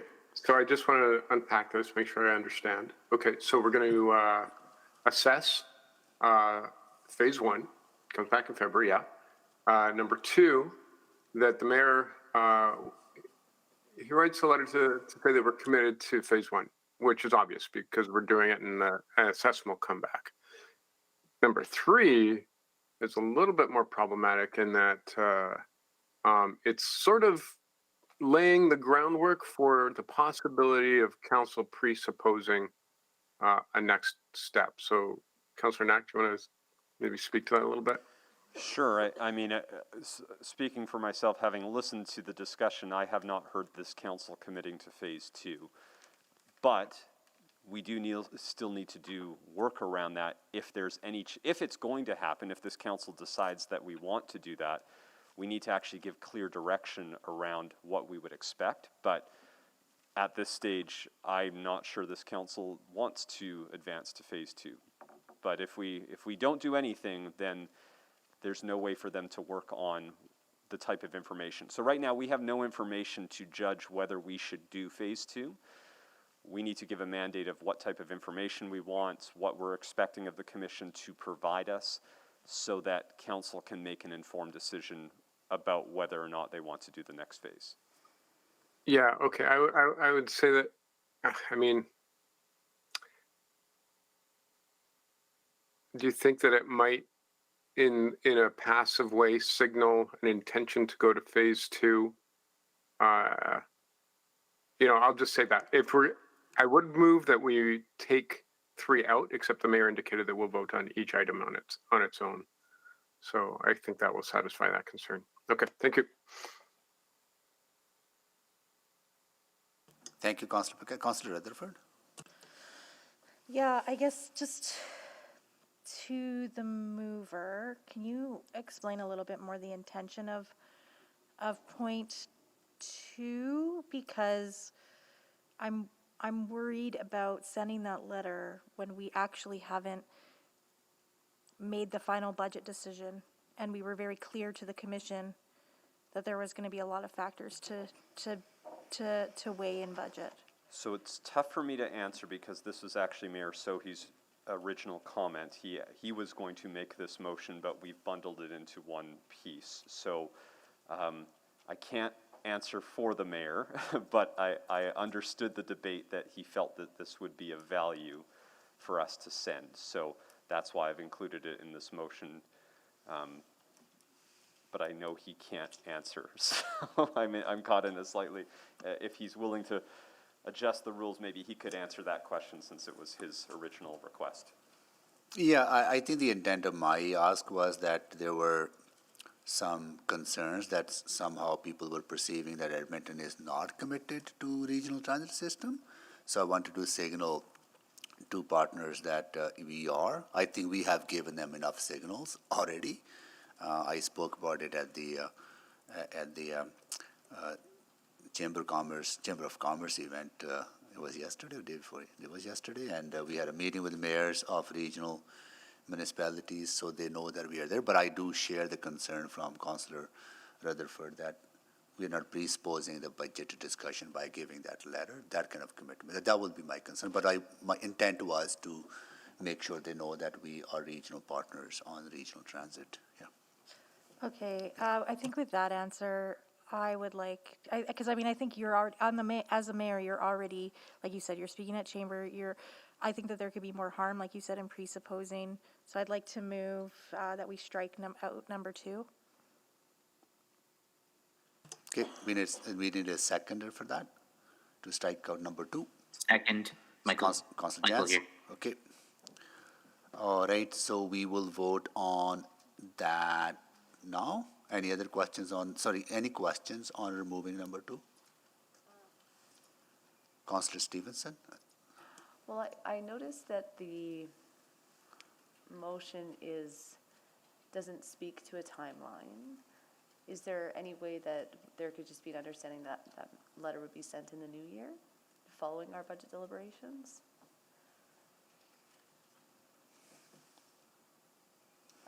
To the mover? Yeah, sorry. Yeah, I mean, I guess you could put the timeline, I think, again, actions speak louder than words. Yeah. And I think if we already approve it at budget, that's gonna demonstrate to the region our commitment. And I think in the interim is the uncertainty and what this letter is trying to achieve. But I think that there's some risk.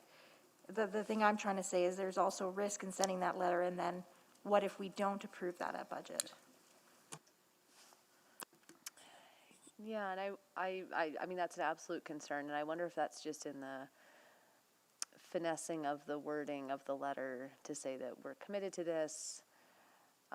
The idea, the concept, we need to advance it. There may be budget challenges, but even if we didn't pass it at budget, there's still that commitment to work together and figure out a way to deliver this potentially.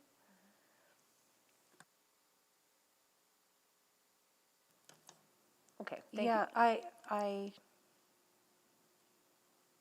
I think we're getting into contents of letter, which isn't at this stage. So all I can do as the governor is say, I can't control what Mayor Sohi puts or does not put in the letter. I can only say that we as a council would like to send that letter. And so my hesitation is, well, yes, we could vote on things separately. I think we're kind of getting into a habit of doing that when really we should be voting on motions in their totality, but looking at debating individual pieces. So that's what I'm trying to do here. But again, if we don't think it's a big deal, we just want to vote on all 3. I could also withdraw this motion and we just vote on all 3. But my extreme uncomfortableness with it is what motivated me to do the motion. Yeah, which is very fair. I see where you're coming from there. I guess I worry about the signal that it sends for us to decide to not send a letter at this point. So a bit stuck there. But yeah, I think the mayor is hearing this conversation. I think he's alive to those nuances. So I would feel confident in the crafting of that letter would help to mitigate that, although I do appreciate the risk that's been flagged. So I don't think I'll support the amendment, but appreciate the conversation. So Justice Jeff, why don't you withdraw it but we make it subject to budget approval? Sure, withdraw. Because then budget would have to be approved by council, right? So, yeah. I mean, on consent of the. Yeah. Is everyone okay with withdrawing it? Okay, good. All right. Okay. We're back to the original. Okay, Councillor Salvador. Oh, no, I was on for before. Councillor Paquette. Yeah, same I was on for before. Okay. So can someone move the amendment to include subject to budget deliberations? So moved. Councillor Salvador, seconded by? Second. Councillor Stevenson. Okay. Okay.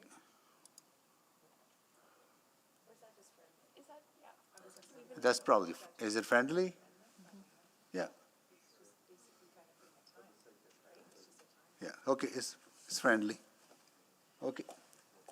Okay, all right. Okay, Councillor Stevenson? No? No, Okay. nope. I'm Okay, good. so, all right, can we see the motion again, please, Madam Clerk? Just one moment while we get that up with the revision to part 2.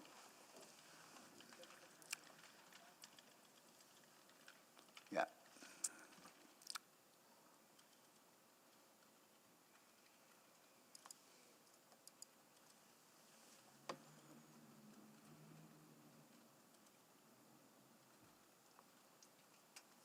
Updating it to reflect the change.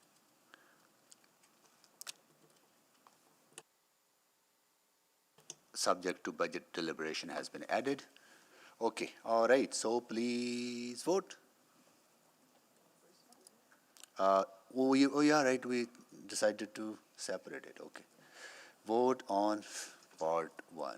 Just one moment and we will get part 1 up for you.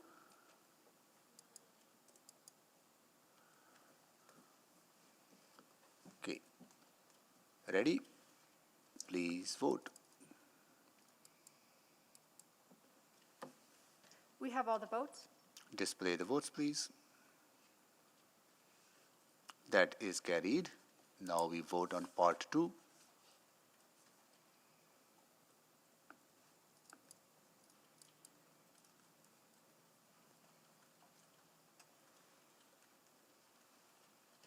We have all the votes. Display the votes, please.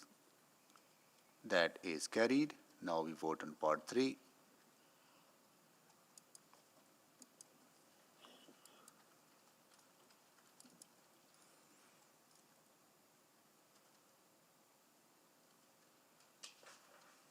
We have all the votes. Display the votes, please. That is carried. Okay. Now we are on to 10.2.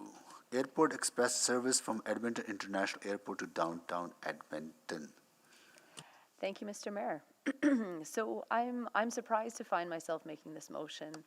I'm a huge fan of the 747. I've always felt that that provides great service, and I worry about building redundancy into our transit system, which I know we want to be investing in and expanding services for many Edmontonians. But through our conversations, I heard very clearly from stakeholders that there's a qualitative and meaningful difference with having a direct route from the airport.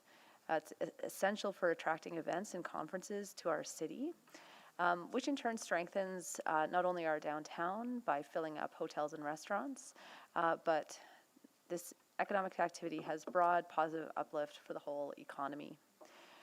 And it's also not just that sort of value proposition in attracting events and conferences to our city. There's also a direct, I would argue, a direct service improvement to Edmontonians as well who are traveling to the airport either for travel or for work. So with staggered schedules with the 747, we could end up with 15-minute departure times from the airport, giving people different options traveling into the city. Someone in the Northeast, for example, might now be able to travel on LRT and transfer downtown and then get to the airport from there, or to the end of the line and transfer there. For someone, let's say, coming from the airport and traveling west, instead of needing to transfer at Century Park and again downtown to a westbound bus, they'd be able to take just one bus straight downtown and transfer to the westbound. And going from 2-to-1 transfers might not sound like a lot, but as someone who has often navigated transit with lots of luggage, that is a meaningful improvement, I think. I would just reiterate that today is not a decision on the actual budget, just a consideration of this. I need to actually make the And we need a motion. second. Yeah, my second. Yeah. Yeah. I don't even know what it's, apologies. Can you please put it on the Thanks, Andrew. screen? There we go. Can I double check who Second. seconded it? Councillor Stevenson moved it, Councillor Knack seconded it. Well, there you service go. package for Thank you, organization. apologies. Service, branch, Dad Airport Express service, Edmonton National. Okay, Councillor Knack, questions? Yes, thank you. Sorry, and just a quick one, probably to Ms. Houghton McDonald. I think she's there. Hello. The current one, the 747, that is still a cost sharing one, right? So I mean, as part of what you'd be looking at, potentially trying to share with our partners. And I'm not necessarily prescribing through the regional piece, but at least following the model we use for the 747. Yes, so it's cost shared. It's a partnership we have with the airport and County of Leduc and City of Leduc. So we would kind of engage and partner with all of the different stakeholders to pursue this with council directs. Okay. And I see Daniel's on as well. If he has anything to add, feel free. Mr. Vrans seems like he's good. He's good on the answer. So, yeah, and I guess just to the mover, that question was. Sure. Yeah. Well, I guess I was going to ask the intent of the mover was to not necessarily prescribe. You know, we haven't made a decision on regional transit, but there's cost sharing opportunities. So that was your intent, that we weren't going to pay for this 100% ourselves, ideally. Yes, absolutely. So as part of that unfunded service package, it would be looking at different funding models, different partners, also looking at, fare structure, things like that, yeah. If that's the intent, I don't think I need to make any amendments. I'm good with it. I've heard the intent was to explore all of those options, so that's good for me. Thank you. Okay, thank you. Councillor Rice? Thank you. So also I have a question about the 747 ridership. And then I understand it's cost share, but if you look at the ridership and for the current state, and then how many actually people use that 747, and then my question is how many people actually will use for this specific airport and to downtown, and then if we look at the frequency, and if we look at the service hours, I do think maybe you can describe a little bit more, and then how you protect that readership.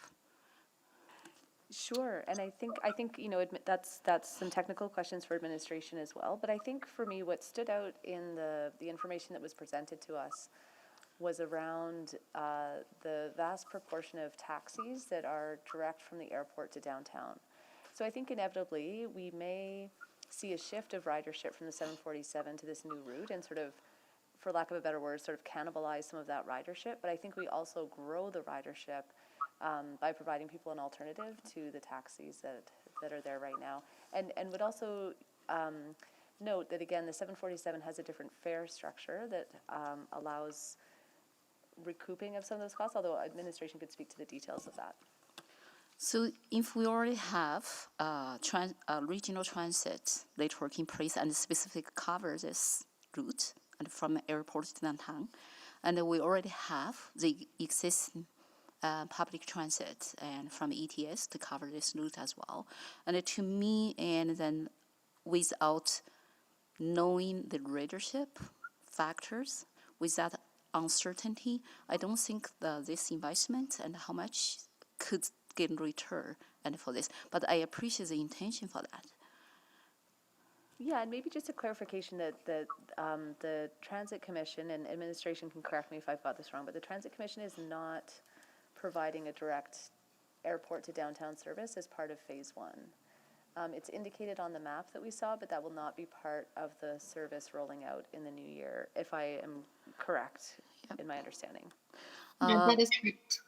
Okay, but we do have a very convenient the LRT, and then from travel time perspective will be much quicker, and from like the 747 and from airport to Central Park and from Central Park to downtown, and then through the LRT. So that's my question. Another question is unfunding the service package, and then just want to ask administration how many unfunding the service package we have right now so far.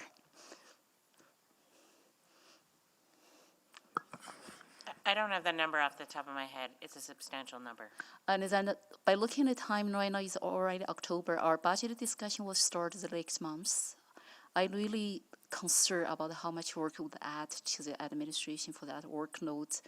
And then for this, to me, I think it's a redundant work.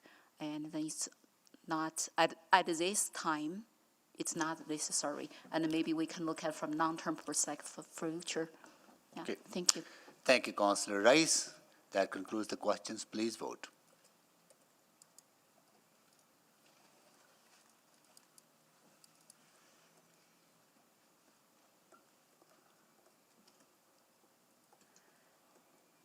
We are just waiting on one vote. We have all the votes.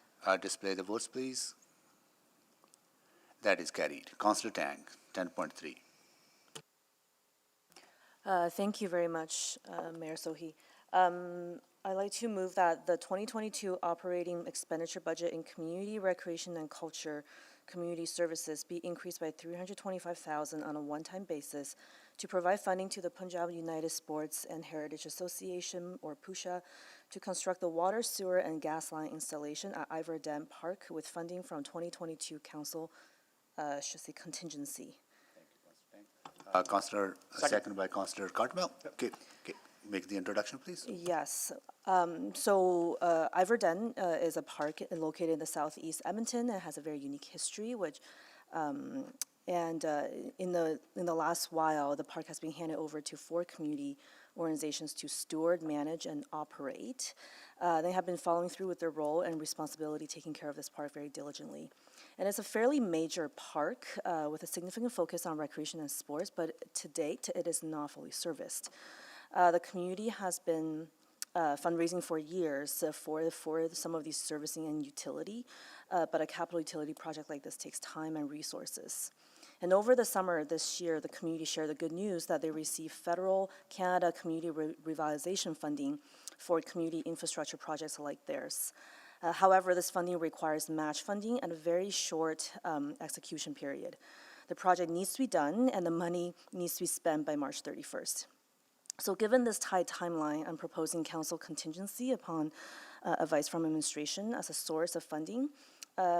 If this were an unfunded service package, as we just saw for November deliberation, of course it raises the risk for this project like everything else, but also even if approved, it risks that the community would not be able to make the March 31st deadline for receiving that match funding and finishing the project. And so with council contingency funding, if this moves ahead, there will still remain $150,000 for other emerging and emergency uses. And considering the hundreds of millions of dollars for capital project, $300,000 is a relatively modest amount. And with that, we're opening up a whole new, whole district park that serves a rapidly growing southeast. And I want to highlight that, the site is extremely well used. Not only with a rapidly growing population, but one of the most ethnoculturally diverse part of the city. And I think at some point I want to ask, what is the city's contribution to this kind of community amenities? We talk a lot about multi-sector partnership, but so far, at least for this park, it's been left in the hands of community organizations to manage the park based on almost entirely volunteer power. If this is not really the expectation elsewhere in the city, I'm not sure why we will have this expectation in this park. And so at the end of the day, I'm speaking to the value of equity, and not only geographically, but also serving diverse communities. Thank you. Thank you, Councillor. Thank you, Councillor Paquette. Yeah, thank you. Just a quick question. By the way, I think this is a great motion. I do have a few questions. The first is, what would be their deadline for this money? And the reason I ask it is because we're entering basically the most difficult months the council faces with demands on the contingency fund. So I'm just wondering if there's a possibility of bumping this into the new year, new budget, or not? I don't think that will be possible. If we do that, the community will not receive the funding past the deadline. They have to spend the federal funding. So do you know what their deadline is? March 31st. Oh, okay. So there is a little bit of wiggle room if we did it in January, for example. No. They need to work done by March. That's right. The work has to be done by March. Oh, okay. That was the question. The work has to be done by March. Yeah. Okay. And then to city manager. Again, sometimes some really bizarre stuff comes up in October, November, and December with demands on council contingency fund. So I'm just wondering what things look like with your ability to approve expenses, if this could fall under that rather than under council's funds. Yeah, not much flexibility given all the other stuff we're doing, and most of the flexibility I'm trying to use are for things like the safety and social issues that we're dealing with. So It was our recommendation that we use this funding source for this. Okay, and then one other question. If we only have $150,000 left in our contingency fund, if we approve this, and there are emerging items that might require some immediate funding, what would be our recourse then to ensure that we're able to respond to that? Then it's really a FSR. Yeah. Can't keep going back to that same old well. No, we're drawing down on it for sure, but yeah. Yeah. Okay. Well, I do support this. Thank you. Thank you. Thank you, Councillor Paquette. Councillor Principe? Thank you, Mr. Mayor. So my question is, so the federal government we're matching the federal donation, so that's 325,000? No, sorry. Well, when I say matching, it's not one-to-one. So I believe the federal portion is more than that. It's over 500,000. The estimated project, I believe, it's around 1 million. Okay, and so there is no water, sewer, or gas line in So there now? they're not connected. There are, I think, pieces in place, but they need to be connected for them to function. And the goal is for it to function to serve a clubhouse project, which is what the community infrastructure grant that they received. And part of the challenges right now, there's a lot of tournaments, national, international sports tournaments, community events that come. Athletes don't have places to change. They use porta potties. And, you know, one of the things I hear loud and clear, too, is how much it affects female athletes, you know, women, senior women who come and participate. It just makes it extremely difficult. And, you know, given that this is a city park, this is to me, this is very basic and should have been in the place in the first, you know, from the beginning. Okay, and you were saying they steward, manage, and operate. That's right. So snow removal, lawn mowing, this is community-funded equipment. It's all volunteer power. And if we think about major, like, sizable parks around other parts of the city, I'm not sure if we have that expectation for it to be completely managed in that way. Okay, and then so with if this was to pass and the installation was completed, there would be, I'm sure, managing and operating costs in the future. Would that be? So I believe, and Roger, you can correct me if I'm wrong, but this would be the same model. The operating is still by the community. Okay, great. Thank you. That's it for me. Thank you. Councillor Cardmell? Just to speak, Mayor. Thank you so much. So no more questions. Please speak. Councillor Cardmell? Thank you. Really, really fast. This is a pretty modest investment that unlocks a fantastic park down in this part of the city. I don't know that I guess there's maybe one other, but what this group has been able to do with virtually nothing there has really been remarkable. There was really a fantastic cricket event earlier this year that drew teams from not only all over North America, but all over the world. There was teams, I think, from Scotland and Ireland and the like. So, this is really a modest investment that allows this park to really be unlocked and for a number of groups to jump on board and really make this part of the city sing. And I just think it's a really good piece, as Councillor Tang has mentioned, about around equity and geographical equity as much as anything else. It provides a really good facility in this part of the city, so I'm behind it. Encourage you to support it too. Thank you. Councillor Jans? I'm just really concerned about the tax increase, and today we just allocated $7 million to the police as an additional investment to next year. So I'm going to have to sit on this one and think about it. Thank you. No worries. Thank you, Councillor Jans. Councillor Cartmel, can you take the chair, please? I have the chair. I think Pusha is one of those organizations that has taken on so much work to maintain this park, build this park, and there's a lot of people who use this park, including for just passive recreation. Seniors go there for a walk, and there's no facilities like a washroom in such a huge, huge place. And this will allow them to build that community hub, kind of community drop-in facility for many, many other people to use. I think this is a very good leveraging of federal dollars, and they have applied for provincial dollars in the past. They have leveraged community dollars and raised funds from businesses, and this will go a long way to help them to build that connection that they need to build their facility. And I will take the chair back and go to Councillor Tang to close. 1 minute. Yeah, so, this is not about a tax increase. This is about, leveraging contingency money to open up a much bigger opportunity that is, just to open up a much bigger opportunity. So I appreciate my colleagues' support. Thank you, Councillor Tang. Please vote.